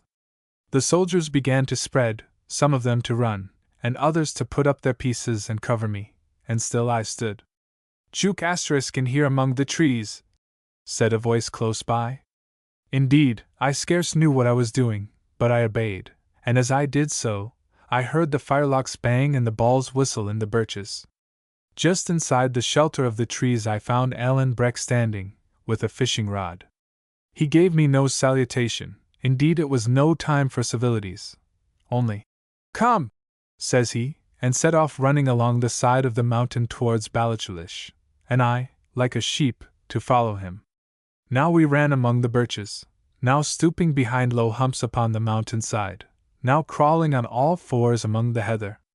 The pace was deadly, my heart seemed bursting against my ribs, and I had neither time to think nor breath to speak with.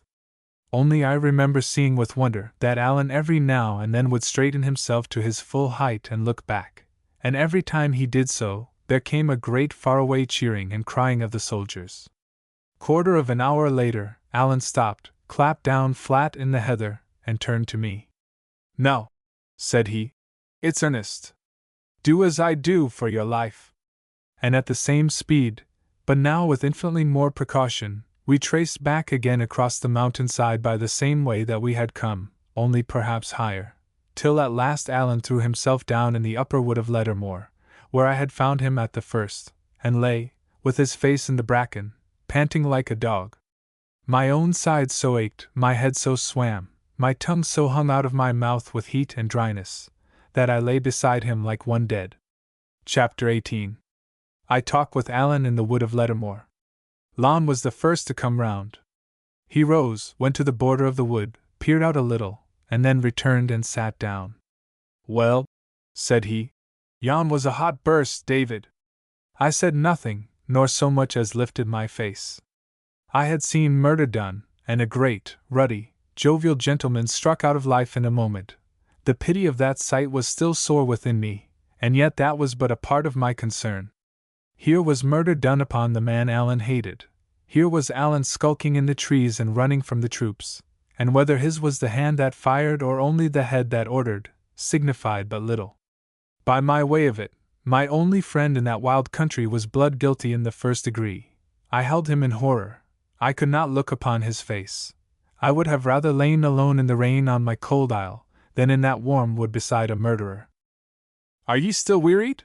He asked again. No, said I, still with my face in the bracken. No, I am not wearied now, and I can speak. You and me must twine. I said. I liked you very well, Alan, but your ways are not mine, and they're not God's, and the short and the long of it is just that we must twine. I will hardly twine from ye, David, without some kind of reason for the same, said Alan, mighty gravely.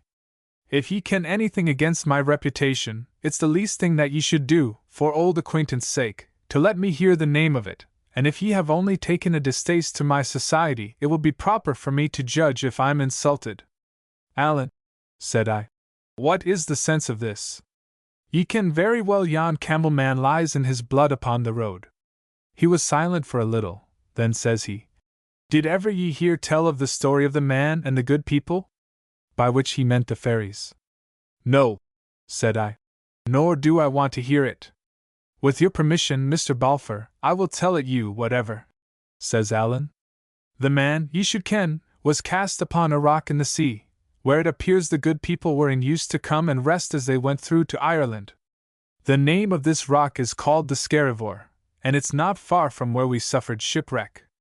Well, it seems the man cried so sore, if he could just see his little bairn before he died, that at last the king of the good people took pity upon him, and sent one flying that brought back the bairn in a poke asterisk and laid it down beside the man where he lay sleeping. So when the man woke, there was a poke beside him and something into the inside of it that moved. Well, it seems he was one of these gentry that think I the worst of things, and for greater security, he stuck his dirk throughout that poke before he opened it, and there was his bairn dead. I am thinking to myself, Mr. Balfour, that you and the man are very much alike. Do you mean you had no hand in it? Cried I, sitting up. I will tell you first of all, Mr. Balfour of Shaw's, as one friend to another, said Alan, that if I were going to kill a gentleman, it would not be in my own country, to bring trouble on my clan, and I would not go wanting sword and gun, and with a long fishing rod upon my back. Well, said I, that's true. And now, continued Alan, taking out his dirk and laying his hand upon it in a certain manner, I swear upon the holy iron I had neither art nor part, act nor thought in it. I thank God for that, cried I, and offered him my hand. He did not appear to see it. And here is a great deal of work about a Campbell, said he. They are not so scarce, that I can. At least, said I, you cannot justly blame me, for you know very well what you told me in the brig. But the temptation and the act are different, I thank God again for that. We may all be tempted, but to take a life in cold blood, Alan, and I could say no more for the moment.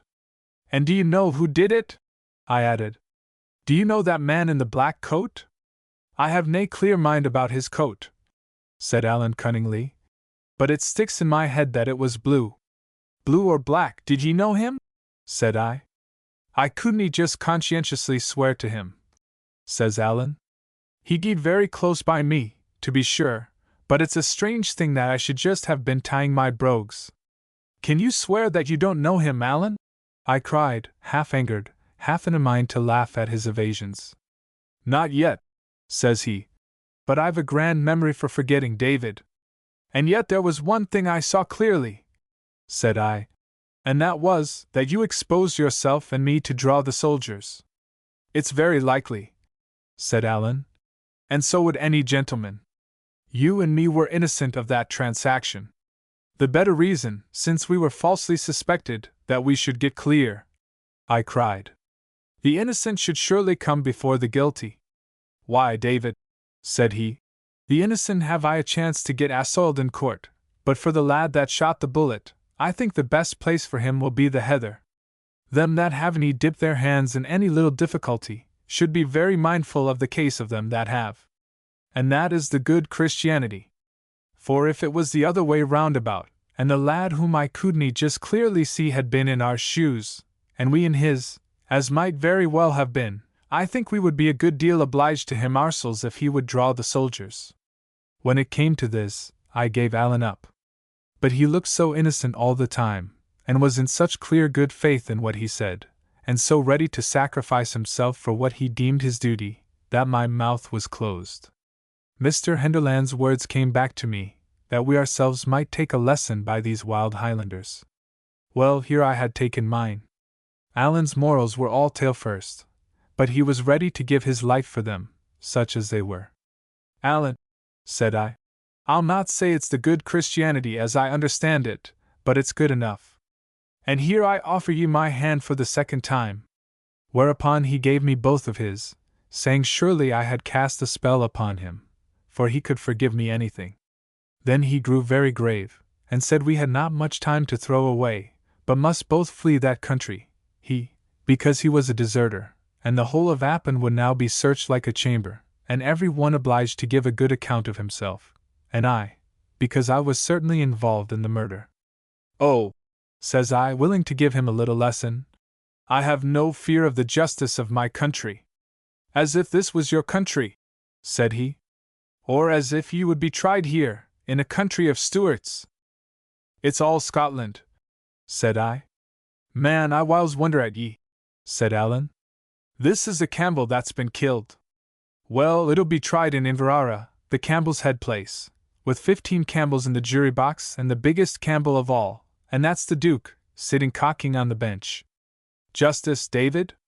The same justice, by all the world, as Glenure found a while ago at the roadside. This frightened me a little, I confess, and would have frightened me more if I had known how nearly exact were Alan's predictions. Indeed, it was but in one point that he exaggerated, there being but 11 Campbells on the jury, though as the other 4 were equally in the Duke's dependence, it mattered less than might appear. Still, I cried out that he was unjust to the Duke of Argyll, who, for all he was a Whig, was yet a wise and honest nobleman. Hoot, said Alan. The man's a Whig, nae doubt, but I would never deny he was a good chieftain to his clan. And what would the clan think if there was a Campbell shot, and naebody hanged, and their own chief the Justice General? But I have often observed, says Alan, that you low country bodies have no clear idea of what's right and wrong. At this I did at last laugh out aloud, when to my surprise Alan joined in, and laughed as merrily as myself. Na, said he, we're in the Hielands, David, and when I tell ye to run, take my word and run. Nae doubt it's a hard thing to skulk and starve in the heather, but it's harder yet to lie shackled in a redcoat prison. I asked him whither we should flee, and as he told me, to the lowlands, I was a little better inclined to go with him, for, indeed, I was growing impatient to get back and have the upper hand of my uncle. Besides, Alan made so sure there would be no question of justice in the matter, that I began to be afraid he might be right. Of all deaths, I would truly like least to die by the gallows, and the picture of that uncanny instrument came into my head with extraordinary clearness, as I had once seen it engraved at the top of a peddler's ballad, and took away my appetite for courts of justice. I'll chance it, Alan, said I. I'll go with you. But mind you, said Alan, it's no small thing. Ye maun lie bare and hard, and brook many an empty belly. Your bed shall be the moorcocks, and your life shall be like the hunted deer's, and ye shall sleep with your hand upon your weapons. Aye, man, ye shall tagle many a weary foot, or we get clear. I tell ye this at the start, for it's a life that I ken well. But if ye ask what other chance ye have, I answer, nane. Either take to the heather with me, or else hang. And that's a choice very easily made, said I, and we shook hands upon it. And now let's take another peek at the redcoats, says Alan, and he led me to the northeastern fringe of the wood. Looking out between the trees, we could see a great side of mountain, running down exceeding steep into the waters of the loch. It was a rough part, all hanging stone, and heather, and big scrogs of birchwood, and away at the far end towards Ballachulish, little wee red soldiers were dipping up and down over hill and howe, and growing smaller every minute. There was no cheering now, for I think they had other uses for what breath was left them, but they still stuck to the trail, and doubtless thought that we were close in front of them. Alan watched them, smiling to himself. Aye, said he, they'll be gey weary before they've got to the end of that employ. And so you and me, David, can sit down and eat a bite, and breathe a bit longer, and take a dram from my bottle. Then we'll strike for Auchurn, the house of my kinsman, James of the Glens, where I must get my clothes, and my arms, and money to carry us along, and then David will cry forth fortune, and take a cast among the heather.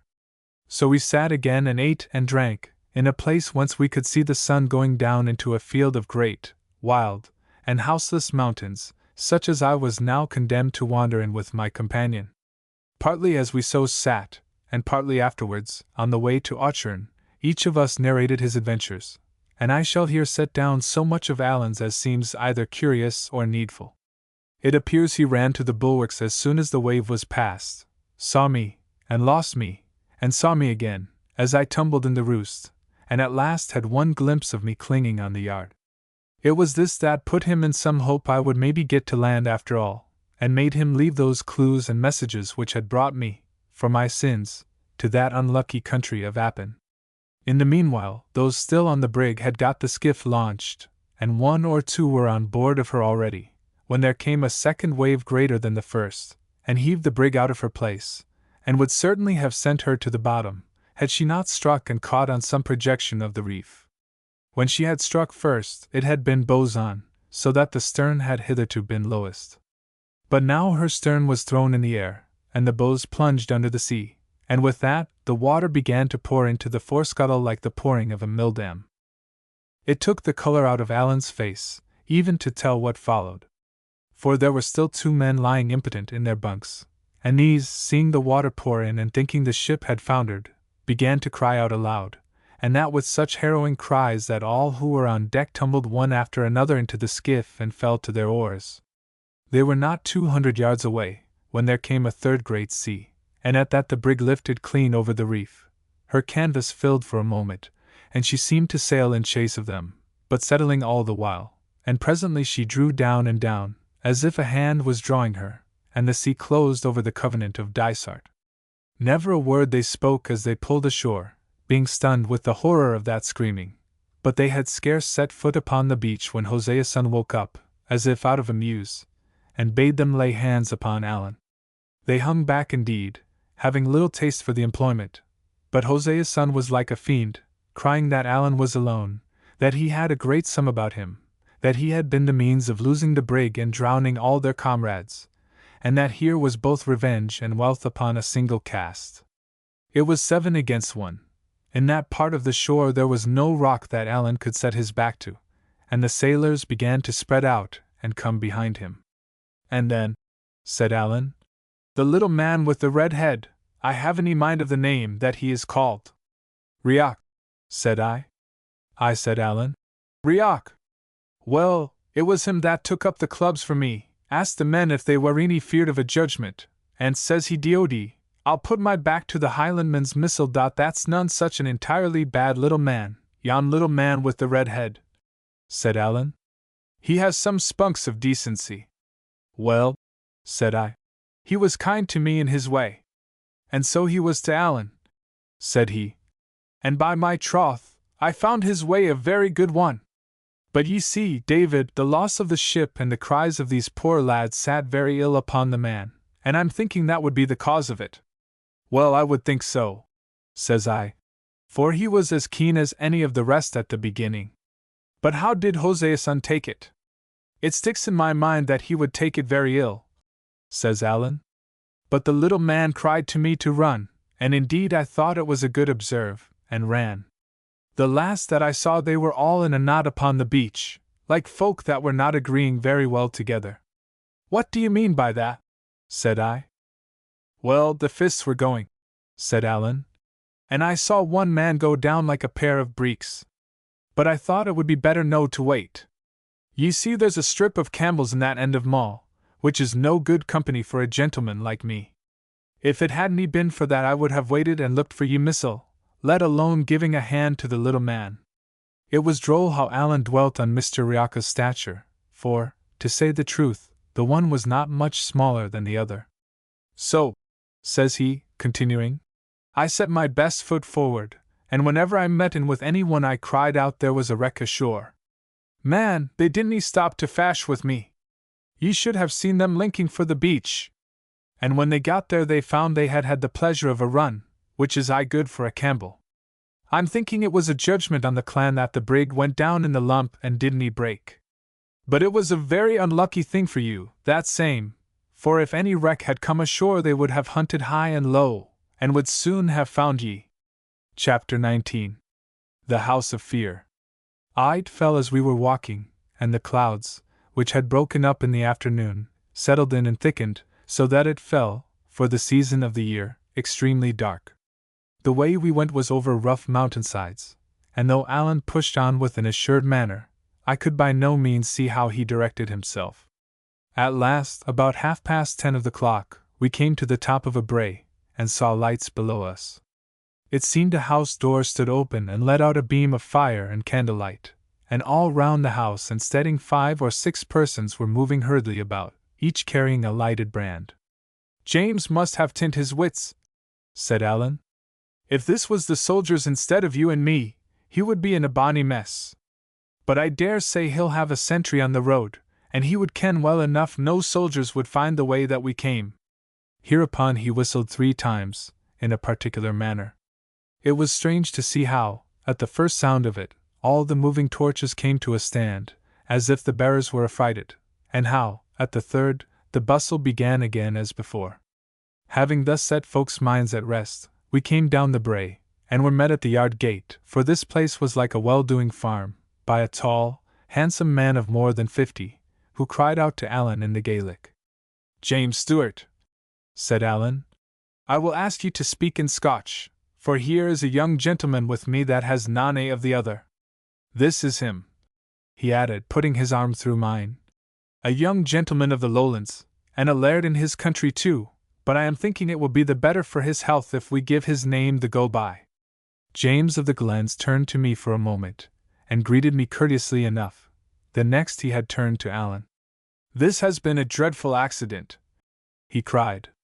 "It will bring trouble on the country," and he wrung his hands. "Hoots," said Alan, "you must take the sour with the sweet, man. Colin Roy is dead, and be thankful for that." "Aye," said James, "and by my troth, I wish he was alive again.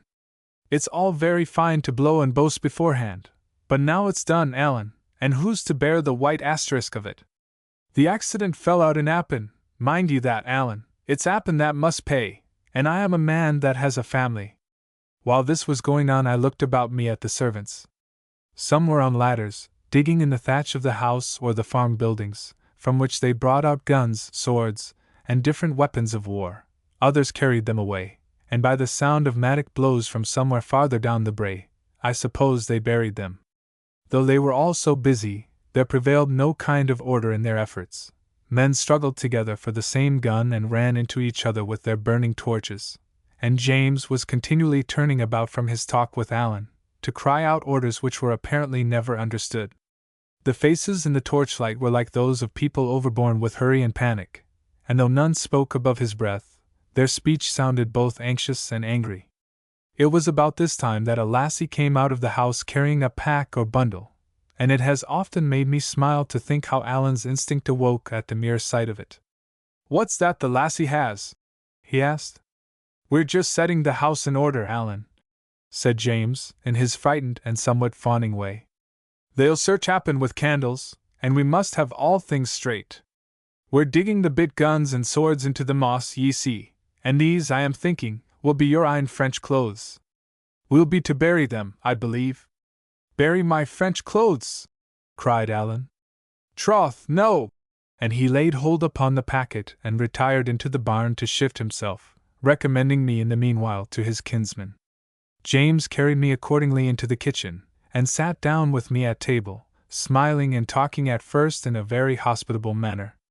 But presently the gloom returned upon him. He sat frowning and biting his fingers, only remembered me from time to time, and then gave me but a word or two and a poor smile, and back into his private terrors.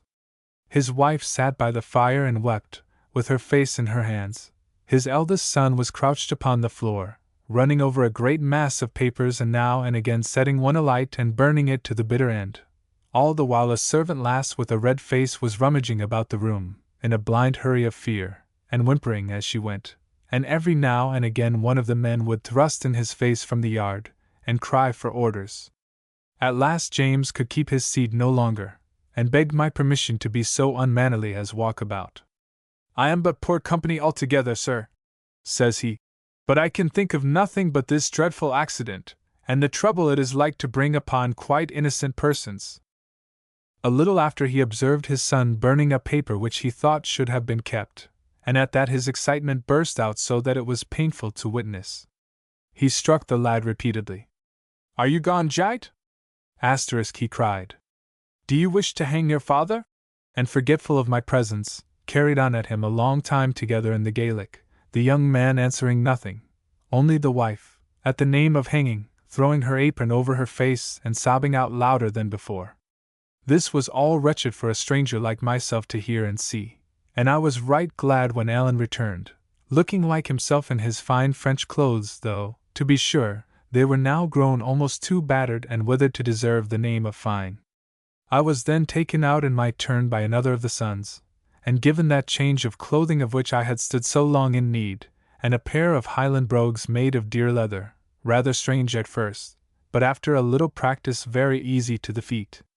By the time I came back Alan must have told his story, for it seemed understood that I was to fly with him, and they were all busy upon our equipment.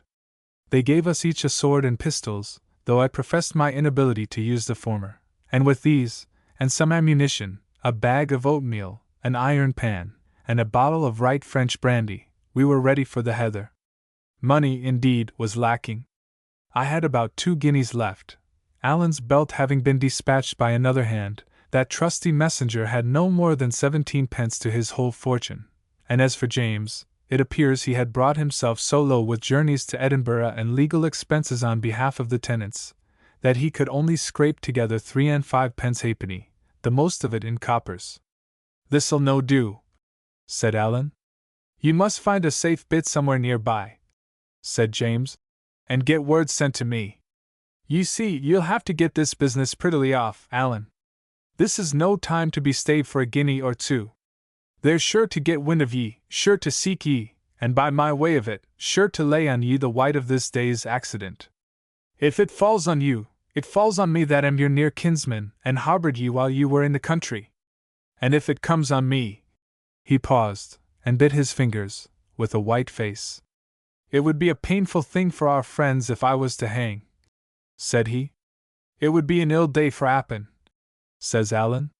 "It's a day that sticks in my throat," said James. "Oh man, Alan! You and me have spoken like two fools," he cried, striking his hand upon the wall so that the house rang again.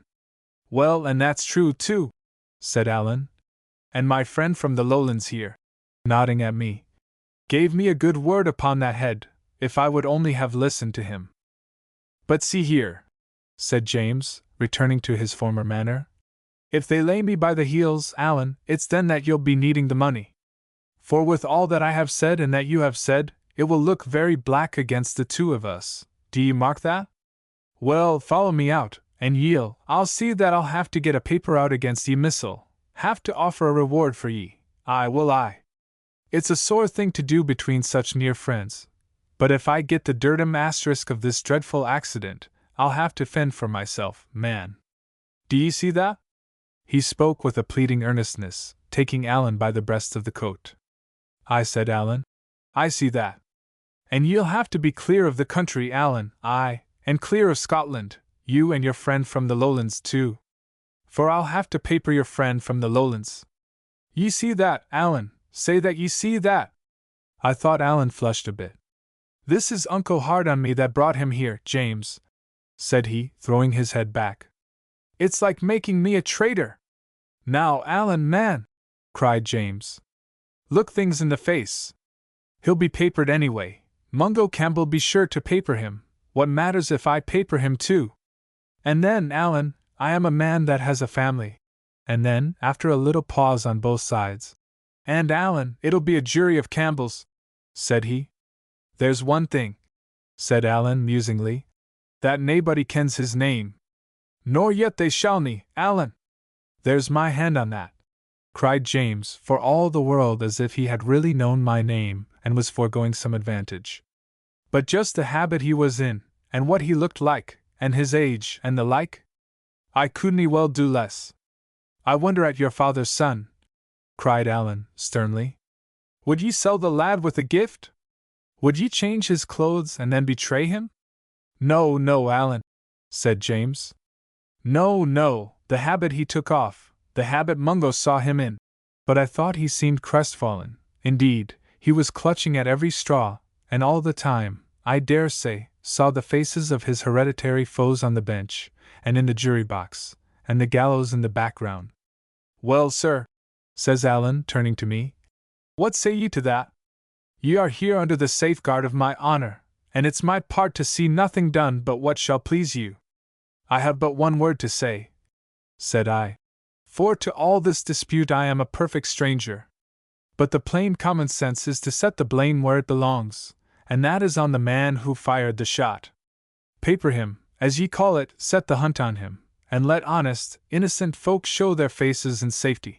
But at this both Alan and James cried out in horror, bidding me hold my tongue, for that was not to be thought of, and asking me what the Camerons would think.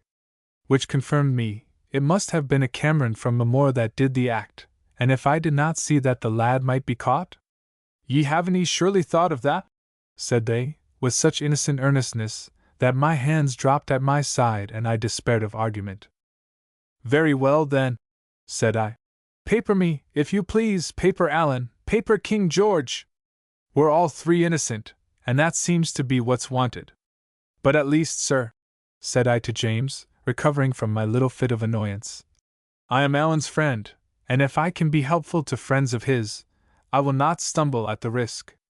I thought it best to put a fair face on my consent, for I saw Alan troubled, and besides, thinks I to myself, as soon as my back is turned, they will paper me, as they call it, whether I consent or not. But in this I saw I was wrong, for I had no sooner said the words than Mrs. Stewart leaped out of her chair, came running over to us, and wept first upon my neck and then on Alan's, blessing God for our goodness to her family. As for you, Alan, it was no more than your bounden duty, she said.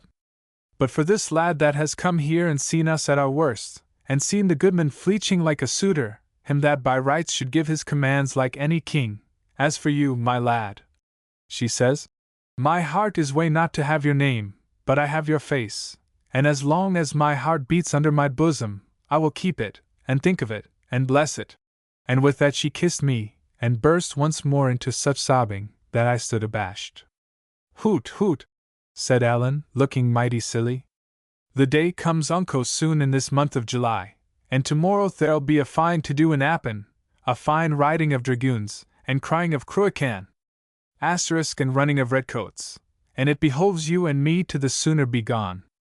Thereupon we said farewell, and set out again, bending somewhat eastwards, in a fine mild dark night, and over much the same broken country as before. Chapter 20. The Flight in the Heather, the Rocks. Sometimes we walked, sometimes ran, and as it drew on to morning, walked ever the less and ran the more. Though, upon its face, that country appeared to be a desert, yet there were huts and houses of the people, of which we must have passed more than 20, hidden in quiet places of the hills. When we came to one of these, Alan would leave me in the way, and go himself and rap upon the side of the house and speak a while at the window with some sleeper awakened. This was to pass the news, which, in that country, was so much of a duty that Alan must pause to attend to it even while fleeing for his life, and so well attended to by others, that in more than half of the houses where we called they had heard already of the murder. In the others, as well as I could make out, standing back at a distance, and hearing a strange tongue, the news was received with more of consternation than surprise. For all our hurry, day began to come in while we were still far from any shelter. It found us in a prodigious valley, strewn with rocks and where ran a foaming river.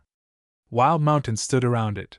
There grew there neither grass nor trees, and I have sometimes thought since then that it may have been the valley called Glencoe, where the massacre was in the time of King William.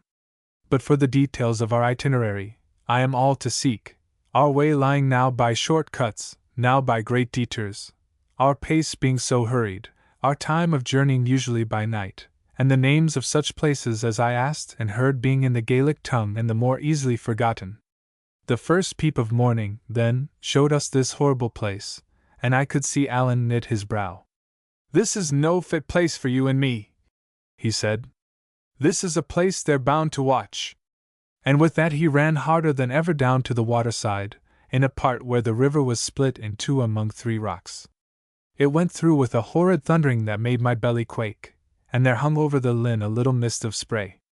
Alan looked neither to the right nor to the left, but jumped clean upon the middle rock and fell there on his hands and knees to check himself, for that rock was small and he might have pitched over on the far side. I had scarce time to measure the distance or to understand the peril before I had followed him, and he had caught and stopped me. So there we stood, side by side upon a small rock slippery with spray, a far broader leap in front of us, and the river dinning upon all sides. When I saw where I was, there came on me a deadly sickness of fear, and I put my hand over my eyes.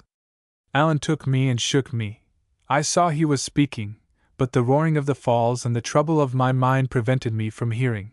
Only I saw his face was red with anger, and that he stamped upon the rock. The same look showed me the water raging by, and the mist hanging in the air, and with that I covered my eyes again and shuddered. The next minute Alan had set the brandy bottle to my lips, and forced me to drink about a gill, which sent the blood into my head again. Then, putting his hands to his mouth, and his mouth to my ear, he shouted, "Hang or drown!" and turning his back upon me, leaped over the farther branch of the stream, and landed safe. I was now alone upon the rock, which gave me the more room. The brandy was singing in my ears. I had this good example fresh before me, and just wit enough to see that if I did not leap at once, I should never leap at all.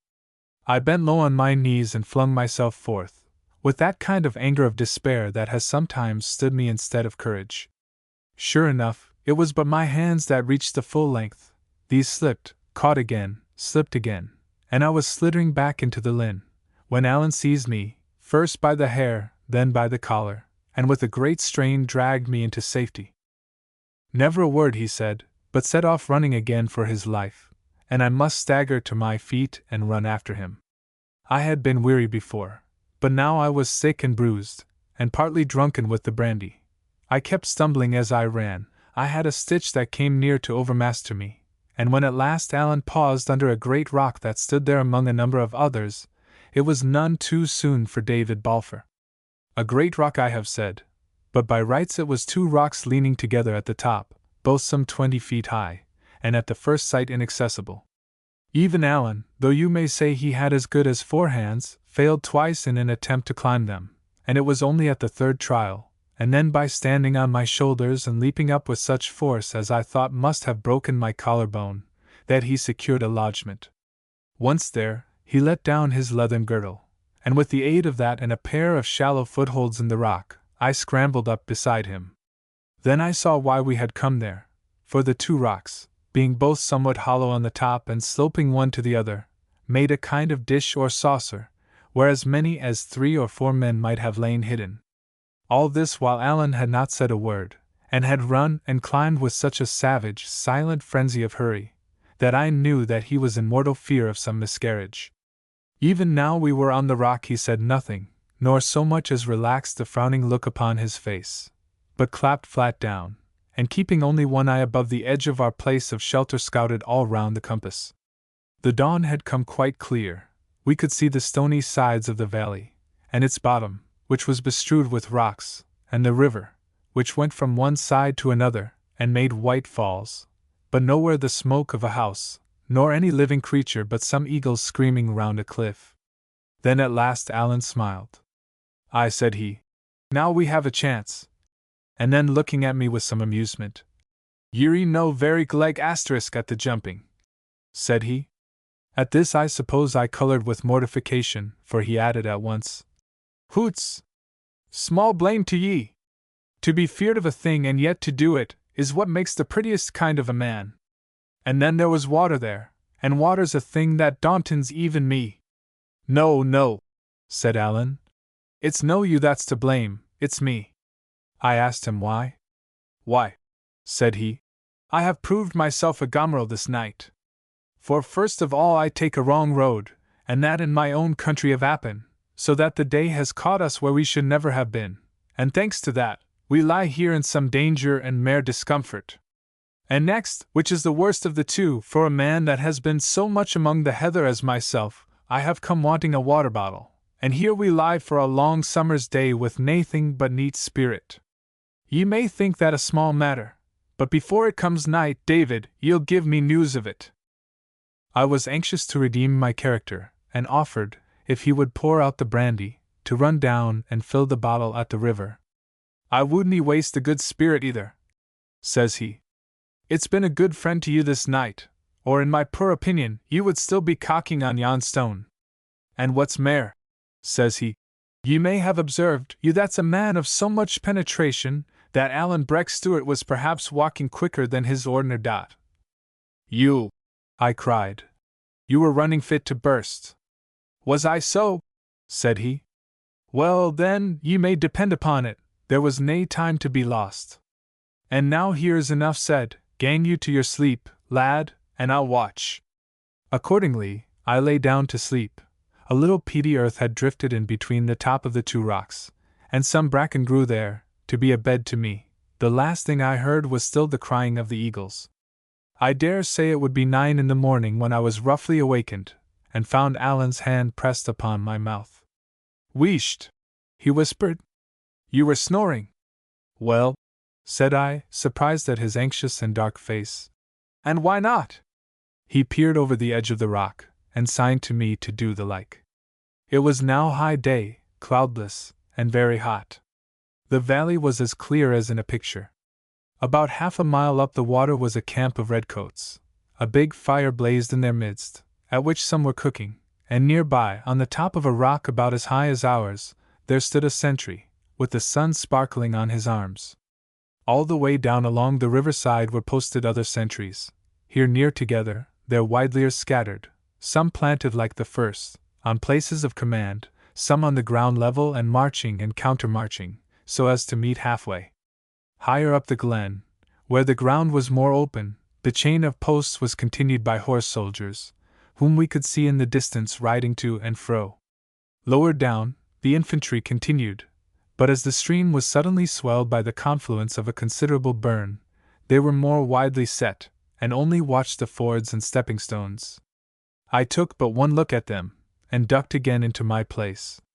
It was strange indeed to see this valley, which had lain so solitary in the hour of dawn, bristling with arms and dotted with the red coats and breeches.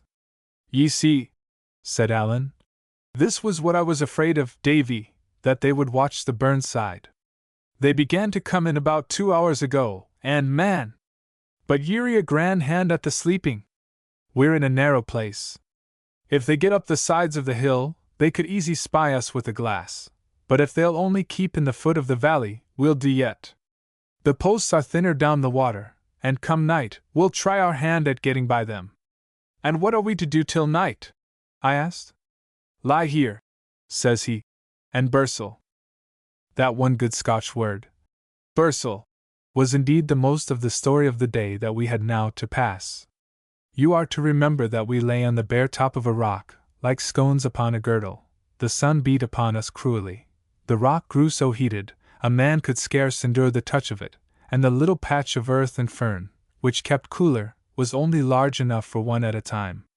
We took turn about to lie on the naked rock, which was indeed like the position of that saint that was martyred on a gridiron, and it ran in my mind how strange it was, that in the same climate, and at only a few days' distance, I should have suffered so cruelly, first from cold upon my island and now from heat upon this rock. All the while we had no water, only raw brandy for a drink, which was worse than nothing, but we kept the bottle as cool as we could, burying it in the earth, and got some relief by bathing our breasts and temples. The soldiers kept stirring all day in the bottom of the valley, now changing guard, now in patrolling parties hunting among the rocks. These lay round in so great a number, that to look for men among them was like looking for a needle in a bottle of hay, and being so hopeless a task, it was gone about with the less care. Yet we could see the soldiers pike their bayonets among the heather, which sent a cold thrill into my vitals, and they would sometimes hang about our rock, so that we scarce dared to breathe. It was in this way that I first heard the right English speech, one fellow as he went by actually clapping his hand upon the sunny face of the rock on which we lay, and plucking it off again with an oath. "I tell you it's OT," says he, and I was amazed at the clipping tones and the odd sing-song in which he spoke, and no less at that strange trick of dropping out the letter H. To be sure, I had heard Ransom, but he had taken his ways from all sorts of people, and spoke so imperfectly at the best, that I set down the most of it to childishness. My surprise was all the greater to hear that manner of speaking in the mouth of a grown man, and indeed I have never grown used to it, nor yet altogether with the English grammar, as perhaps a very critical I might here and there spy out even in these memoirs. The tediousness and pain of these hours upon the rock grew only the greater as the day went on, the rock getting still the hotter and the sun fiercer. There were giddiness, and sickness, and sharp pangs like rheumatism, to be supported. I minded then, and have often minded since, on the lines in our Scotch psalm. And indeed it was only by God's blessing that we were either of us sun-smitten. At last, about 2, it was beyond men's bearing, and there was now temptation to resist, as well as pain to thole. For the sun being now got a little into the west, there came a patch of shade on the east side of our rock, which was the side sheltered from the soldiers. "As well one death as another," said Allan, and slipped over the edge and dropped on the ground on the shadowy side. I followed him at once, and instantly fell all my length, so weak was I and so giddy with that long exposure. Here, then, we lay for an hour or 2, aching from head to foot, as weak as water, and lying quite naked to the eye of any soldier who should have strolled that way. None came, however, all passing by on the other side, so that our rock continued to be our shield even in this new position. Presently we began again to get a little strength, and as the soldiers were now lying closer along the riverside, Allan proposed that we should try a start. I was by this time afraid of but one thing in the world, and that was to be set back upon the rock. Anything else was welcome to me, so we got ourselves at once in marching order, and began to slip from rock to rock one after the other, now crawling flat on our bellies in the shade, now making a run for it, heart in mouth. The soldiers, having searched this side of the valley after a fashion, and being perhaps somewhat sleepy with the sultriness of the afternoon, had now laid by much of their vigilance, and stood dozing at their posts or only kept a lookout along the banks of the river, so that in this way, keeping down the valley and at the same time towards the mountains, we drew steadily away from their neighborhood. But the business was the most wearing I had ever taken part in. A man had need of 100 eyes in every part of him, to keep concealed in that uneven country, and within cry of so many and scattered sentries. When we must pass an open place, quickness was not all, but a swift judgment not only of the lie of the whole country, but of the solidity of every stone on which we must set foot, for the afternoon was now fallen so breathless that the rolling of a pebble sounded abroad like a pistol shot, and would start the echo calling among the hills and cliffs. By sundown we had made some distance, even by our slow rate of progress, though to be sure the sentry on the rock was still plainly in our view. But now we came on something that put all fears out of season, and that was a deep rushing burn, that tore down, in that part, to join the Glen River. At the sight of this we cast ourselves on the ground and plunged head and shoulders in the water, and I cannot tell which was the more pleasant, the great shock as the cool stream went over us, or the greed with which we drank of it. We lay there, for the banks hit us, drank again and again, bathed our chests, let our wrists trail in the running water till they ached with the chill, and at last, being wonderfully renewed, we got out the meal bag and made dramach in the iron pan. This, though it is but cold water mingled with oatmeal, yet makes a good enough dish for a hungry man, and where there are no means of making fire, or, as in our case, good reason for not making one, it is the chief standby of those who have taken to the heather. As soon as the shadow of the night had fallen, we set forth again, at first with the same caution, but presently with more boldness, standing our full height and stepping out at a good pace of walking. The way was very intricate, lying up the steep sides of mountains and along the brows of cliffs. Clouds had come in with the sunset, and the night was dark and cool, so that I walked without much fatigue, but in continual fear of falling and rolling down the mountains, and with no guess at our direction. The moon rose at last and found us still on the road. It was in its last quarter, and was long beset with clouds, but after a while shone out and showed me many dark heads of mountains, and was reflected far underneath us on the narrow arm of a sea loch. At this sight we both paused, I struck with wonder to find myself so high and walking, as it seemed to me, upon clouds, Alan to make sure of his direction. Seemingly he was well pleased, and he must certainly have judged us out of earshot of all our enemies, for throughout the rest of our night march he beguiled the way with whistling of many tunes, warlike, merry, plaintive, real tunes that made the foot go faster, tunes of my own south country that made me fain to be home from my adventures, and all these, on the great, dark, desert mountains, making company upon the way. Chapter 21. The Flight in the Heather, the Hugh of Coronachy. Early as day comes in the beginning of July, it was still dark when we reached our destination, a cleft in the head of a great mountain, with the water running through the midst, and upon the one hand a shallow cave in a rock. Birches grew there in a thin, pretty wood, which a little farther on was changed into a wood of pines. The burn was full of trout, the wood of cushat doves. On the open side of the mountain beyond, whaups would be always whistling, and cuckoos were plentiful. From the mouth of the cleft we looked down upon a part of Mamore, and on the sea loch that divides that country from Appin, and this from so great a height as made it my continual wonder and pleasure to sit and behold them. The name of the cleft was the Hugh of Coronachy, and although from its height and being so near upon the sea, it was often beset with clouds, yet it was on the whole a pleasant place, and the 5 days we lived in it went happily. We slept in the cave, making our bed of heather bushes which we cut for that purpose, and covering ourselves with Alan's greatcoat. There was a low concealed place, in a turning of the glen, where we were so bold as to make fire, so that we could warm ourselves when the clouds set in, and cook hot porridge, and grill the little trouts that we caught with our hands under the stones and overhanging banks of the burn. This was indeed our chief pleasure and business, and not only to save our meal against worse times, but with a rivalry that much amused us, we spent a great part of our days at the waterside, stripped to the waist and groping about or, as they say, guddling for these fish. The largest we got might have been 1/4 of a pound, but they were of good flesh and flavor, and when broiled upon the coals, lacked only a little salt to be delicious.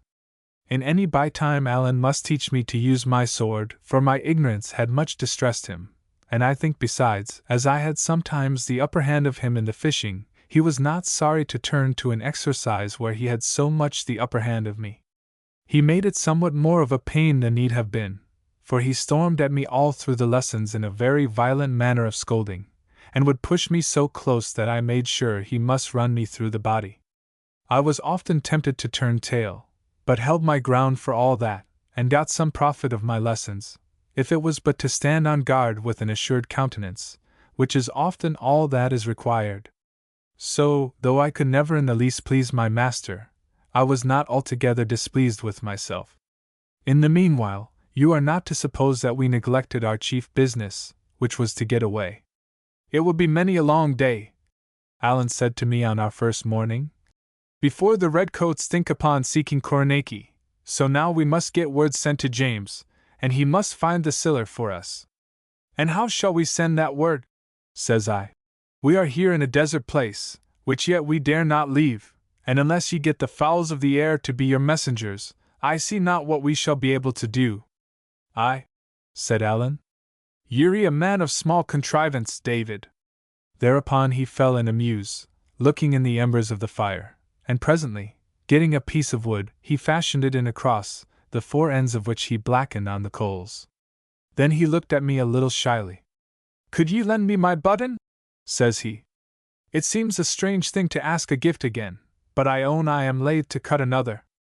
I gave him the button, whereupon he strung it on a strip of his greatcoat which he had used to bind the cross, and tying in a little sprig of birch and another of fir, he looked upon his work with satisfaction. Now, said he, there is a little clochen, what is called a hamlet in the English, not very far from Coronachy, and it has the name of Colas Nacoan. There are living many friends of mine whom I could trust with my life, and some that I am no just so sure of. Ye see, David, there will be money set upon our heads. James himself is to set money on them, and as for the Campbells, they would never spare siller where there was a steward to be hurt. If it was otherwise, I would go down to Colas Naco and whatever, and trust my life into these people's hands as lightly as I would trust another with my glove. But being so, said I. Being so, said he, I would as lief they didn't see me. There's bad folk everywhere, and what's far worse, weak ones. So when it comes dark again, I will steal down into that clocken, and set this that I have been making in the window of a good friend of mine, John Breck McColl, a bowman of Appins. With all my heart, says I. And if he finds it, what is he to think? Well, says Allan, I wish he was a man of more penetration, for by my troth I am afraid he will make little enough of it. But this is what I have in my mind. This cross is something in the nature of the crossdary, or fiery cross, which is the signal of gathering in our clans, yet he will know well enough the clan is not to rise, for there it is standing in his window, and no word with it. So he will say to himself, the clan is not to rise, but there is something. Then he will see my button, and that was Duncan Stewart's. And then he will say to himself, the son of Duncan is in the heather, and has need of me. Well, said I, it may be. But even supposing so, there is a good deal of heather between here and the Forth. And that is a very true word, says Allan. But then John Breck will see the sprig of birch and the sprig of pine, and he will say to himself, if he is a man of any penetration at all, which I misdoubt, Allan will be lying in a wood which is both of pines and birches. Then he will think to himself, that is not so very rife hereabout, and then he will come and give us a look up in Coronachy. And if he does not, David, the devil may fly away with him, for what I care, for he will no be worth the salt to his porridge. Man, said I, drolling with him a little, you're very ingenious. But would it not be simpler for you to write him a few words in black and white? And that is an excellent observe, Mr. Balfour of Shaw's, says Allan, drolling with me.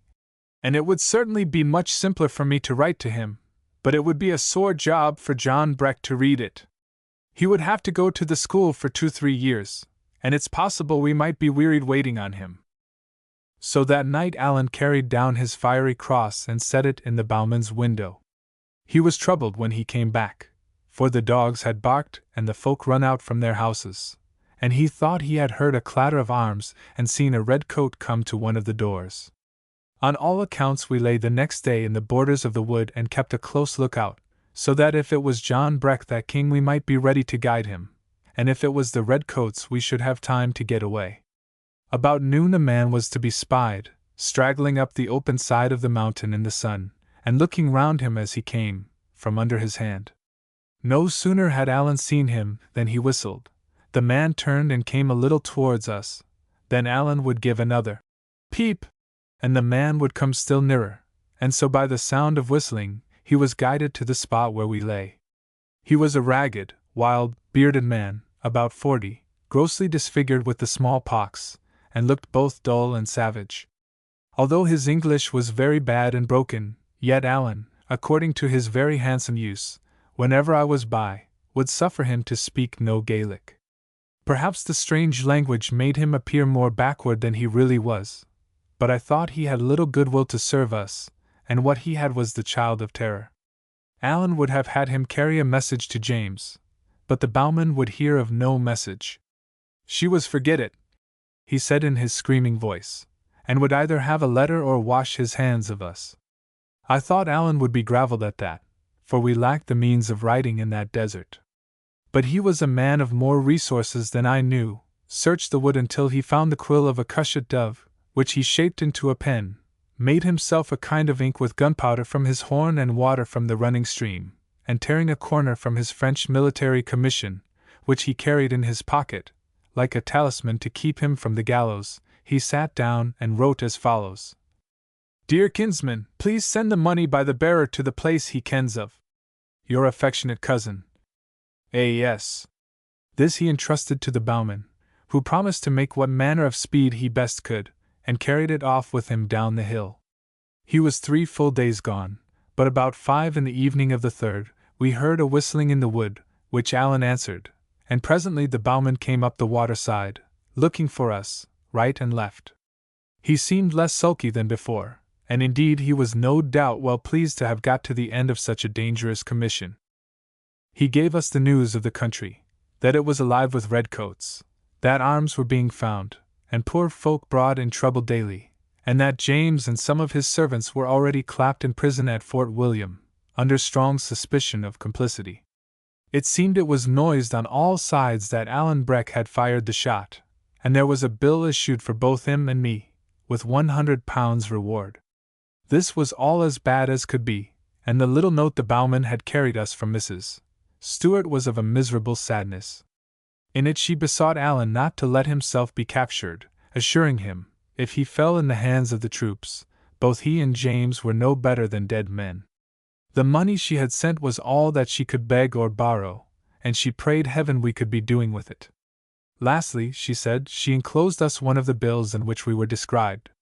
This we looked upon with great curiosity and not a little fear, partly as a man may look in a mirror, partly as he might look into the barrel of an enemy's gun to judge if it be truly aimed. Alan was advertised as a small, pock-marked, active man of 35 or thereby, dressed in a feathered hat, a French side coat of blue with silver buttons, and lace a great deal tarnished, a red waistcoat and breeches of black shag, and I as a tall, strong lad of about 18, wearing an old blue coat, very ragged, an old Highland bonnet, a long homespun waistcoat, blue breeches, his legs bare, low country shoes, wanting the toes, speaks like a Lowlander, and has no beard. Alan was well enough pleased to see his finery so fully remembered and set down. Only when he came to the word tarnish, he looked upon his lace like one a little mortified. As for myself, I thought I cut a miserable figure in the bill, and yet was well enough pleased too, for since I had changed these rags, the description had ceased to be a danger and become a source of safety. Alan, said I, you should change your clothes. Na troth, said Alan, I have nae others. A fine sight I would be, if I went back to France in a bonnet. This put a second reflection in my mind, that if I were to separate from Alan and his telltale clothes I should be safe against arrest, and might go openly about my business. Nor was this all, for suppose I was arrested when I was alone, there was little against me, but suppose I was taken in company with the reputed murderer, my case would begin to be grave. For generosity's sake I dare not speak my mind upon this head, but I thought of it none the less. I thought of it all the more, too, when the bowman brought out a green purse with 4 guineas in gold, and the best part of another in small change. True, it was more than I had. But then Alan, with less than 5 guineas, had to get as far as France, I, with my less than 2, not beyond Queensferry, so that, taking things in their proportion, Alan's society was not only a peril to my life, but a burden on my purse. But there was no thought of the sort in the honest head of my companion. He believed he was serving, helping, and protecting me. And what could I do but hold my peace, and chafe, and take my chance of it? It's little enough, said Alan, putting the purse in his pocket, but it'll do my business. And now, John Breck, if you will hand me over my button, this gentleman and me will be for taking the road. But the bowman, after feeling about in a hairy purse that hung in front of him in the Highland manner, though he wore otherwise the Lowland habit, with sea trousers, began to roll his eyes strangely, and at last said, Her Nainsel will loss it, meaning he thought he had lost it. What? Cried Alan. You will lose my button that was my father's before me? Now I will tell you what is in my mind, John Breck. It is in my mind this is the worst day's work that ever ye did since ye was born. And as Alan spoke, he set his hands on his knees and looked at the bowman with a smiling mouth, and that dancing light in his eyes that meant mischief to his enemies. Perhaps the bowman was honest enough. Perhaps he had meant to cheat and then, finding himself alone with 2 of us in a desert place, cast back to honesty as being safer, at least, and all at once, he seemed to find that button and handed it to Alan. Well, and it is a good thing for the honor of the McColls, said Alan, and then to me, Here is my button back again, and I thank you for parting with it, which is of a piece with all your friendships to me. Then he took the warmest parting of the bowman. For, says he, ye have done very well by me, and set your neck at a venture, and I will always give you the name of a good man. Lastly, the bowman took himself off by one way, and Alan and I, getting our chattels together, struck into another to resume our flight. Chapter 22. The Flight in the Heather, the Moor. 7 hours incessant, hard traveling brought us early in the morning to the end of a range of mountains. In front of us there lay a piece of low, broken, desert land, which we must now cross. The sun was not long up, and shone straight in our eyes. A little, thin mist went up from the face of the moorland like a smoke, so that, as Alan said, there might have been 20 squadron of dragoons there, and we none the wiser. We sat down, therefore, in a hollow of the hillside till the mist should have risen, and made ourselves a dish of dramock, and held a council of war. "David," said Alan, "this is the kittle bit. Shall we lie here till it comes night, or shall we risk it, and stave on ahead?" "Well," said I am tired indeed, but I could walk as far again, if that was all." "Aye, but it isn't," said Alan, "nor yet the half. This is how we stand, Appin's fair death to us. To the south it's all Campbell's, and no to be thought of. To the north, well, there's no muckle to be gained by going north, either for you, that wants to get to Queensferry, nor yet for me, that wants to get to France. Well, then, we'll can strike east."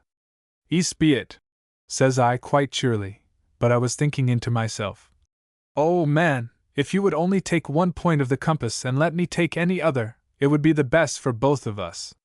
"Well, then, east ye see, we have the muirs," said Alan. "Once there, David, it's mere pitch and toss. Out on yon bald, naked, flat place, where can a body turn to?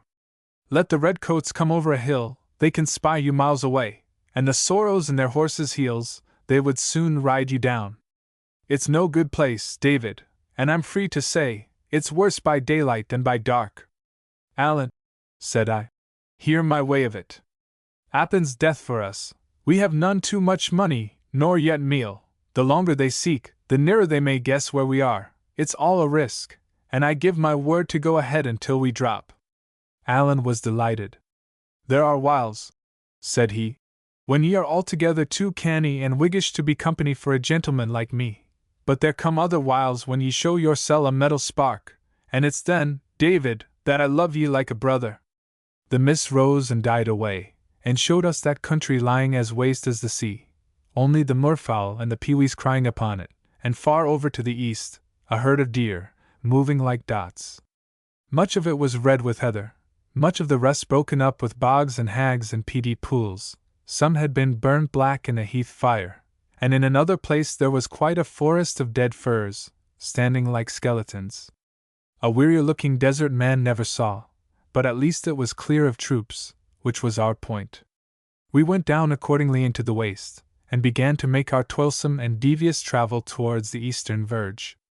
There were the tops of mountains all round, you are to remember, from whence we might be spied at any moment, so it behoved us to keep in the hollow parts of the moor, and when these turned aside from our direction to move upon its naked face with infinite care. Sometimes, for half an hour together, we must crawl from one heather bush to another, as hunters do when they are hard upon the deer. It was a clear day again, with a blazing sun.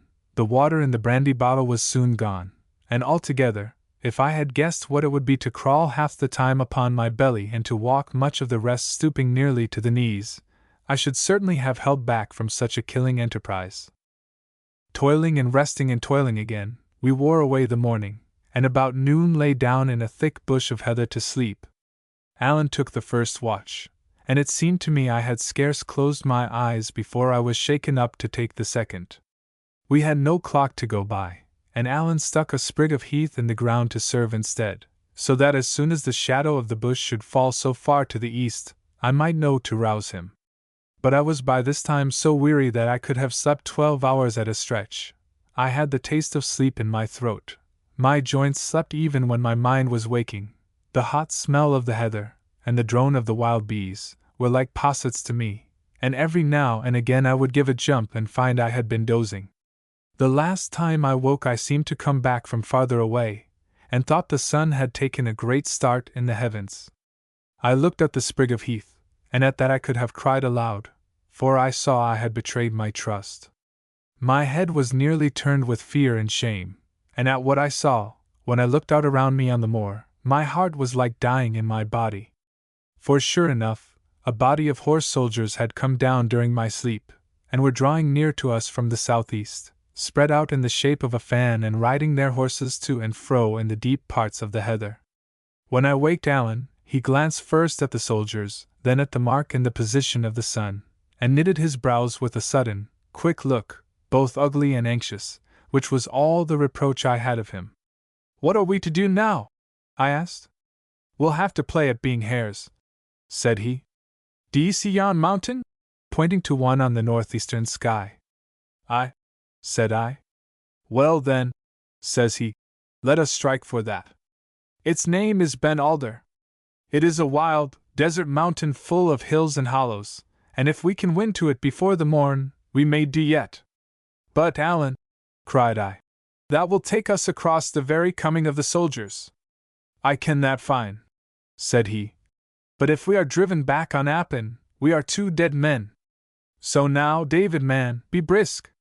With that he began to run forward on his hands and knees with an incredible quickness, as though it were his natural way of going. All the time, too, he kept winding in and out in the lower parts of the moorland where we were the best concealed.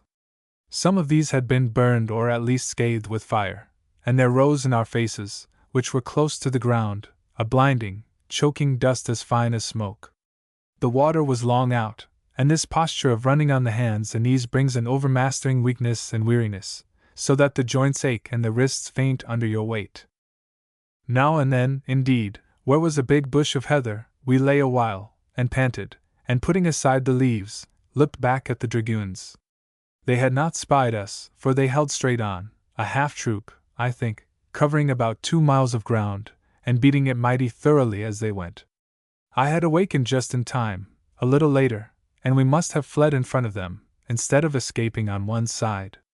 Even as it was, the least misfortune might betray us, and now and again, when a grouse rose out of the heather with a clap of wings, we lay as still as the dead and were afraid to breathe. The aching and faintness of my body, the laboring of my heart, the soreness of my hands, and the smarting of my throat and eyes in the continual smoke of dust and ashes, had soon grown to be so unbearable that I would gladly have given up. Nothing but the fear of Alan lent me enough of a false kind of courage to continue. As for himself, and you are to bear in mind that he was cumbered with a great coat, he had first turned crimson, but as time went on the redness began to be mingled with patches of white. His breath cried and whistled as it came, and his voice, when he whispered his observations in my ear during our halts, sounded like nothing human. Yet he seemed in no way dashed in spirits, nor did he at all abate in his activity, so that I was driven to marvel at the man's endurance. At length, in the first gloaming of the night, we heard a trumpet sound, and looking back from among the heather, saw the troop beginning to collect. A little after, they had built a fire and camped for the night, about the middle of the waste. At this I begged and besought that we might lie down and sleep. "There shall be no sleep the night," said Alan. "From now on, these weary dragoons of yours will keep the crown of the muirland, and none will get out of Appin but winged fowls. We got through in the nick of time, and shall we jeopard what we've gained? Na, when the day comes, it shall find you and me in a fast place on Ben Alder." "Alan," I said, "it's not the want of will, it's the strength that I want. If I could, I would, but as sure as I'm alive, I cannot." "Very well, then," said Alan. "I'll carry ye." I looked to see if he were jesting, but no, the little man was in dead earnest, and the sight of so much resolution shamed me. "Lead away," said I. "I'll follow." He gave me one look as much as to say, "Well done, David!" and off he set again at his top speed. It grew cooler and even a little darker, but not much, with the coming of the night. The sky was cloudless. It was still early in July, and pretty far north. In the darkest part of that night, you would have needed pretty good eyes to read, but for all that, I have often seen it darker in a winter midday. Heavy dew fell and drenched the moor like rain, and this refreshed me for a while. When we stopped to breathe, and I had time to see all about me, the clearness and sweetness of the night, the shapes of the hills like things asleep, and the fire dwindling away behind us, like a bright spot in the midst of the moor, anger would come upon me in a clap that I must still drag myself in agony and eat the dust like a worm. By what I have read in books, I think few that have held a pen were ever really wearied, or they would write of it more strongly. I had no care of my life, either past nor future, and I scarce remembered there was such a lad as David Balfour. I did not think of myself, but just of each fresh step which I was sure would be my last, with despair, and of Alan, who was the cause of it, with hatred. Alan was in the right trade as a soldier. This is the officer's part to make men continue to do things, they know not wherefore, and when, if the choice was offered, they would lie down where they were and be killed. And I dare say I would have made a good enough private, for in these last hours it never occurred to me that I had any choice but just to obey as long as I was able, and die obeying. Day began to come in, after years I thought, and by that time we were past the greatest danger, and could walk upon our feet like men, instead of crawling like brutes. But dear heart have mercy! What a pair we must have made, going double like old grandfathers, stumbling like babes, and as white as dead folk. Never a word passed between us. Each set his mouth and kept his eyes in front of him, and lifted up his foot and set it down again, like people lifting weights at a country play, all the while, with the moorfowl crying, "Peep!" in the heather, and the light coming slowly clearer in the east. I say Alan did as I did. Not that ever I looked at him, for I had enough ado to keep my feet, but because it is plain he must have been as stupid with weariness as myself, and looked as little where we were going, or we should not have walked into an ambush like blind men. It fell in this way. We were going down a heathery brae, Alan leading and I following a pace or two behind, like a fiddler and his wife, when upon a sudden the heather gave a rustle, 3 or 4 ragged men leaped out, and the next moment we were lying on our backs, each with a dirk at his throat. I don't think I cared. The pain of this rough handling was quite swallowed up by the pains of which I was already full, and I was too glad to have stopped walking to mind about a dirk. I lay looking up in the face of the man that held me, and I mind his face was black with the sun, and his eyes very light, but I was not afraid of him. I heard Alan and another whispering in the Gaelic, and what they said was all one to me. Then the dirks were put up, our weapons were taken away, and we were set face to face, sitting in the heather. "They are Cluny's men," said Alan. "We couldn't have fallen better. We're just to bide here with these, which are his out sentries, till they can get word to the chief of my arrival." Now Cluny Macpherson, the chief of the clan Vurich, had been one of the leaders of the great rebellion 6 years before. There was a price on his life, and I had supposed him long ago in France, with the rest of the heads of that desperate party. Even tired as I was, the surprise of what I heard half wakened me. "What?" I cried. "Is Cluny still here?" "Aye, is he so?" said Alan. "Still in his own country and kept by his own clan. King George can do no more." I think I would have asked farther, but Alan gave me the put off. "I am rather wearied," he said, "and I would like fine to get asleep." And without more words he rolled on his face in a deep heather bush, and seemed to sleep at once. There was no such thing possible for me. You have heard grasshoppers whirring in the grass in the summer time? Well, I had no sooner closed my eyes than my body, and above all my head, belly, and wrists, seemed to be filled with whirring grasshoppers, and I must open my eyes again at once, and tumble and toss, and sit up and lie down, and look at the sky which dazzled me, or at Cluny's wild and dirty sentries, peering out over the top of the brae and chattering to each other in the Gaelic. That was all the rest I had, until the messenger returned, when, as it appeared that Cluny would be glad to receive us, we must get once more upon our feet and set forward. Alan was in excellent good spirits, much refreshed by his sleep, very hungry, and looking pleasantly forward to a dram and a dish of hot collops, of which, it seems, the messenger had brought him word. For my part, it made me sick to hear of eating. I had been dead heavy before, and now I felt a kind of dreadful lightness, which would not suffer me to walk. I drifted like a gossamer. The ground seemed to me a cloud, the hills a feather weight, the air to have a current, like a running burn, which carried me to and fro. With all that, a sort of horror of despair sat on my mind, so that I could have wept at my own helplessness. I saw Alan knitting his brows at me, and supposed it was in anger, and that gave me a pang of light-headed fear, like what a child may have. I remember, too, that I was smiling, and could not stop smiling, hard as I tried, for I thought it was out of place at such a time. But my good companion had nothing in his mind but kindness, and the next moment, 2 of the gillies had me by the arms, and I began to be carried forward with great swiftness, or so it appeared to me, although I dare say it was slowly enough in truth, through a labyrinth of dreary glens and hollows and into the heart of that dismal mountain of Ben Alder. Chapter 23. Cluny's Cage. He came at last to the foot of an exceeding steep wood, which scrambled up a craggy hillside, and was crowned by a naked precipice. "It's here," said one of the guides, and we struck uphill. The trees clung upon the slope, like sailors on the shrouds of a ship, and their trunks were like the rounds of a ladder, by which we mounted. Quite at the top, and just before the rocky face of the cliffs sprang above the foliage, we found that strange house which was known in the country as Cluny's Cage. The trunks of several trees had been wattled across, the intervals strengthened with stakes, and the ground behind this barricade levelled up with earth to make the floor. A tree, which grew out from the hillside, was the living centre beam of the roof. The walls were of wattle and covered with moss. The whole house had something of an egg shape, and it half hung, half stood in that steep, hillside thicket, like a wasp's nest in a green hawthorn. Within, it was large enough to shelter 5 or 6 persons with some comfort.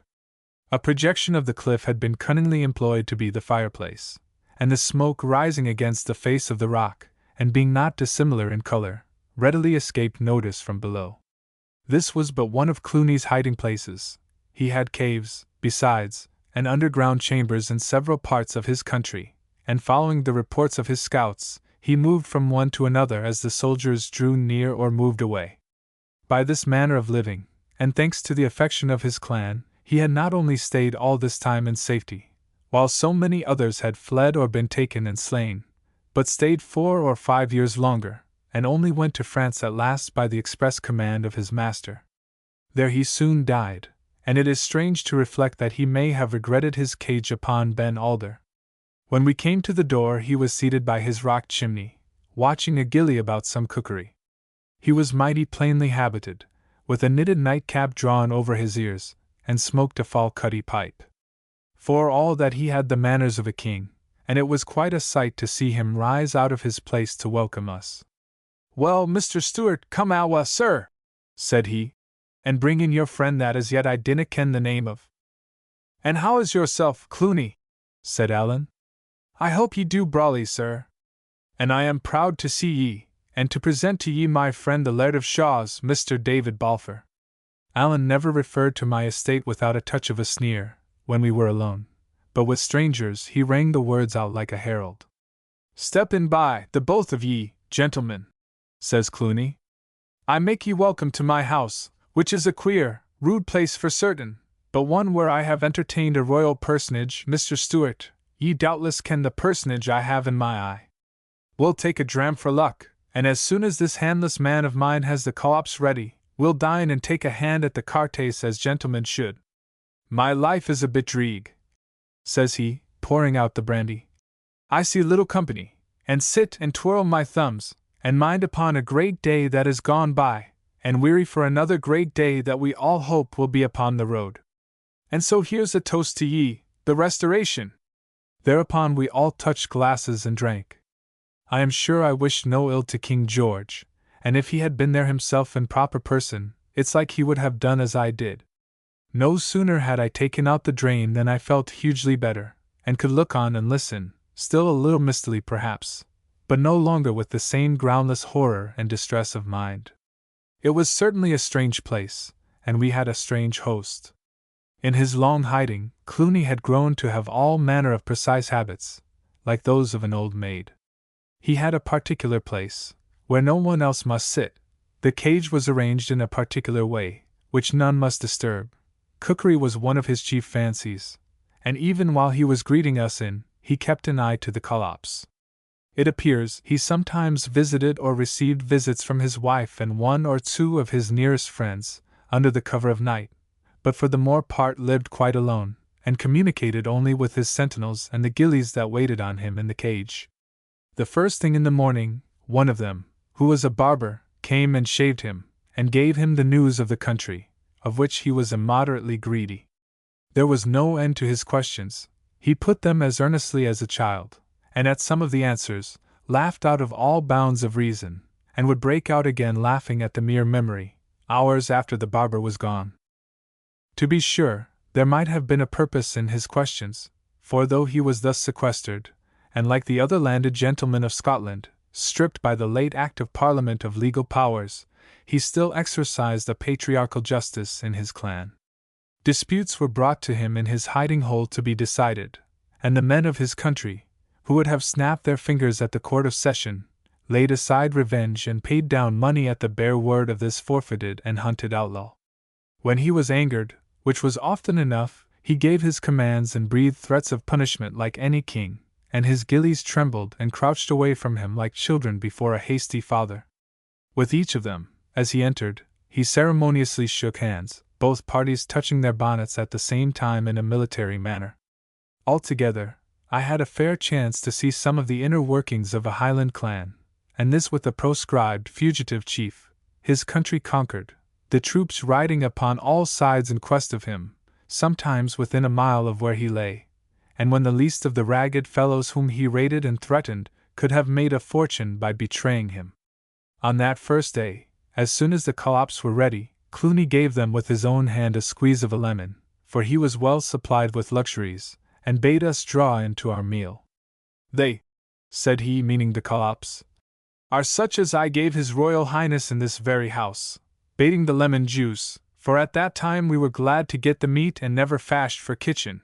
Asterisk indeed, there were mair dragoons than lemons in my country in the year 46. I do not know if the collops were truly very good, but my heart rose against the sight of them, and I could eat but little. All the while Cluny entertained us with stories of Prince Charlie's stay in the cage, giving us the very words of the speakers, and rising from his place to show us where they stood. By these I gathered the prince was a gracious, spirited boy, like the son of a race of polite kings, but not so wise as Solomon. I gathered, too, that while he was in the cage he was often drunk, so the fault that has since, by all accounts, made such a wreck of him, had even then begun to show itself. We were no sooner done eating than Cluny brought out an old, thumbed, greasy pack of cards, such as you may find in a mean inn, and his eyes brightened in his face as he proposed that we should fall to playing. Now this was one of the things I had been brought up to eschew like disgrace, it being held by my father either the part of a Christian nor yet of a gentleman to set his own livelihood and fish for that of others, on the cast of painted pasteboard. To be sure, I might have pleaded my fatigue, which was excuse enough, but I thought it behoved that I should bear a testimony. I must have got very red in the face, but I spoke steadily, and told them I had no call to be a judge of others, but for my own part, it was a matter in which I had no clearness. Cluny stopped mingling the cards. "What in Deal's name is this?" says he. "What kind of Whiggish, canting talk is this, for the house of Cluny Macpherson? I will put my hand in the fire for Mr. Balfour," says Allan. "He is an honest and a mettled gentleman, and I would have ye bear in mind who says it. I bear a king's name," says he, cocking his hat, "and I and any that I call friend are company for the best. But the gentleman is tired, and should sleep. If he has no mind to the cartes, it will never hinder you and me. And I'm fit and willing, sir, to play ye any game that ye can name." "Sir," says Cluny, "in this poor house of mine I would have you to ken that any gentleman may follow his pleasure. If your friend would like to stand on his head, he is welcome. And if either he or you, or any other man, is not precisely satisfied, I will be proud to step outside with him. I had no will that these two friends should cut their throats for my sake." "Sir," said I am very wearied, as Allan says, and what's more, as you are a man that likely has sons of your own, I may tell you it was a promise to my father." Say nay mair," said Cluny, and pointed me to a bed of heather in a corner of the cage. For all that he was displeased enough, looked at me askance, and grumbled when he looked. And indeed it must be owned that both my scruples and the words in which I declared them, smack somewhat of the Covenanter, and were little in their place among wild Highland Jacobites.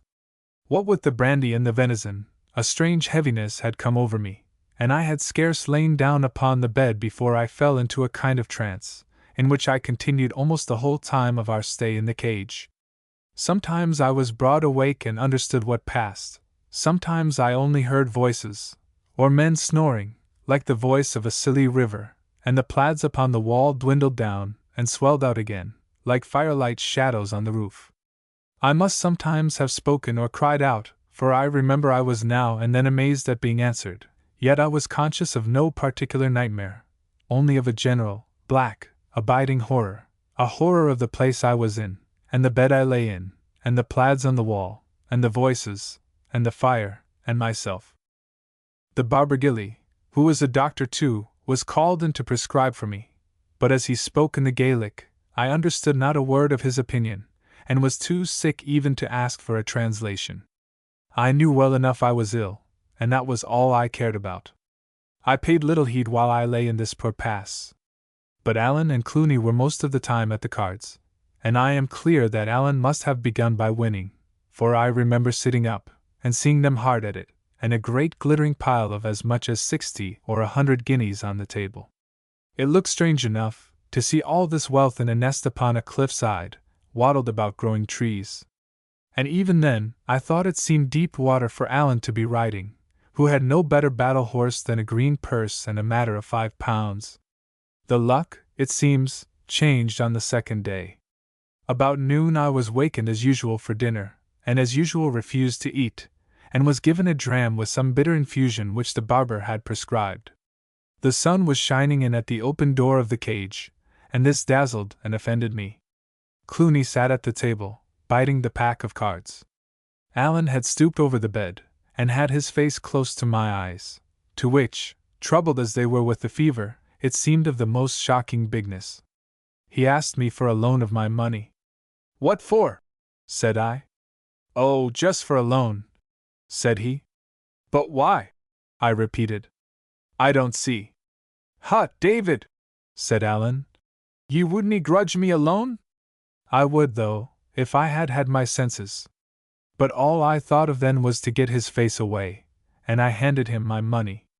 On the morning of the third day, when we had been 48 hours in the cage, I awoke with a great relief of spirits, very weak and weary indeed, but seeing things of the right size and with their honest, everyday appearance.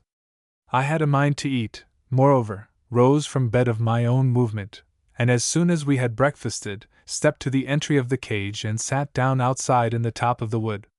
It was a grey day with a cool, mild air, and I sat in a dream all morning, only disturbed by the passing by of Clooney's scouts and servants coming with provisions and reports.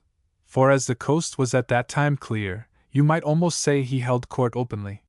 When I returned, he and Allan had laid the cards aside, and were questioning a Gilly, and the chief turned about and spoke to me in the Gaelic. "I have no Gaelic, sir," said I. Now since the card question, everything I said or did had the power of annoying Clooney. "Your name has more sense than yourself, then," said he angrily, "for it's good Gaelic. But the point is this. My scout reports all clear in the south, and the question is, have ye the strength to go?" I saw cards on the table, but no gold, only a heap of little written papers, and these all on Clooney's side. Allan, besides, had an odd look, like a man not very well content, and I began to have a strong misgiving. "I do not know if I am as well as I should be," said I, looking at Allan. "But the little money we have has a long way to carry us." Allan took his underlip into his mouth, and looked upon the ground. "David," says he at last, "I've lost it, there's the naked truth." "My money too," said I. "Your money too," says Allan, with a groan. "Ye shouldn't have given it me. I'm daft when I get to the cartes." "Hoot toot! Hoot toot!" said Clooney. "It was all daffing, it's all nonsense. Of course you'll have your money back again, and the double of it, if ye'll make so free with me. It would be a singular thing for me to keep it. It's not to be supposed that I would be any hindrance to gentlemen in your situation. That would be a singular thing," cries he, and began to pull gold out of his pocket with a mighty red face. Alan said nothing, only looked on the ground. "Will you step to the door with me, sir?" said I. Clooney said he would be very glad, and followed me readily enough, but he looked flustered and put out. "And now, sir," says I must first acknowledge your generosity." "Nonsensical nonsense!" cries Clooney. "Where's the generosity? This is just a most unfortunate affair, but what would ye have me do, boxed up in this beskep of a cage of mine, but just set my friends to the cartes, when I can get them? And if they lose, of course, it's not to be supposed." And here he came to a pause. "Yes," said I. "If they lose, you give them back their money, and if they win, they carry away yours in their pouches. I have said before that I grant your generosity, but to me, sir, it's a very painful thing to be placed in this position."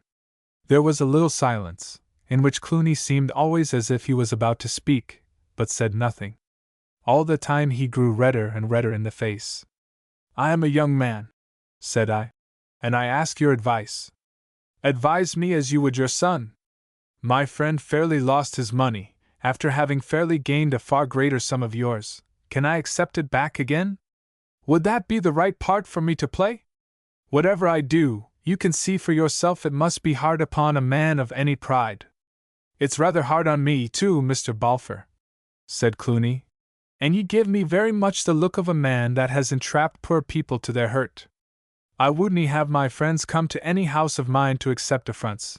No," he cried, with a sudden heat of anger, "nor yet to give them. And so you see, sir," said I, "there is something to be said upon my side, and this gambling is a very poor employ for gentlefolks. But I am still waiting your opinion." I am sure if ever Clooney hated any man it was David Balfour. He looked me all over with a warlike eye, and I saw the challenge at his lips. But either my youth disarmed him, or perhaps his own sense of justice. Certainly it was a mortifying matter for all concerned, and not least Clooney, the more credit that he took it as he did. "Mr. Balfour," said he, "I think you are too nice and covenanting, but for all that you have the spirit of a very pretty gentleman. Upon my honest word, you may take this money. It's what I would tell my son, and here's my hand along with it." Chapter 24. The Flight in the Heather, the Quarrel. Lon and I were put across Loch Errocht under cloud of night, and went down its eastern shore to another hiding place near the head of Loch Rannoch, whither we were led by one of the gillies from the cage. This fellow carried all our luggage and Alan's great coat in the bargain, trotting along under the burthen, far less than the half of which used to weigh me to the ground, like a stout hill pony with a feather. Yet he was a man that, in plain contest, I could have broken on my knee. Doubtless it was a great relief to walk disencumbered, and perhaps without that relief, and the consequent sense of liberty and lightness, I could not have walked at all. I was but new risen from a bed of sickness, and there was nothing in the state of our affairs to hearten me for much exertion, travelling, as we did, over the most dismal deserts in Scotland, under a cloudy heaven, and with divided hearts among the travellers. For long, we said nothing, marching alongside or one behind the other, each with a set countenance, I, angry and proud, and drawing what strength I had from these two violent and sinful feelings. Alan angry and ashamed that he had lost my money, angry that I should take it so ill. The thought of a separation ran always the stronger in my mind, and the more I approved of it, the more ashamed I grew of my approval. It would be a fine, handsome, generous thing, indeed, for Alan to turn round and say to me, "Go, I am in the most danger, and my company only increases yours." But for me to turn to the friend who certainly loved me, and say to him, "You are in great danger, I am in but little, your friendship is a burden, go, take your risks and bear your hardships alone." No, that was impossible, and even to think of it privily to myself, made my cheeks to burn. And yet Alan had behaved like a child, and what is worse, a treacherous child. Wheedling my money from me while I lay half-conscious was scarce better than theft, and yet here he was trudging by my side, without a penny to his name, and by what I could see, quite blithe to sponge upon the money he had driven me to beg. True, I was ready to share it with him, but it made me rage to see him count upon my readiness. These were the two things uppermost in my mind, and I could open my mouth upon neither without black ungenerosity. So I did the next worst, and said nothing, nor so much as looked once at my companion, save with the tail of my eye. At last, upon the other side of Loch Eracht, going over a smooth, rushy place, where the walking was easy, he could bear it no longer, and came close to me. "David," says he, "this is no way for two friends to take a small accident. I have to say that I'm sorry, and so that's said. And now if you have anything ye'd better say it." "Oh," says I have nothing." He seemed disconcerted, at which I was meanly pleased. "No," said he, with rather a trembling voice. "But when I say I was to blame—" "Why, of course, you were to blame," said I coolly. "And you will bear me out that I have never reproached you." "Never," says he. "But ye ken very well that ye've done worse. Are we to part? Ye said so once before. Are ye to say it again? There's hills and heather enough between here and the two seas, David, and I will own I'm no very keen to stay where I'm no wanted." This pierced me like a sword, and seemed to lay bare my private disloyalty. "Alan Breck!" I cried, and then, "Do you think I am one to turn my back on you in your chief need? You dursn't say it to my face. My whole conduct's there to give the lie to it. It's true, I fell asleep upon the muir, but that was from weariness, and you do wrong to cast it up to me." "Which is what I never did," said Alan. "But aside from that," I continued, "what have I done that you should even be to dogs by such a supposition? I never yet failed a friend, and it's not likely I'll begin with you. There are things between us that I can never forget, even if you can. I will only say this to ye, David," said Alan very quietly, "that I have long been owing ye my life, and now I owe ye money. You should try to make that burden light for me." This ought to have touched me, and in a manner it did, but the wrong manner. I felt I was behaving badly, and was now not only angry with Alan, but angry with myself in the bargain, and it made me the more cruel. "You asked me to speak," said I. "Well, then I will. You own yourself that you have done me a disservice. I have had to swallow an affront. I have never reproached you. I never named the thing till you did. And now you blame me," cried I, "because I canny laugh and sing as if I was glad to be affronted. The next thing will be that I'm to go down upon my knees and thank you for it. Ye should think more of others, Alan Breck. If ye thought more of others, you would perhaps speak less about yourself, and when a friend that likes you very well has passed over an offense without a word, you would be blithe to let it lie, instead of making it a stick to break his back with. By your own way of it, it was you that was to blame, then it shouldn't be you to seek the quarrel." "Aweel," said Alan, "say nae mair." And we fell back into our former silence, and came to our journey's end, and supped, and lay down to sleep, without another word. The gillie put us across Loch Rannoch in the dusk of the next day, and gave us his opinion as to our best route.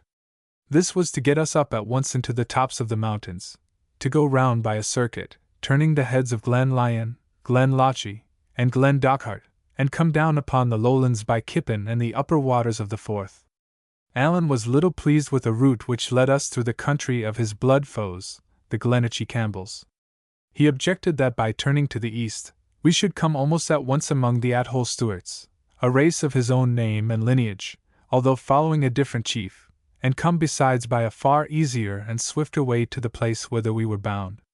But the gillie, who was indeed the chief man of Cluny's scouts, had good reasons to give him on all hands, naming the force of troops in every district, and alleging finally, as well as I could understand, that we should nowhere be so little troubled as in a country of the Campbells. Alan gave way at last, but with only half a heart. "It's one of the dowiest countries in Scotland," said he. "There's naething there that I ken, but heath, and crows, and Campbells. But I see that ye're a man of some penetration, and be it as ye please." We set forth accordingly by this itinerary, and for the best part of 3 nights travelled on eerie mountains and among the wellheads of wild rivers, often buried in mist, almost continually blown and rained upon, and not once cheered by any glimpse of sunshine. By day, we lay and supped in the drenching heather. By night, incessantly clambered upon breakneck hills and among rude crags. We often wandered. We were often so involved in fog that we must lie quiet till it lightened. A fire was never to be thought of. Our only food was dramach and a portion of cold meat that we had carried from the cage, and as for drink, heaven knows we had no want of water. This was a dreadful time, rendered the more dreadful by the gloom of the weather and the country. I was never warm, my teeth chattered in my head, I was troubled with a very sore throat, such as I had on the isle. I had a painful stitch in my side, which never left me, and when I slept in my wet bed, with the rain beating above and the mud oozing below me, it was to live over again in fancy the worst part of my adventures, to see the Tower of Shaws lit by lightning, Ransom carried below on the men's backs, Schwan dying on the roundhouse floor, or Colin Campbell grasping at the bosom of his coat. From such broken slumbers, I would be aroused in the gloaming, to sit up in the same puddle where I had slept, and sup cold dramach, the rain driving sharp in my face or running down my back in icy trickles, the mist enfolding us like as in a gloomy chamber, or, perhaps, if the wind blew, falling suddenly apart, and showing us the gulf of some dark valley where the streams were crying aloud. The sound of an infinite number of rivers came up from all round. In this steady rain the springs of the mountain were broken up, every glen gushed water like a cistern, every stream was in high spate, and had filled and overflowed its channel.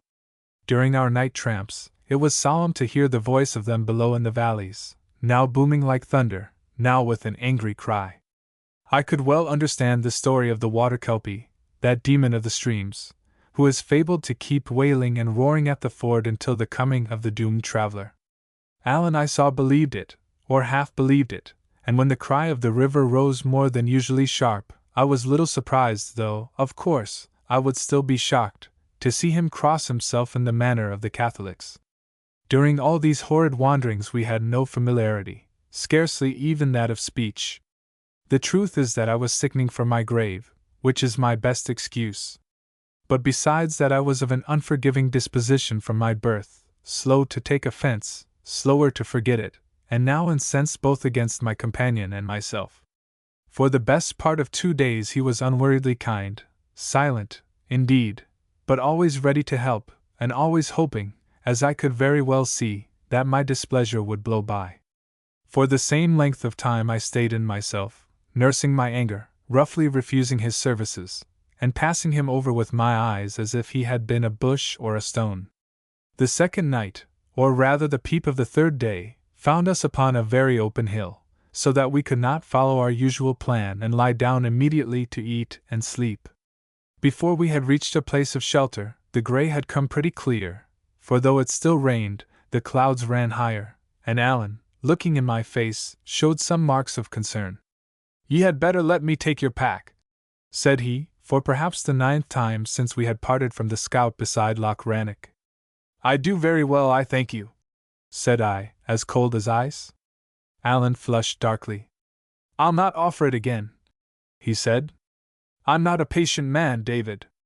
"I never said you were," said I, which was exactly the rude, silly speech of a boy of 10. Alan made no answer at the time, but his conduct answered for him. Henceforth, it is to be thought, he quite forgave himself for the affair at Cluny's, cocked his hat again, walked jauntily, whistled airs, and looked at me upon one side with a provoking smile. The third night we were to pass through the western end of the country of Balquhidder. It came clear and cold, with a touch in the air like frost, and a northerly wind that blew the clouds away and made the stars bright. The streams were full, of course, and still made a great noise among the hills, but I observed that Alan thought no more upon the kelpie, and was in high good spirits. As for me, the change of weather came too late. I had lain in the mire so long that, as the Bible has it, my very clothes abhorred me. I was dead weary, deadly sick and full of pains and shiverings. The chill of the wind went through me, and the sound of it confused my ears. In this poor state I had to bear from my companion something in the nature of a persecution. He spoke a good deal, and never without a taunt. Wig was the best name he had to give me. "Here," he would say, "here's a dub for ye to jump, my Wiggy." I ken you're a fine jumper! And so on, all the time with a gibing voice and face. I knew it was my own doing, and no one else's, but I was too miserable to repent. I felt I could drag myself but little farther. Pretty soon, I must lie down and die on these wet mountains like a sheep or a fox, and my bones must whiten there like the bones of a beast. My head was light perhaps, but I began to love the prospect. I began to glory in the thought of such a death, alone in the desert, with the wild eagles besieging my last moments. Alan would repent then, I thought. He would remember, when I was dead, how much he owed me, and the remembrance would be torture. So I went like a sick, silly, and bad-hearted schoolboy, feeding my anger against a fellow-man, when I would have been better on my knees, crying on God for mercy. And at each of Alan's taunts, I hugged myself. Ah, thinks I to myself, I have a better taunt in readiness. When I lie down and die, you will feel it like a buffet in your face. Ah, what a revenge! Ah, how you will regret your ingratitude and cruelty! All the while, I was growing worse and worse. Once I had fallen, my legs simply doubling under me, and this had struck Alan for the moment. But I was afoot so briskly, and set off again with such a natural manner, that he soon forgot the incident. Flushes of heat went over me, and then spasms of shuddering. The stitch in my side was hardly bearable. At last I began to feel that I could trail myself no farther, and with that, there came on me all at once the wish to have it out with Alan, let my anger blaze, and be done with my life in a more sudden manner. He had just called me Whig. I stopped. Mr. Stewart, said I, in a voice that quivered like a fiddle string, you are older than I am, and should know your manners. Do you think it either very wise or very witty to cast my politics in my teeth?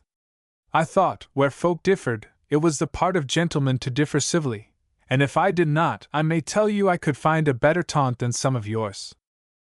Alan had stopped opposite to me, his hat cocked, his hands in his breeches pockets, his head a little on one side. He listened, smiling evilly, as I could see by the starlight, and when I had done he began to whistle a Jacobite air. It was the air made in mockery of General Cope's defeat at Prestonpans. And it came in my mind that Alan, on the day of that battle, had been engaged upon the royal side. Why do ye take that air, Mr. Stewart? Said I. Is that to remind me you have been beaten on both sides? The air stopped on Alan's lips. David, said he. But it's time these manners ceased, I continued. And I mean you shall henceforth speak civilly of my king and my good friends the Campbells. I am a Stewart, began Alan. Oh, says I ken ye bear a king's name. But you are to remember, since I have been in the Highlands, I have seen a good many of those that bear it, and the best I can say of them is this, that they would be none the worse of washing. Do you know that you insult me? Said Alan, very low. I am sorry for that, said I. For I am not done, and if you distaste the sermon, I doubt the perlique asterisk will please you as little. You have been chased in the field by the grown men of my party. It seems a poor kind of pleasure to outface a boy. Both the Campbells and the Whigs have beaten you, you have run before them like a hare. It behoves you to speak of them as of your betters. Alan stood quite still, the tails of his great coat clapping behind him in the wind. This is a pity, he said at last. There are things said that cannot be passed over. I never asked you to, said I. I am as ready as yourself. Ready? Said he. Ready, I repeated. I am no blower and boaster like some that I could name. Come on. And drawing my sword, I fell on guard as Alan himself had taught me. David, he cried. Are ye daft? I canny draw upon ye, David. It's fair murder. That was your lookout when you insulted me, said I. It's the truth, cried Alan, and he stood for a moment, wringing his mouth in his hand like a man in sore perplexity. It's the bare truth, he said, and drew his sword. But before I could touch his blade with mine, he had thrown it from him and fallen to the ground. Na, he kept saying. Na, I kenny. At this the last of my anger oozed all out of me, and I found myself only sick, and sorry, and blank, and wondering at myself. I would have given the world to take back what I had said, but a word once spoken, who can recapture it? I minded me of all Alan's kindness and courage in the past, how he had helped and cheered and borne with me in our evil days, and then recalled my own insults, and saw that I had lost forever that doughty friend. At the same time, the sickness that hung upon me seemed to redouble, and the pang in my side was like a sword for sharpness. I thought I must have swooned where I stood. This it was that gave me a thought. No apology could blot out what I had said. It was needless to think of one, none could cover the offense. But where an apology was vain, a mere cry for help might bring Alan back to my side. I put my pride away from me. "Alan," I said, "if ye can help me, I must just die here." He started up sitting, and looked at me. "It's true," said I. "I'm by with it. Oh, let me get into the bield of a house, I can die there easier." I had no need to pretend. Whether I chose or not, I spoke in a weeping voice that would have melted a heart of stone. "Can you walk?" asked Alan. "No," said I. "Not without help. This last hour my legs have been fainting under me. I've a stitch in my side like a red-hot iron. I can't breathe right. If I die, you can forgive me, Alan? In my heart I liked ye fine, even when I was the angriest." "Wheesht, wheesht!" cried Alan. "Dinna say that. David, man, ye can." He shut his mouth upon a sob. "Let me get my arm about ye," he continued. "That's the way. Now lean upon me hard. Good kens where there's a house. We're in Balquhidder, too. There should be no want of houses, no, nor friends' houses here. D'ye gang easier so, Davy?" "Aye," said I. "I can be doing this way." And I pressed his arm with my hand. Again he came near sobbing. "Davy," said he, "I'm no a right man at all. I have neither sense nor kindness. I could nae remember you were just a bairn. I couldn't see you were dying on your feet. Davy, you'll have to try and forgive me." "Oh man, let's say no more about it," said I. "We're either one of us to mend the other, that's the truth. We must just bear and forbear, man Alan." "Oh, but my stitch is sore.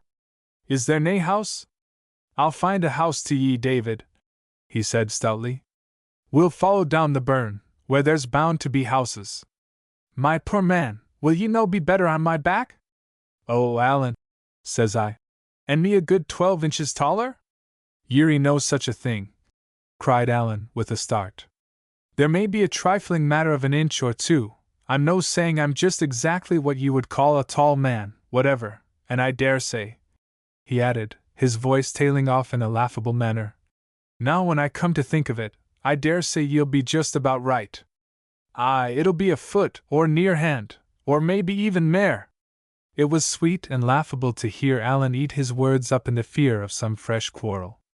I could have laughed, had not my stitch caught me so hard, but if I had laughed, I think I must have wept too. "Alan," cried I, "what makes ye so good to me? What makes ye care for such a thankless fellow?" "'Deed, and I don't know," said Alan. "For just precisely what I thought I liked about ye, was that ye never quarreled, and now I like ye better." Chapter 25.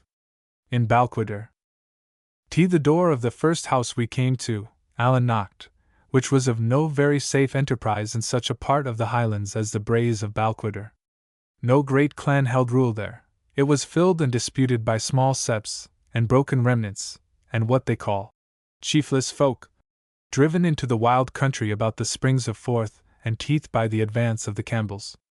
Here were Stuarts and Maclarens, which came to the same thing, for the Maclarens followed Alan's chief in war, and made but one clan with Appin.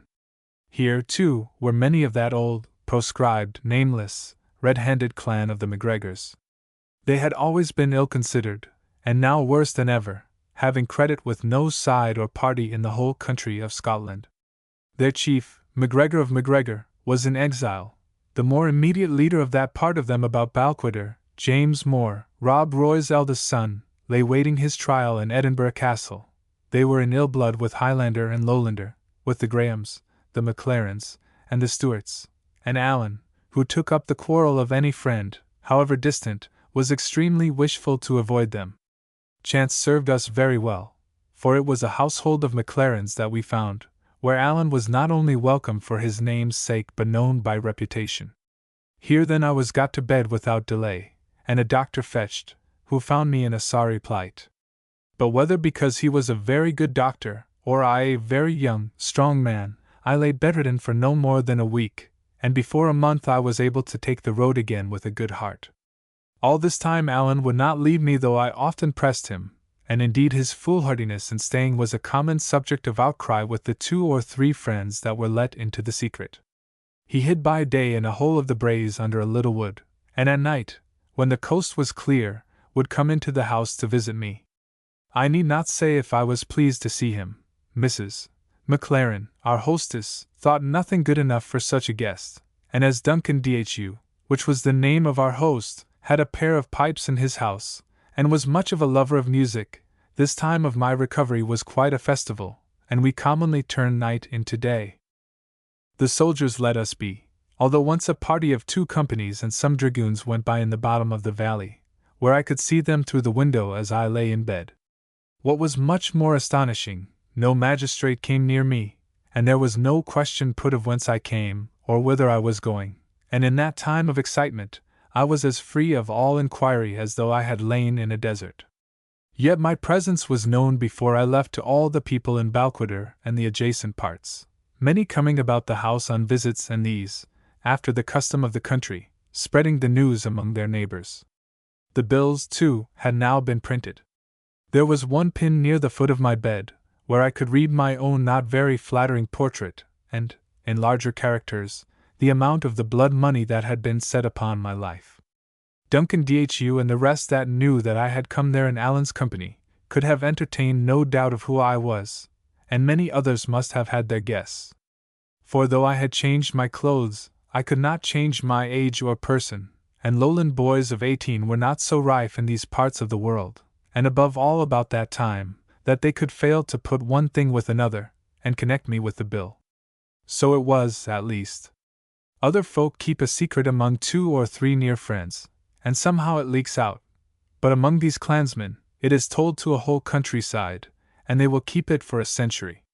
There was but one thing happened worth narrating, and that is the visit I had of Robin Oig, one of the sons of the notorious Rob Roy. He was sought upon all sides on a charge of carrying a young woman from Belfrin and marrying her, as was alleged, by force, yet he stepped about Balquhidder like a gentleman in his own walled policy. It was he who had shot James McLaren at the plough stilts, a quarrel never satisfied, yet he walked into the house of his blood enemies as a rider * might into a public inn, * commercial traveller. / Duncan had time to pass me word of who it was, and we looked at one another in concern. You should understand, it was then close upon the time of Alan's coming. The 2 were little likely to agree, and yet if we sent word or sought to make a signal, it was sure to arouse suspicion in a man under so dark a cloud as the MacGregor. He came in with a great show of civility, but like a man among inferiors, took off his bonnet to Mrs. McLaren, but clapped it on his head again to speak to Duncan, and having thus set himself, as he would have thought, in a proper light, came to my bedside and bowed. "I am given to know, sir," says he, "that your name is Balfour." "They call me David Balfour," said I. "At your service." "I would give you my name in return, sir," he replied, "but it's one somewhat blown upon of late days, and it'll perhaps suffice if I tell you that I am own brother to James More Drummond or MacGregor, of whom you will scarce have failed to hear." "No, sir," said I, a little alarmed, "nor yet of your father, MacGregor Campbell." And I sat up and bowed in bed, for I thought best to compliment him, in case he was proud of having had an outlaw to his father. He bowed in return. "But what I am come to say, sir," he went on, "is this. In the year 45, my brother raised a part of the Gregera and marched 6 companies to strike a stroke for the good side, and the surgeon that marched with our clan and cured my brother's leg when it was broken in the brush at Preston Pans, was a gentleman of the same name precisely as yourself. He was brother to Balfour of Bath, and if you are in any reasonable degree of nearness one of that gentleman's kin, I have come to put myself and my people at your command. You are to remember that I knew no more of my descent than any cadger's dog. My uncle, to be sure, had prated of some of our high connections, but nothing to the present purpose, and there was nothing left me but that bitter disgrace of owning that I could not tell. Robin told me shortly he was sorry he had put himself about, turned his back upon me without a sign of salutation, and as he went towards the door, I could hear him telling Duncan that I was only some kinless loon that didn't know his own father. Angry as I was at these words, and ashamed of my own ignorance, I could scarce keep from smiling that a man who was under the lash of the law, and was indeed hanged some 3 years later, should be so nice as to the dissent of his acquaintances. Just in the door, he met Allan coming in, and the two drew back and looked at each other like strange dogs. They were either of them big men, but they seemed fairly to swell out with pride. Each wore a sword, and by a movement of his haunch, thrust clear the hilt of it, so that it might be the more readily grasped, and the blade drawn. "Mr. Stewart, I am thinking," says Robin. "Troth, Mr. McGregor, it's not a name to be ashamed of," answered Allan. "I did not know you were in my country, sir," says Robin. "It sticks in my mind that I am in the country of my friends the McLarens," says Allan. "That's a kittle point," returned the other. "There may be 2 words to say to that. But I think I will have heard that you are a man of your sword. Unless you were born deaf, Mr. McGregor, you will have heard a good deal more than that," says Allan. "I am not the only man that can draw steel in Appin, and when my kinsman and Captain Ardshiel had a talk with a gentleman of your name, not so many years back, I could never hear that the McGregor had the best of it." "D'ye mean my father, sir?" says Robin. "Well, I wouldn't wonder," said Allan. "The gentleman I have in my mind had the ill taste to clap Campbell to his name." "My father was an old man," returned Robin. "The match was unequal. You and me would make a better pair, sir." "I was thinking that," said Allan. I was half out of bed, and Duncan had been hanging at the elbow of these fighting cocks, ready to intervene upon the least occasion. But when that word was uttered, it was a case of now or never, and Duncan, with something of a white face to be sure, thrust himself between. "Gentlemen," said he, "I will have been thinking of a very different matter whatever. Here are my pipes, and here are you 2 gentlemen who are baith acclaimed pipers. It's an auld dispute which one of ye's the best. Here will be a broad chance to settle it." "Why, sir," said Allan, still addressing Robin, from whom indeed he had not so much as shifted his eyes, nor yet Robin from him. "Why, sir," says Allan, "I think I will have heard some suff asterisk of the sort. Have ye music, as folks say? Are ye a bit of a piper?" "I can pipe like a mackerman," cries Robin. "And that is a very bold word," quoth Allan. "I have made bolder words good before now," returned Robin, "and that against better adversaries." "It is easy to try that," says Allan. Duncan Dhu made haste to bring out the pair of pipes that was his principal possession, and to set before his guests a mutton ham and a bottle of that drink which they call at-hole brose, and which is made of old whiskey, strained honey and sweet cream, slowly beaten together in the right order and proportion. The 2 enemies were still on the very breach of a quarrel, but down they sat, one upon each side of the peat fire, with a mighty show of politeness. McLaren pressed them to taste his mutton ham and the wife's brose, reminding them the wife was out of at-hole, and had a name far and wide for her skill in that confection. But Robin put aside these hospitalities as bad for the breath. "I would have you to remark, sir," said Allan, "that I haven't eat broken bread for near upon 10 hours, which will be worse for the breath than any brose in Scotland." "I will take no advantages, Mr. Stewart," replied Robin. "Eat and drink, I'll follow you." Each ate a small portion of the ham and drank a glass of the brose to Mrs. McLaren, and then after a great number of civilities, Robin took the pipes and played a little spring in a very ranting manner. "Aye, ye can blow," said Allan, and taking the instrument from his rival, he first played the same spring in a manner identical with Robin's, and then wandered into variations, which, as he went on, he decorated with a perfect flight of grace notes, such as pipers love and call the warblers. I had been pleased with Robin's playing, Allan's ravished me. "That's no very bad, Mr. Stewart," said the rival, "but ye show a poor device in your warblers." "Me!" cried Allan, the blood starting to his face. I give you the lie? Do ye own yourself beaten at the pipes, then, said Robin, that ye seek to change them for the sword? And that's very well said, Mr. McGregor, returned Allan. And in the meantime, laying a strong accent on the word, I take back the lie. I appeal to Duncan. Indeed, ye need appeal to naebody, said Robin. Ye're a far better judge than any McLaren in Balquhidder, for it's a God's truth that you're a very creditable piper for a Stuart. Hand me the pipes. Allan did as he asked, and Robin proceeded to imitate and correct some part of Allan's variations, which it seemed that he remembered perfectly. Aye, ye have music, said Allan, gloomily. And now be the judge yourself, Mr. Stuart, said Robin, and taking up the variations from the beginning, he worked them throughout to so new a purpose, with such ingenuity and sentiment, and with so odd a fancy and so quick a knack in the grace notes, that I was amazed to hear him. As for Allan, his face grew dark and hot, and he sat and gnawed his fingers, like a man under some deep affront. Enough! He cried. Ye can blow the pipes, make the most of that. And he made as if to rise. But Robin only held out his hand as if to ask for silence, and struck into the slow measure of a pibroch. It was a fine piece of music in itself, and nobly played, but it seems, besides, it was a piece peculiar to the Appin Stuarts and a chief favourite with Allan. The first notes were scarce out, before there came a change in his face. When the time quickened, he seemed to grow restless in his seat, and long before that piece was at an end, the last signs of his anger died from him, and he had no thought but for the music. Robin Oig, he said when it was done, ye are a great piper.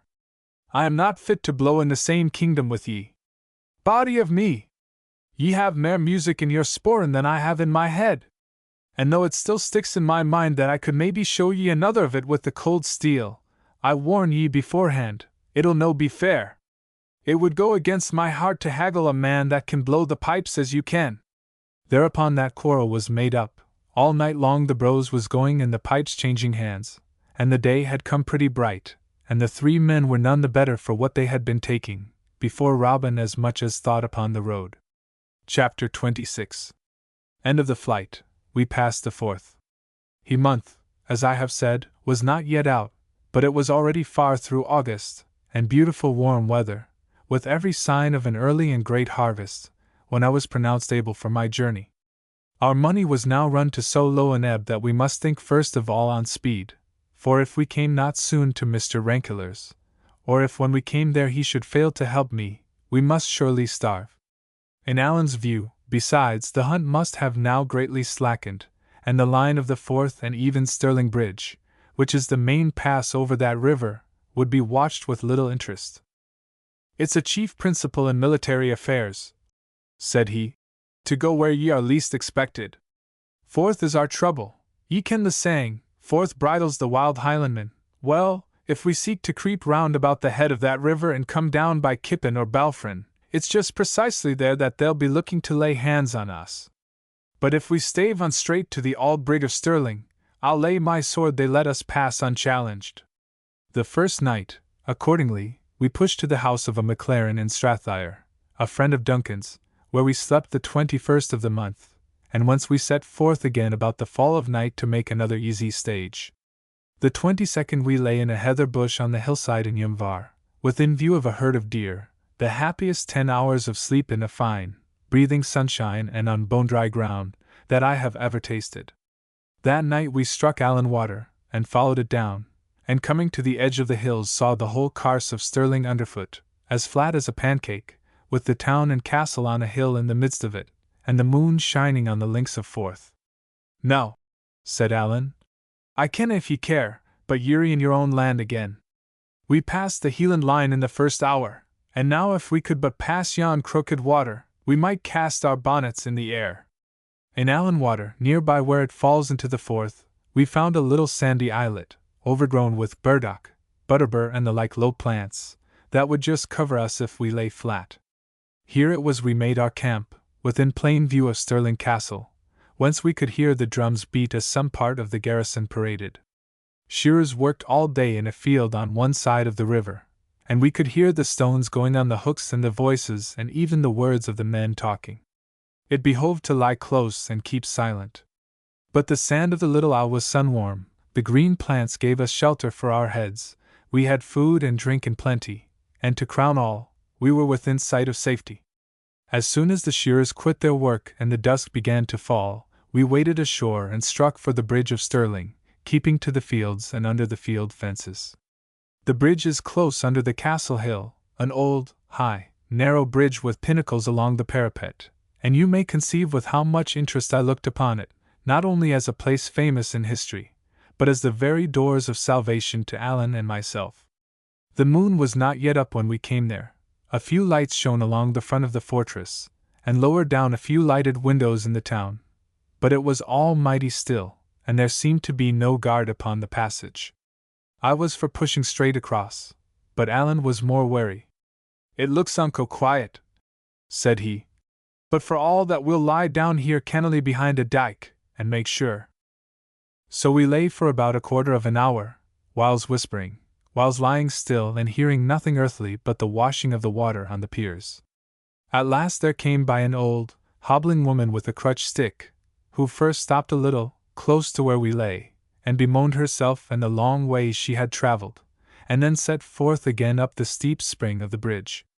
The woman was so little, and the night still so dark, that we soon lost sight of her, only heard the sound of her steps, and her stick, and a cough that she had by fits, draw slowly farther away.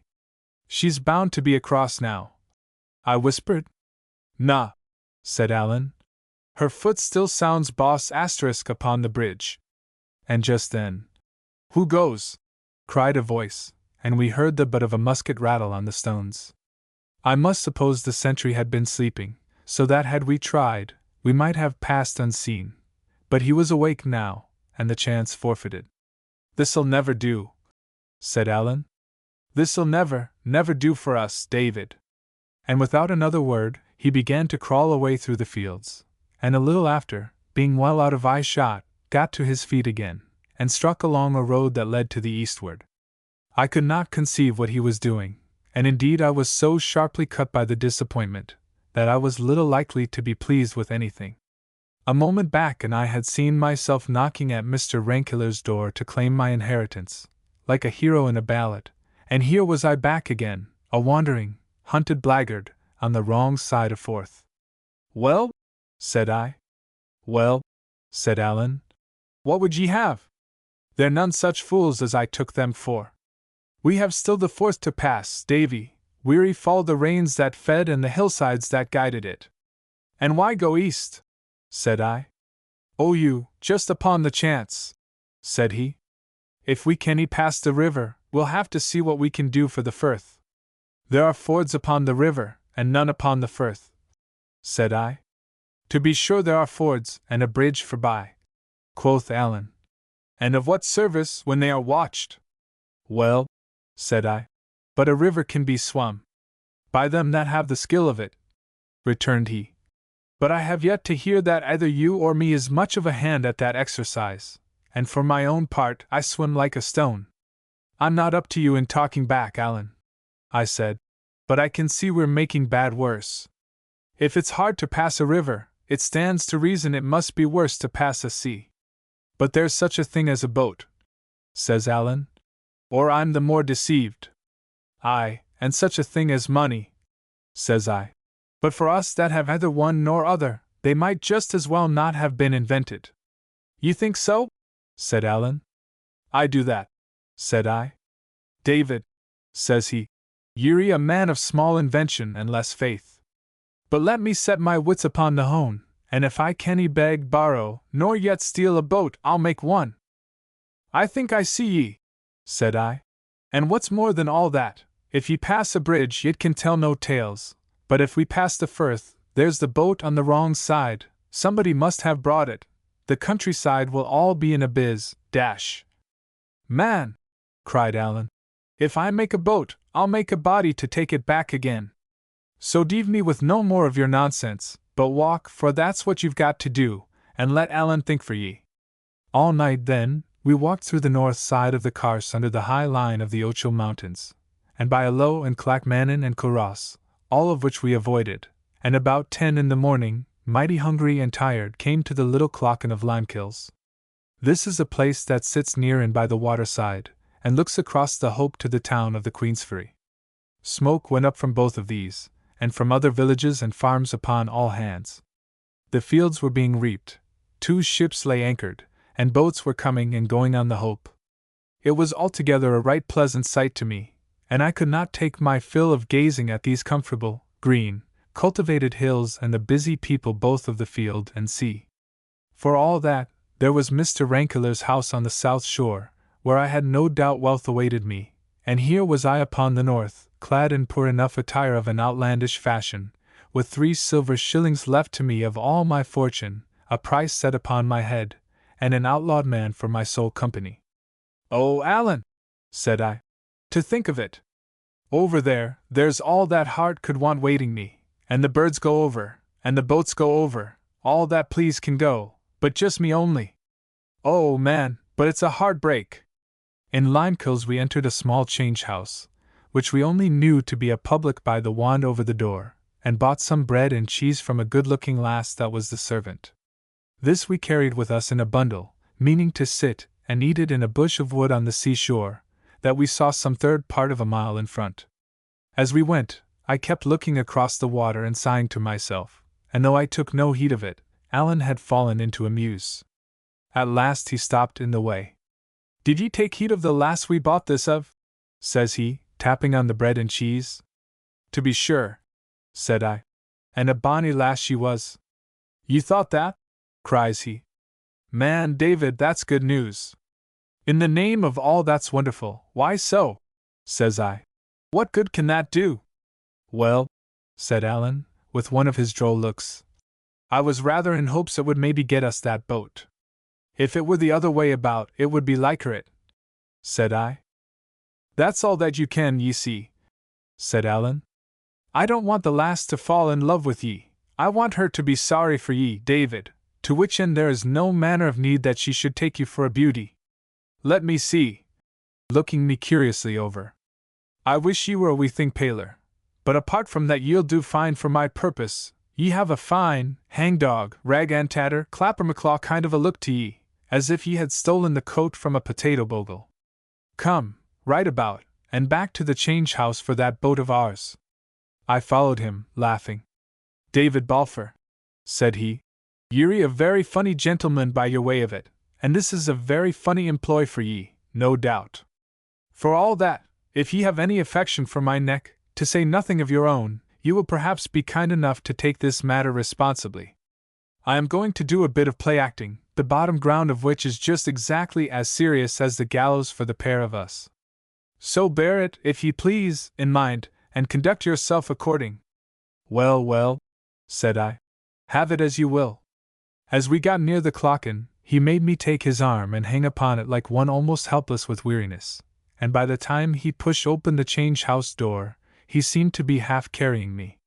The maid appeared surprised, as well she might be, at our speedy return, but Alan had no words to spare for her in explanation, helped me to a chair, called for a tass of brandy with which he fed me in little sips, and then breaking up the bread and cheese helped me to eat it like a nursery lass, the whole with that grave, concerned, affectionate countenance that might have imposed upon a judge. It was small wonder if the maid were taken with the picture we presented, of a poor, sick, overwrought lad and his most tender comrade. She drew quite near, and stood leaning with her back on the next table. "What's like wrong with him?" said she at last. Alan turned upon her, to my great wonder, with a kind of fury. "Wrong?" cries he. "He's walked more hundreds of miles than he has hairs upon his chin, and slept oftener in wet heather than dry sheets." "Wrong, quoth she. Wrong enough, I would think. Wrong, indeed." And he kept grumbling to himself as he fed me, like a man ill-pleased. "He's young for the like of that," said the maid. "Our young," said Alan, with his back to her. "He would be better riding," says she. "And where could I get a horse to him?" cried Alan, turning on her with the same appearance of fury. "Would ye have me steal?" I thought this roughness would have sent her off in dudgeon, as indeed it closed her mouth for the time. But my companion knew very well what he was doing, and for as simple as he was in some things of life, had a great fund of roguishness in such affairs as these. "Ye needn't tell me," she said at last. "Ye're gentry." "Well," said Allan, softened a little, I believe against his will, by this artless comment. "And suppose we were? Did ever you hear that gentrice put money in folks' pockets?" She sighed at this, as if she were herself some disinherited great lady. "No," says she, "that's true indeed." I was all this while chafing at the part one played, and sitting tongue-tied between shame and merriment. But somehow at this I could hold in no longer, and bade Allan let me be, for I was better already. My voice stuck in my throat, for I ever hated to take part in lies. But my very embarrassment helped on the plot, for the lass no doubt set down my husky voice to sickness and fatigue. "Has he nae friends?" said she, in a tearful voice. "That has he so!" cried Allan. "If we could but win to them, friends and rich friends, beds to lie in, food to eat, doctors to see to him, and here he must tramp in the dubs and sleep in the heather like a beggar man." "And why that?" says the lass. "My dear," said Allan, "I cannae very safely say, but I'll tell ye what I'll do instead," says he. "I'll whistle ye a bit tune." And with that he leaned pretty far over the table, and in a mere breath of a whistle, but with a wonderful pretty sentiment, gave her a few bars of "Charlie is my darling." "Wheesht," says she, and looked over her shoulder to the door. "That's it," said Allan. "And him so young!" cries the lass. "He's old enough to." And Allan struck his forefinger on the back part of his neck, meaning that I was old enough to lose my head. "It would be a black shame," she cried, flushing high. "It's what will be, though," said Allan, "unless we manage the better." At this the lass turned and ran out of that part of the house, leaving us alone together.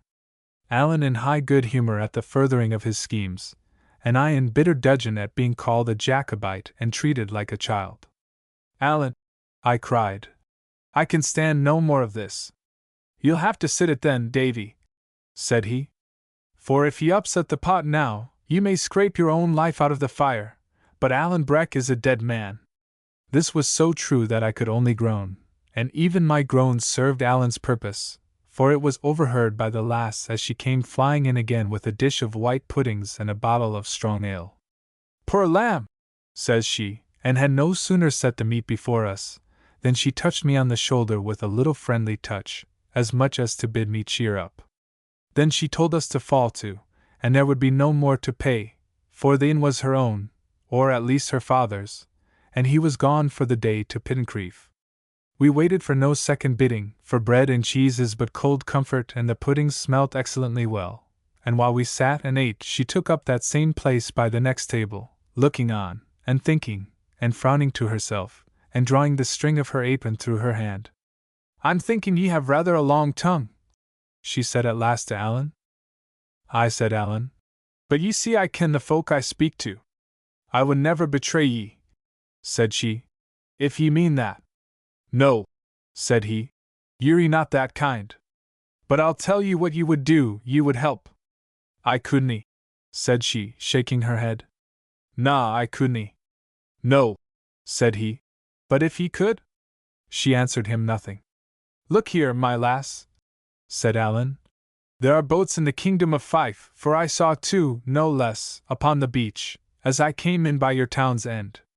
Now if we could have the use of a boat to pass under cloud of night into Lothian, and some secret, decent kind of a man to bring that boat back again and keep his counsel, there would be 2 souls saved, mine to all likelihood, his to a dead surety. If we lack that boat, we have but 3 shillings left in this wide world, and where to go, and how to do, and what other place there is for us except the chains of a gibbet, I give you my naked word I kenna. Shall we go wanting, lassie? Are ye to lie in your warm bed and think upon us, when the wind gulls in the chimney and the rain tirls on the roof?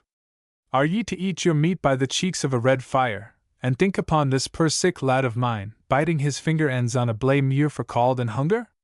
Sick or sound, he must I be moving, with the death grapple at his throat he must I be trailing in the rain on the lang roads, and when he gants his last on a rickle of cauld stanes, There will be nae friends near him but only me and God. At this appeal, I could see the lass was in great trouble of mind, being tempted to help us, and yet in some fear she might be helping malefactors, and so now I determined to step in myself and to allay her scruples with a portion of the truth. Did ever you hear, said I, of Mr. Rankeeler of the ferry? Rankeeler the writer? Said she. I door say that.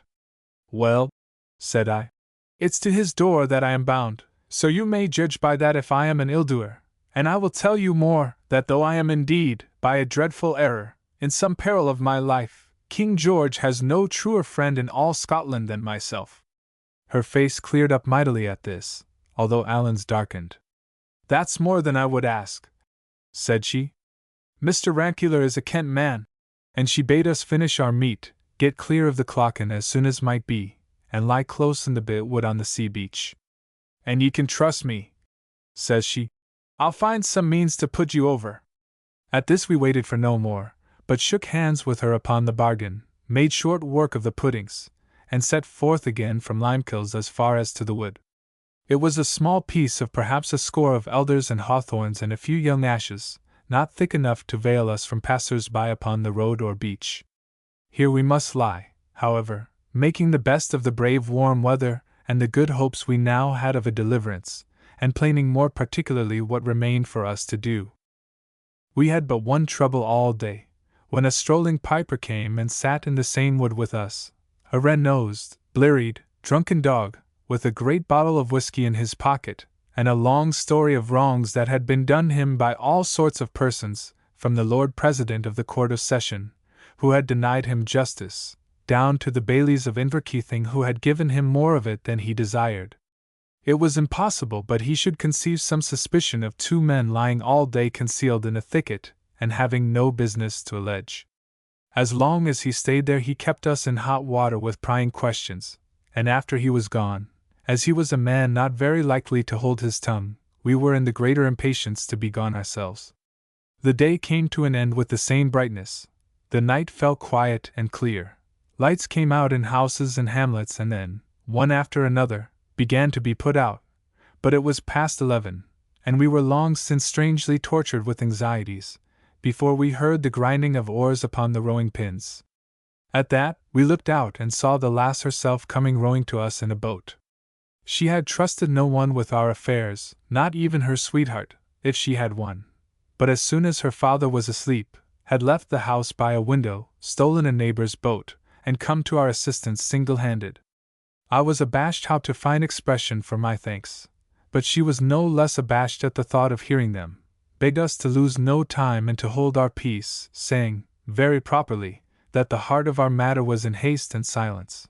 And so, what with one thing and another, she had set us on the Lothian shore not far from Caradon, had shaken hands with us, and was out again at sea and rowing for Limekilns, before there was one word said either of her service or our gratitude. Even after she was gone, we had nothing to say, as indeed nothing was enough for such a kindness. Only Allan stood a great while upon the shore shaking his head. "It is a very fine lass," he said at last. "David, it is a very fine lass." And a matter of an hour later, as we were lying in a den on the seashore and I had been already dozing, he broke out again in commendations of her character. For my part, I could say nothing. She was so simple a creature that my heart smote me both with remorse and fear. Remorse because we had traded upon her ignorance, and fear lest we should have anyway involved her in the dangers of our situation. Chapter 27. I come to Mr. Rankeeler.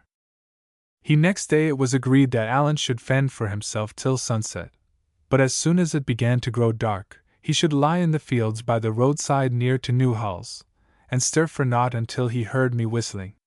At first I proposed I should give him for a signal the Bonny House of Airlie, which was a favourite of mine, but he objected that as the piece was very commonly known, any ploughman might whistle it by accident, and taught me instead a little fragment of a Highland air, which has run in my head from that day to this, and will likely run in my head when I lie dying. Every time it comes to me, it takes me off to that last day of my uncertainty, with Allan sitting up in the bottom of the den, whistling and beating the measure with a finger, and the grey of the dawn coming on his face. I was in the long street of Queensferry before the sun was up. It was a fairly built burg, the houses of good stone, many slated, the town hall not so fine, I thought, as that of Peebles, nor yet the street so noble, but take it altogether, it put me to shame for my fall tatters. As the morning went on, and the fires began to be kindled, and the windows to open, and the people to appear out of the houses, my concern and despondency grew ever the blacker. I saw now that I had no grounds to stand upon, and no clear proof of my rights, nor so much as of my own identity.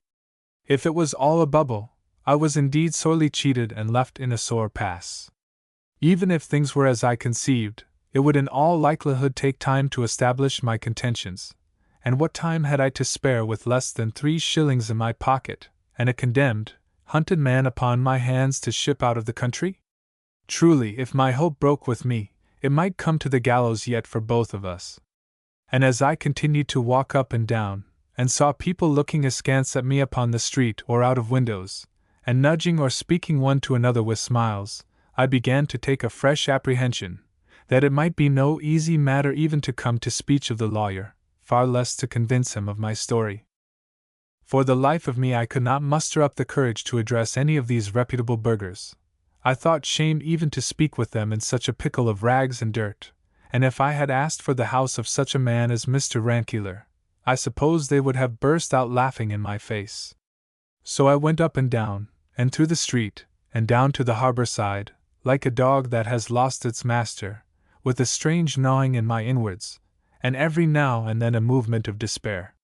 It grew to be high day at last, perhaps 9 in the forenoon, and I was worn with these wanderings, and chanced to have stopped in front of a very good house on the landward side, a house with beautiful, clear glass windows, flowering knots upon the sills, the walls new harled asterisk, and a chase dog sitting yawning on the step like one that was at home. Well, I was even envying this dumb brute, when the door fell open and there issued forth a shrewd, ruddy, kindly, consequential man in a well-powdered wig and spectacles. I was in such a plight that no one set eyes on me once, but he looked at me again, and this gentleman, as it proved, was so much struck with my poor appearance that he came straight up to me and asked me what I did.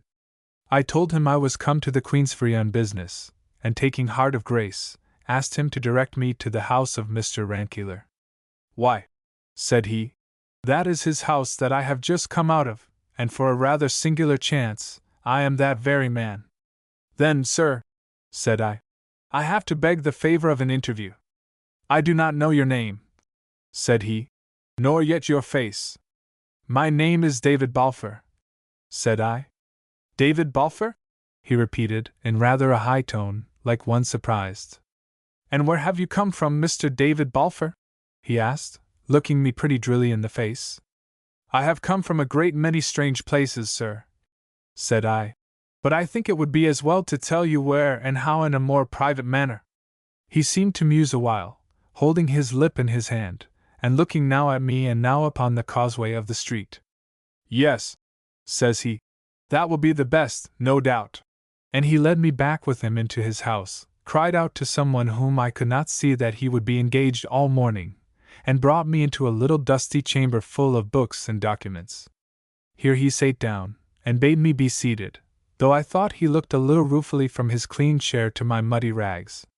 And now, says he, if you have any business, pray be brief and come swiftly to the point.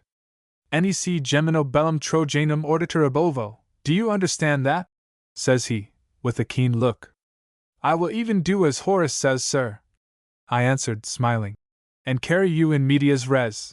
He nodded as if he was well pleased, and indeed his scrap of Latin had been set to test me. For all that, and though I was somewhat encouraged, the blood came in my face when I added, I have reason to believe myself some rights on the estate of Shaw's. He got a paper book out of a drawer and set it before him open. Well, said he. But I had shot my bolt and sat speechless. Come, Mr. Balfour, said he. You must continue. Where were you born? In Ascendian, sir, said I. The year 1733, the 12th of March. He seemed to follow this statement in his paper book, but what that meant I knew not. Your father and mother? Said he. My father was Alexander Balfour, schoolmaster of that place, said I. And my mother Grace Pitero. I think her people were from Angus. Have you any papers proving your identity? Asked Mr. Rankeillor. No, sir, said I. But they are in the hands of Mr. Campbell, the minister, and could be readily produced. Mr. Campbell, too, would give me his word, and for that matter, I do not think my uncle would deny me. Meaning Mr. Ebenezer Balfour?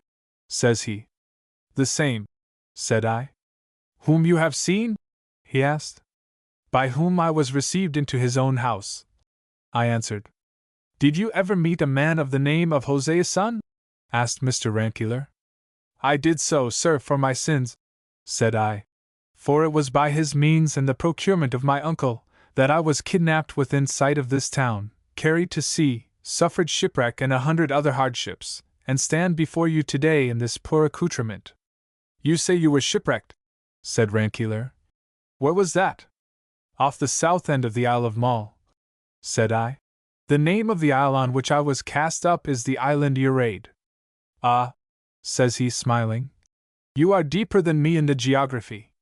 But so far I may tell you, this agrees pretty exactly with other informations that I hold. But you say you were kidnapped, in what sense? In the plain meaning of the word, sir, said I. I was on my way to your house, when I was trepanned on board the brig, cruelly struck down, thrown below, and knew no more of anything till we were far at sea. I was destined for the plantations, a fate that, in God's providence, I have escaped. The brig was lost on June the 27th, says he, looking in his book. And we are now at August the 24th. Here is a considerable hiatus, Mr. Balfour, of near upon 2 months. It has already caused a vast amount of trouble to your friends, and I own I shall not be very well contented until it is set right. Indeed, sir, said I, these months are very easily filled up, but yet before I told my story, I would be glad to know that I was talking to a friend. This is to argue in a circle, said the lawyer. I cannot be convinced till I have heard you. I cannot be your friend till I am properly informed. If you were more trustful, it would better befit your time of life. And you know, Mr. Balfour, we have a proverb in the country that evildoers are evil dreaders. You are not to forget, sir, said I, that I have already suffered by my trustfulness, and was shipped off to be a slave by the very man that, if I rightly understand, is your employer? All this while I had been gaining ground with Mr. Rankeillor, and in proportion as I gained ground, gaining confidence. But at this sally, which I made with something of a smile myself, he fairly laughed aloud. No, no, said he, it is not so bad as that. Fui non sum. I was indeed your uncle's man of business, but while you, and Burby's Juvenis Custode Remoto, were gallivanting in the west, a good deal of water has run under the bridges, and if your ears did not sing, it was not for lack of being talked about. On the very day of your sea disaster, Mr. Campbell stalked into my office, demanding you from all the winds. I had never heard of your existence, but I had known your father, and from matters in my competence, to be touched upon hereafter, I was disposed to fear the worst. Mr. Ebenezer admitted having seen you, declared, what seemed improbable, that he had given you considerable sums, and that you had started for the continent of Europe, intending to fulfill your education, which was probable and praiseworthy. Interrogated how you had come to send no word to Mr. Campbell, he deponed that you had expressed a great desire to break with your past life. Further interrogated where you now were, protested ignorance, but believed you were in Leiden. That is a close sum of his replies. I am not exactly sure that any one believed him, continued Mr. Rankeillor with a smile. And in particular he so much disrelished me expressions of mine that, in a word, he showed me to the door. We were then at a full stand, for whatever shrewd suspicions we might entertain, we had no shadow of probation. In the very article, comes Captain Hosea's son with the story of your drowning, whereupon all fell through, with no consequences but concern to Mr. Campbell, injury to my pocket, and another blot upon your uncle's character, which could very ill afford it. And now, Mr. Balfour, said he, you understand the whole process of these matters, and can judge for yourself to what extent I may be trusted. Indeed, he was more pedantic than I can represent him, and placed more scraps of Latin in his speech, but it was all uttered with a fine geniality of eye and manner which went far to conquer my distrust. Moreover, I could see he now treated me as if I was myself beyond a doubt, so that first point of my identity seemed fully granted. "Sir," said I, "if I tell you my story, I must commit a friend's life to your discretion. Pass me your word it shall be sacred, and for what touches myself, I will ask no better guarantee than just your face." He passed me his word very seriously.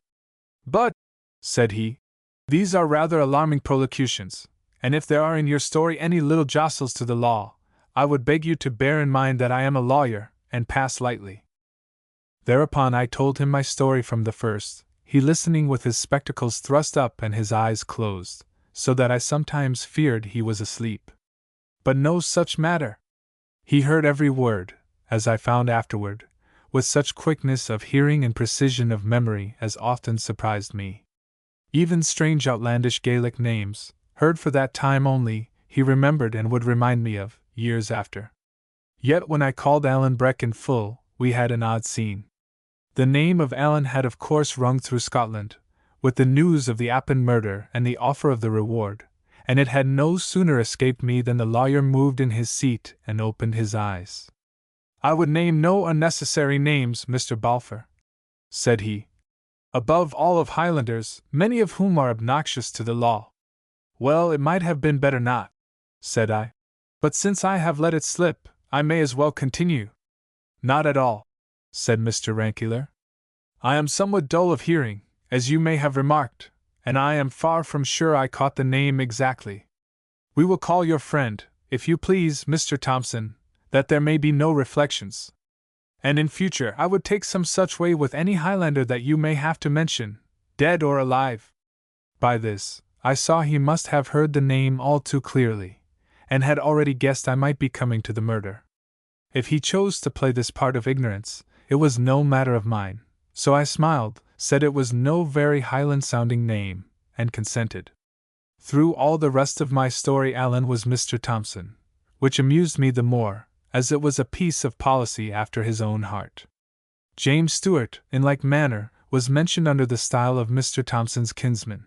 Colin Campbell passed as a Mr. Glenn, and to Cluny, when I came to that part of my tale, I gave the name of Mr. Jameson, a Highland chief. It was truly the most open farce, and I wondered that the lawyer should care to keep it up. But after all, it was quite in the taste of that age, when there were two parties in the state, and quiet persons, with no very high opinions of their own, sought out every cranny, to avoid offense to either.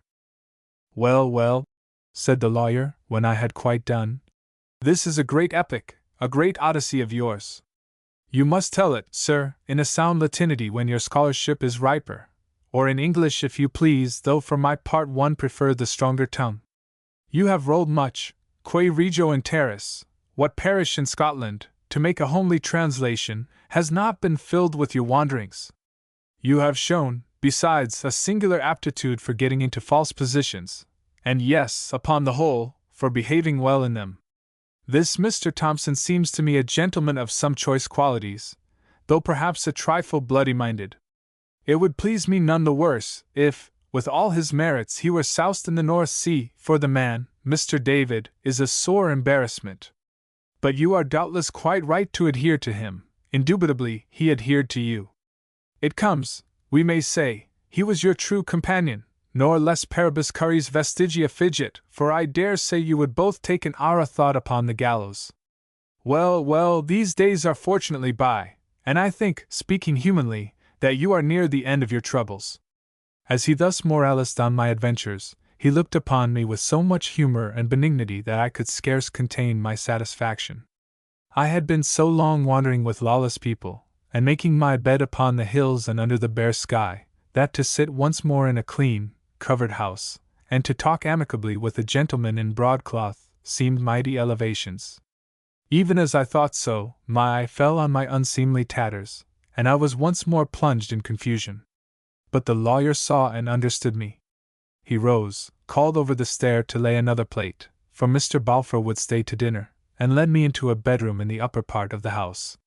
Here he set before me water and soap, and a comb, and laid out some clothes that belonged to his son, and here, with another apposite tag, he left me to my toilet. Chapter 28. I go in quest of my inheritance. Made what change I could in my appearance, and blithe was I to look in the glass and find the beggar man a thing of the past, and David Balfour come to life again. And yet I was ashamed of the change too, and above all, of the borrowed clothes. When I had done, Mr. Rankeillor caught me on the stair, made me his compliments, and had me again into the cabinet. "Sit ye down, Mr. David," said he, "and now that you are looking a little more like yourself, let me see if I can find you any news. You will be wondering, no doubt, about your father and your uncle? To be sure it is a singular tale, and the explanation is one that I blush to have to offer you. For," says he, really with embarrassment, "the matter hinges on a love affair." "Truly," said I cannot very well join that notion with my uncle." "But your uncle, Mr. David, was not always old," replied the lawyer, "and what may perhaps surprise you more, not always ugly. He had a fine, gallant air. People stood in their doors to look after him, as he went by upon a meadow horse. I have seen it with these eyes, and I ingenuously confess not altogether without envy, for I was a plain lad myself and a plain man's son, and in those days it was a case of odit, cabellus es sabel. It sounds like a dream," said I. "Aye," said the lawyer. "That is how it is with youth and age." Nor was that all, but he had a spirit of his own that seemed to promise great things in the future. In 1715, what must he do but run away to join the rebels? It was your father that pursued him, found him in a ditch, and brought him back multum gementem, to the mirth of the whole country. However, majora canimus, the two lads fell in love, and that with the same lady. Mr. Ebenezer, who was the admired and the beloved, and the spoiled one, made, no doubt, mighty certain of the victory, and when he found he had deceived himself, screamed like a peacock. The whole country heard of it. Now he lay sick at home, with his silly family standing round the bed in tears. Now he rode from public house to public house, and shouted his sorrows into the lug of Tom, Dick, and Harry. Your father, Mr. David, was a kind gentleman, but he was weak, dolefully weak, took all this folly with a long countenance, and one day, by your leave, resigned the lady. She was no such fool, however, it's from her you must inherit your excellent good sense, and she refused to be bandied from one to another. Both got upon their knees to her, and the upshot of the matter for that while was that she showed both of them the door. That was in August, dear me! The same year I came from college. The scene must have been highly farcical. I thought myself it was a silly business, but I could not forget my father had a hand in it. Surely, sir, it had some note of tragedy, said I. Why, no, sir, not at all, returned the lawyer. For tragedy implies some ponderable matter in dispute, some dignus vindice notice, and this piece of work was all about the petulance of a young ass that had been spoiled, and wanted nothing so much as to be tied up and soundly belted. However, that was not your father's view, and the end of it was, that from concession to concession on your father's part, and from one height to another of squalling, sentimental selfishness upon your uncle's, they came at last to drive a sort of bargain, from whose ill results you have recently been smarting. The one man took the lady, the other the estate. Now, Mr. David, they talk a great deal of charity and generosity, but in this disputable state of life, I often think the happiest consequences seem to flow when a gentleman consults his lawyer, and takes all the law allows him. Anyhow, this piece of quixotry on your father's part, as it was unjust in itself, has brought forth a monstrous family of injustices. Your father and mother lived and died poor folk, you were poorly reared, and in the meanwhile, what a time it has been for the tenants on the estate of Shaw's. And I might add, if it was a matter I cared much about, what a time for Mr. Ebenezer. And yet that is certainly the strangest part of all, said I, that a man's nature should thus change. True, said Mr. Rankeillor. And yet I imagine it was natural enough. He could not think that he had played a handsome part. Those who knew the story gave him the cold shoulder, those who knew it not, seeing one brother disappear, and the other succeed in the estate, raised a cry of murder, so that upon all sides he found himself avite. Money was all he got by his bargain. Well, he came to think the more of money. He was selfish when he was young, he is selfish now that he is old, and the latter end of all these pretty manners and fine feelings you have seen for yourself. Well, sir, said I, and in all this, what is my position? The estate is yours beyond a doubt, replied the lawyer. It matters nothing what your father signed, you are the heir of entail. But your uncle is a man to fight the indefensible, and it would be likely your identity that he would call in question. A lawsuit is always expensive, and a family lawsuit always scandalous. Besides which, if any of your doings with your friend Mr. Thompson were to come out, we might find that we had burned our fingers. The kidnapping, to be sure, would be a court card upon our side, if we could only prove it. But it may be difficult to prove, and my advice, upon the whole, is to make a very easy bargain with your uncle, perhaps even leaving him at Shaw's where he has taken root for a quarter of a century, and contenting yourself in the meanwhile with a fair provision. I told him I was very willing to be easy, and that to carry family concerns before the public was a step from which I was naturally much averse. In the meantime, thinking to myself, I began to see the outlines of that scheme on which we afterwards acted. The great affair, I asked, is to bring home to him the kidnapping? Surely, said Mr. Rankeillor, and if possible out of court. For mark you here, Mr. David, we could no doubt find some men of the Covenant who would swear to your reclusion, but once they were in the box, we could no longer check their testimony, and some word of your friend Mr. Thompson must certainly crop out. Which, from what you have let fall, I cannot think to be desirable. Well, sir, said I, here is my way of it. And I opened my plot to him. But this would seem to involve my meeting the man Thompson? Says he, when I had done. I think so indeed, sir, said I. Dear doctor, cries he, rubbing his brow. Dear doctor! No, Mr. David, I am afraid your scheme is inadmissible. I say nothing against your friend, Mr. Thompson, I know nothing against him, and if I did, mark this, Mr. David, it would be my duty to lay hands on him. Now I put it to you, is it wise to meet? He may have matters to his charge. He may not have told you all. His name may not be even Thompson, cries the lawyer, twinkling. For some of these fellows will pick up names by the roadside as another would gather haws. You must be the judge, sir, said I. But it was clear my plan had taken hold upon his fancy, for he kept musing to himself till we were called to dinner and the company of Mrs. Rankeillor, and that lady had scarce left us again to ourselves and a bottle of wine, ere he was back harping on my proposal. When and where was I to meet my friend Mr. Thompson? Was I sure of Mr. T.'s discretion? Supposing we could catch the old fox tripping, would I consent to such and such a term of an agreement? These and the like questions he kept asking at long intervals, while he thoughtfully rolled his wine upon his tongue. When I had answered all of them, seemingly to his contentment, he fell into a still deeper muse, even the claret being now forgotten. Then he got a sheet of paper and a pencil, and set to work writing and weighing every word, and at last touched a bell and had his clerk into the chamber.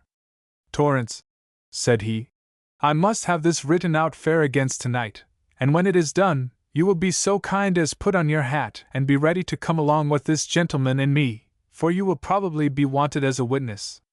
What, sir? Cried I, as soon as the clerk was gone. Are you to venture it? Why, so it would appear, says he, filling his glass. But let us speak no more of business. The very sight of Torrance brings in my head a little droll matter of some years ago, when I had made a tryst with the poor oaf at the Cross of Edinburgh. Each had gone his proper errand, and when it came 4 o'clock, Torrance had been taking a glass and did not know his master, and I, who had forgot my spectacles, was so blind without them, that I give you my word I did not know my own clerk. And thereupon he laughed heartily. I said it was an odd chance, and smiled out of politeness, but what held me all the afternoon in wonder, he kept returning and dwelling on this story, and telling it again with fresh details and laughter, so that I began at last to be quite put out of countenance, and feel ashamed for my friend's folly. Towards the time I had appointed with Allen, we set out from the house, Mr. Rankeillor and I arm in arm, and Torrance following behind with the deed in his pocket and a covered basket in his hand. All through the town, the lawyer was bowing right and left, and continually being buttonholed by gentlemen on matters of burgh or private business, and I could see he was one greatly looked up to in the county. At last we were clear of the houses, and began to go along the side of the haven and towards the Hawes Inn and the Ferry Pier, the scene of my misfortune. I could not look upon the place without emotion, recalling how many that had been there with me that day were now no more, ransom taken, I could hope, from the evil to come, Schwan passed where I dared not follow him, and the poor souls that had gone down with the brig in her last plunge. All these, and the brig herself, I had outlived, and come through these hardships and fearful perils without scath. My only thought should have been of gratitude, and yet I could not behold the place without sorrow for others and a chill of recollected fear. I was so thinking when, upon a sudden, Mr. Rankeillor cried out, clapped his hand to his pockets, and began to laugh. "Why," he cries, "if this be not a farcical adventure! After all that I said, I have forgot my glasses." At that, of course, I understood the purpose of his anecdote, and knew that if he had left his spectacles at home, it had been done on purpose, so that he might have the benefit of Alan's help without the awkwardness of recognizing him. And indeed it was well thought upon, for now, suppose things to go the very worst, how could Rankeillor swear to my friend's identity, or how be made to bear damaging evidence against myself? For all that, he had been a long while of finding out his want, and had spoken to and recognized a good few persons as we came through the town, and I had little doubt myself that he saw reasonably well. As soon as we were past the Hawes, where I recognized the landlord smoking his pipe in the door, and was amazed to see him look no older, Mr. Rankeillor changed the order of march, walking behind with Torrance, and sending me forward in the manner of a scout. I went up the hill, whistling from time to time my Gaelic air, and at length I had the pleasure to hear it answered and to see Alan rise from behind a bush. He was somewhat dashed in spirits, having passed a long day alone skulking in the county, and made but a poor meal in an alehouse near Dundas. But at the mere sight of my clothes he began to brighten up, and as soon as I had told him in what a forward state our matters were, and the part one looked to him to play in what remained, he sprang into a new man. "And that is a very good notion of yours," says he, "and I dare to say that you could lay your hands upon no better man to put it through than Alan Breck. It is not a thing, mark ye, that any one could do, but takes a gentleman of penetration. But it sticks in my head your lawyer man will be somewhat wearying to see me," says Alan. Accordingly I cried and waved on Mr. Rankeillor, who came up alone and was presented to my friend, Mr. Thompson. "Mr. Thompson, I am pleased to meet you," said he. "But I have forgotten my glasses, and our friend, Mr. David here," clapping me on the shoulder, "will tell you that I am little better than blind, and that you must not be surprised if I pass you by tomorrow."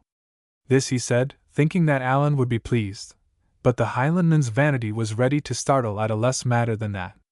"Why, sir," says he stiffly, "I would say it mattered the less as we are met here for a particular end, to see justice done to Mr. Balfour, and by what I can see, not very likely to have much else in common. But I accept your apology, which was a very proper one to make. And that is more than I could look for, Mr. Thompson," said Rankeillor heartily. "And now as you and I are the chief actors in this enterprise, I think we should come into a nice agreement, to which end, I propose that you should lend me your arm, for, what with the dusk and the want of my glasses, I am not very clear as to the path, and as for you, Mr. David, you will find Torrance a pleasant kind of body to speak with. Only let me remind you, it's quite needless he should hear more of your adventures or those of, Mr. Thompson." Accordingly these two went on ahead in very close talk, and Torrance and I brought up the rear. Night was quite come when we came in view of the house of Shaws. 10 had been gone some time. It was dark and mild, with a pleasant, rustling wind in the southwest that covered the sound of our approach, and as we drew near we saw no glimmer of light in any portion of the building. It seemed my uncle was already in bed, which was indeed the best thing for our arrangements. We made our last whispered consultations some 50 yards away, and then the lawyer and Torrance and I crept quietly up and crouched down beside the corner of the house. And as soon as we were in our places, Alan strode to the door without concealment and began to knock. Chapter 29. I come into my kingdom. For some time Alan volleyed upon the door, and his knocking only roused the echoes of the house and neighborhood. At last, however, I could hear the noise of a window gently thrust up, and knew that my uncle had come to his observatory. By what light there was, he would see Alan standing, like a dark shadow, on the steps. The three witnesses were hidden quite out of his view, so that there was nothing to alarm an honest man in his own house. For all that, he studied his visitor a while in silence, and when he spoke his voice had a quaver of misgiving. "What's this?" says he. "This is nae kind of time of night for decent folk, and I hae nae trokings * why nighthawks. What brings ye here?" "I have a blunderbush." "Is that yoursel, Mr. Balfour?" returned Alan, stepping back and looking up into the darkness. "Have a care of that blunderbuss, they're nasty things to burst. What brings ye here?" "And wae are ye?" says my uncle angrily. "I have no manner of inclination to road out my name to the countryside," said Alan. "But what brings me here is another story, being more of your affair than mine, and if ye're sure it's what ye would like, I'll set it to a tune and sing it to you." "And what is't?" asked my uncle. "David," says Alan. "What was that?" cried my uncle, in a mighty changed voice. "Shall I give ye the rest of the name, then?" said Alan. There was a pause, and then, "I'm thinking I'll better let ye in," says my uncle doubtfully. "I dare say that," said Alan. "But the point is, would I go? Now I will tell you what I am thinking. I am thinking that it is here upon this doorstep that we must confer upon this business, and it shall be here or nowhere at all whatever, for I would have you to understand that I am as stiff-necked as yoursel, and a gentleman of better family." This change of note disconcerted Ebenezer. He was a little while digesting it, and then says he, Weel, what must be must," and shut the window. But it took him a long time to get downstairs, and a still longer to undo the fastenings, repenting, I dare say, and taken with fresh claps of fear at every second step and every bolt and bar.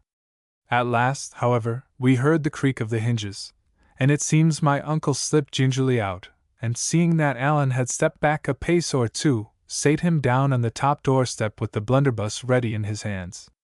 "And now," says he, "mind I have my blunderbush, and if ye take a step nearer ye're as good as dade." "And a very civil speech," says Alan. "To be sure." "Na," says my uncle, "but this is no a very shant kind of a proceeding, and I'm bound to be prepared. And now that we understand each other, you can name your business." "Why," says Alan, "you that are a man of so much understanding, will doubtless have perceived that I am a Hieland gentleman. My name has nae business in my story, but the county of my friends is no very far from the Isle of Mull, of which ye will have heard.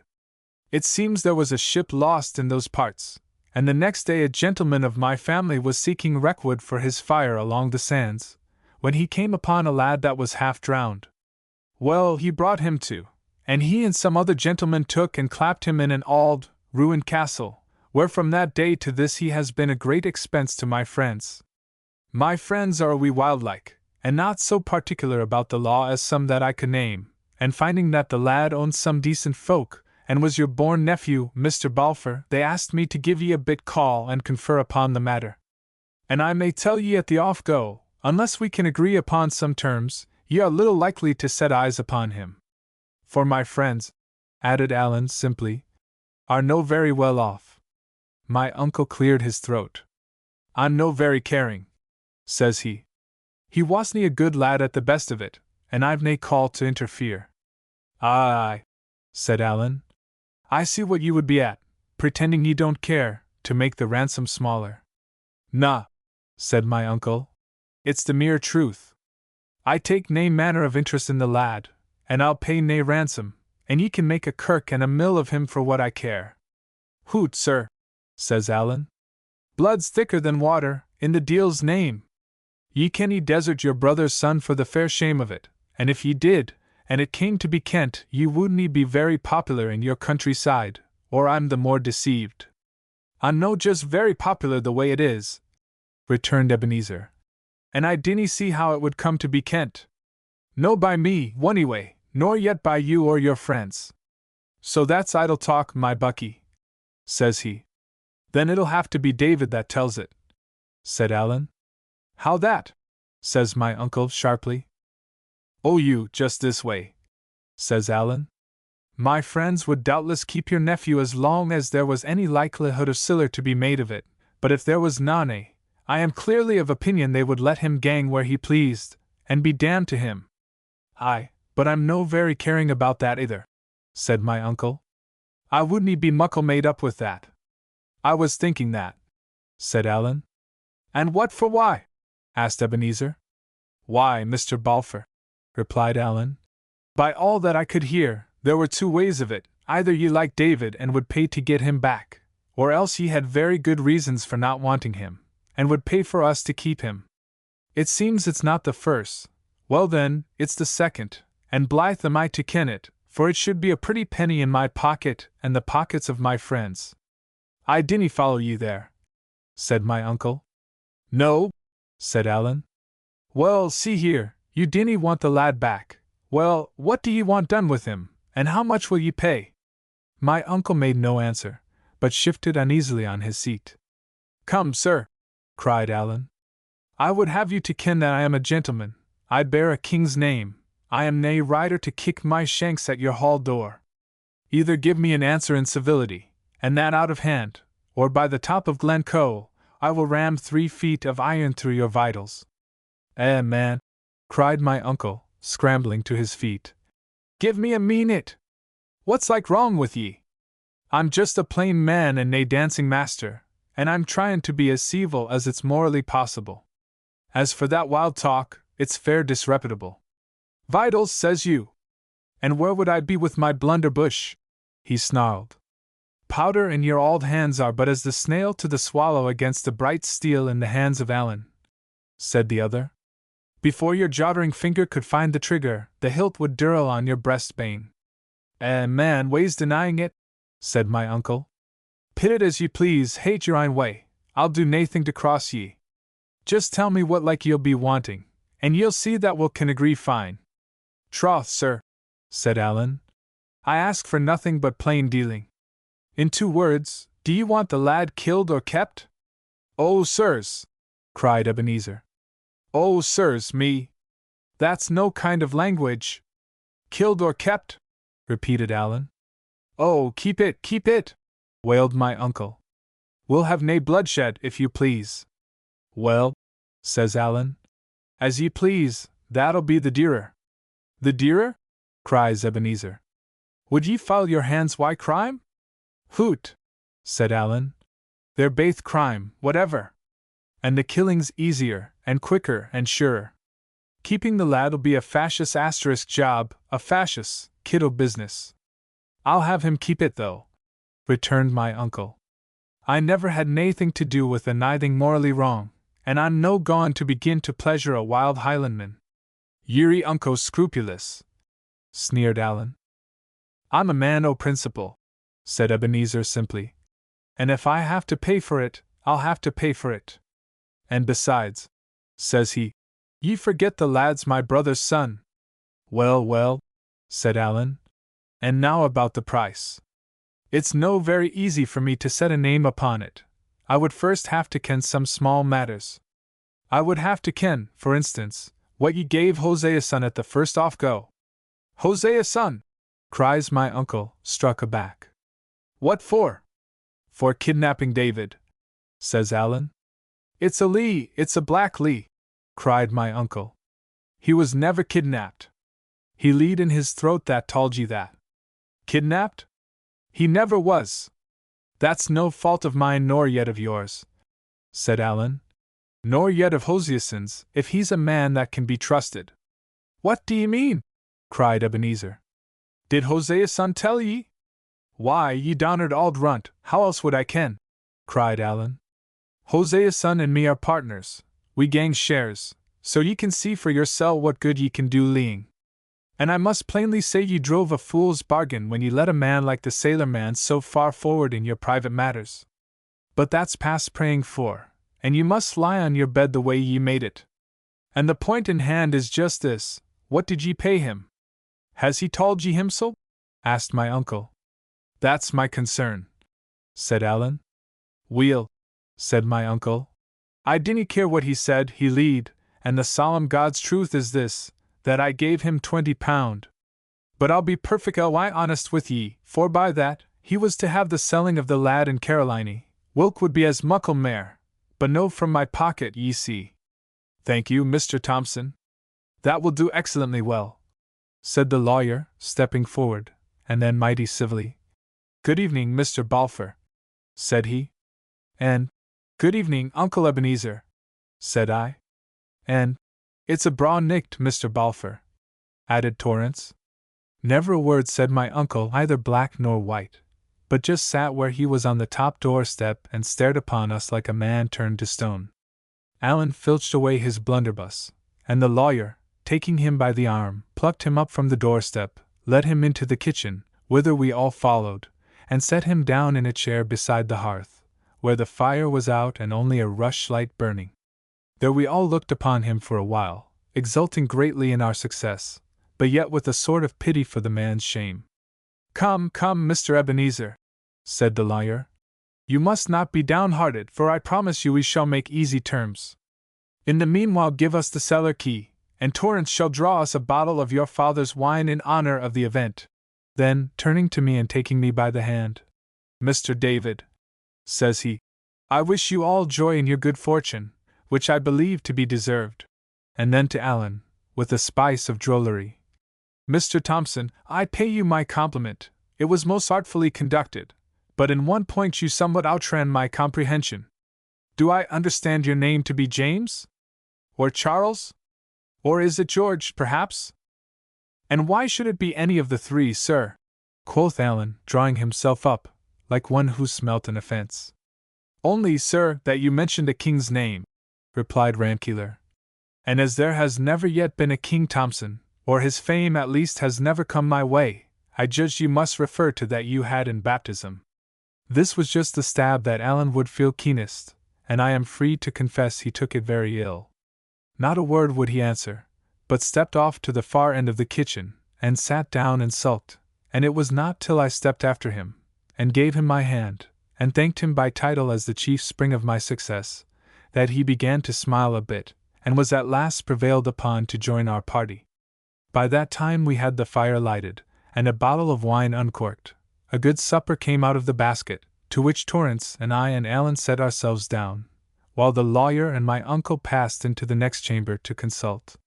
They stayed there closeted about an hour, at the end of which period they had come to a good understanding, and my uncle and I set our hands to the agreement in a formal manner. By the terms of this, my uncle bound himself to satisfy Rankeillor as to his intromissions, and to pay me 2 clear thirds of the yearly income of Shaw's. So the beggar in the ballad had come home, and when I lay down that night on the kitchen chests, I was a man of means and had a name in the country. Allan and Torrance and Rankeillor slept and snored on their hard beds, but for me who had lain out under heaven and upon dirt and stones, so many days and nights, and often with an empty belly, and in fear of death, this good change in my case unmanned me more than any of the former evil ones, and I lay till dawn, looking at the fire on the roof and planning the future. Chapter 30. Goodbye. Oh, far as I was concerned myself, I had come to port, but I had still Allan, to whom I was so much beholden, on my hands, and I felt besides a heavy charge in the matter of the murder and James of the Glens. On both these heads I unbosomed to Rankeillor the next morning, walking to and fro about 6 of the clock before the house of Shaw's, and with nothing in view but the fields and woods that had been my ancestors' and were now mine. Even as I spoke on these grave subjects, my eye would take a glad bit of a run over the prospect, and my heart jump with pride. About my clear duty to my friend, the lawyer had no doubt. I must help him out of the county at whatever risk, but in the case of James, he was of a different mind. Mr. Thompson, says he, is one thing, Mr. Thompson's kinsman quite another. I know little of the facts, but I gather that a great noble, whom we will call, if you like, the D. of A. Asterisk has some concern and is even supposed to feel some animosity in the matter. The D. of A. is doubtless an excellent nobleman, but Mr. David, timeo conocier Deos. If you interfere to balk his vengeance, you should remember there is one way to shut your testimony out, and that is to put you in the dock. There you would be in the same pickle as Mr. Thompson's kinsman. You will object that you are innocent, well, but so is he. And to be tried for your life before a Highland jury, on a Highland quarrel and with a Highland judge upon the bench, would be a brief transition to the gallows. Now I had made all these reasonings before and found no very good reply to them, so I put on all the simplicity I could. In that case, sir, said I would just have to be hanged, would I not? My dear boy, cries he, go in God's name, and do what you think is right. It is a poor thought that at my time of life I should be advising you to choose the safe and shameful, and I take it back with an apology. Go and do your duty, and be hanged, if you must, like a gentleman. There are worse things in the world than to be hanged. Not many, sir, said I, smiling. Why, yes, sir, he cried. Very many. And it would be 10 times better for your uncle to go no farther afield, if he were dangling decently upon a gibbet. Thereupon he turned into the house, still in a great fervor of mind, so that I saw I had pleased him heartily, and there he wrote me 2 letters, making his comments on them as he wrote. This, says he, is to my bankers, the British Linen Company, placing a credit to your name. Consult Mr. Thompson, he will know of ways, and you, with this credit, can supply the means. I trust you will be a good husband of your money, but in the affair of a friend like Mr. Thompson, I would be even prodigal. Then for his kinsman, there is no better way than that you should seek the advocate, tell him your tale, and offer testimony. Whether he may take it or not is quite another matter, and will turn on the D. of A. Now, that you may reach the Lord Advocate well recommended, I give you here a letter to a namesake of your own, the learned Mr. Balfour of Pilrig, a man whom I esteem. It will look better that you should be presented by one of your own name, and the Laird of Pilrig is much looked up to in the faculty and stands well with Lord Advocate Grant. I would not trouble him, if I were you, with any particulars, and do you know, I think it would be needless to refer to Mr. Thompson. Form yourself upon the Laird, he is a good model. When you deal with the advocate, be discreet, and in all these matters, may the Lord guide you, Mr. David. Thereupon he took his farewell, and set out with Torrance for the ferry, while Alan and I turned our faces for the city of Edinburgh. As we went by the footpath and beside the gateposts and the unfinished lodge, we kept looking back at the house of my fathers. It stood there, bare and great and smokeless, like a place not lived in. Only in one of the top windows, there was the peak of a nightcap bobbing up and down and back and forward, like the head of a rabbit from a burrow. I had little welcome when I came, and less kindness while I stayed, but at least I was watched as I went away. Alan and I went slowly forward upon our way, having little heart either to walk or speak. The same thought was uppermost in both, that we were near the time of our parting, and remembrance of all the bygone days sate upon us sorely. We talked indeed of what should be done, and it was resolved that Alan should keep to the county, biding now here, now there, but coming once in the day to a particular place where I might be able to communicate with him, either in my own person or by messenger. In the meanwhile, I was to seek out a lawyer, who was an Appin Stewart, and a man therefore to be wholly trusted, and it should be his part to find a ship and to arrange for Alan's safe embarkation. No sooner was this business done, than the words seemed to leave us, and though I would seek to jest with Alan under the name of Mr. Thompson, and he with me on my new clothes and my estate, you could feel very well that we were nearer tears than laughter. We came the byway over the hill of Corstorphine, and when we got near to the place called Rest and Be Thankful, and looked down on Corstorphine bogs and over to the city and the castle on the hill, we both stopped, for we both knew without a word said that we had come to where our ways parted. Here he repeated to me once again what had been agreed upon between us, the address of the lawyer, the daily hour at which Alan might be found, and the signals that were to be made by any that came seeking him. Then I gave what money I had, a guinea or two of ranculars, so that he should not starve in the meanwhile, and then we stood a space, and looked over at Edinburgh in silence. "Well, good-bye," said Alan, and held out his left hand. "Good-bye," said I, and gave the hand a little grasp, and went off downhill. Neither one of us looked the other in the face, nor so long as he was in my view did I take one back glance at the friend I was leaving. But as I went on my way to the city, I felt so lost and lonesome that I could have found it in my heart to sit down by the dike, and cry and weep like any baby. It was coming near noon when I passed in by the West Kirk and the Grass Market into the streets of the capital. The huge height of the buildings, running up to 10 and 15 stories, the narrow arched entries that continually vomited passengers, the wares of the merchants in their windows, the hubbub and endless stir, the foul smells and the fine clothes, and 100 other particulars too small to mention, struck me into a kind of stupor of surprise, so that I let the crowd carry me to and fro. And yet all the time what I was thinking of was Alan at rest and be thankful, and all the time, although you would think I would not choose but be delighted with these broths and novelties, there was a cold gnawing in my inside like a remorse for something wrong. The hand of Providence brought me in my drifting to the very doors of the British Linen Company's bank.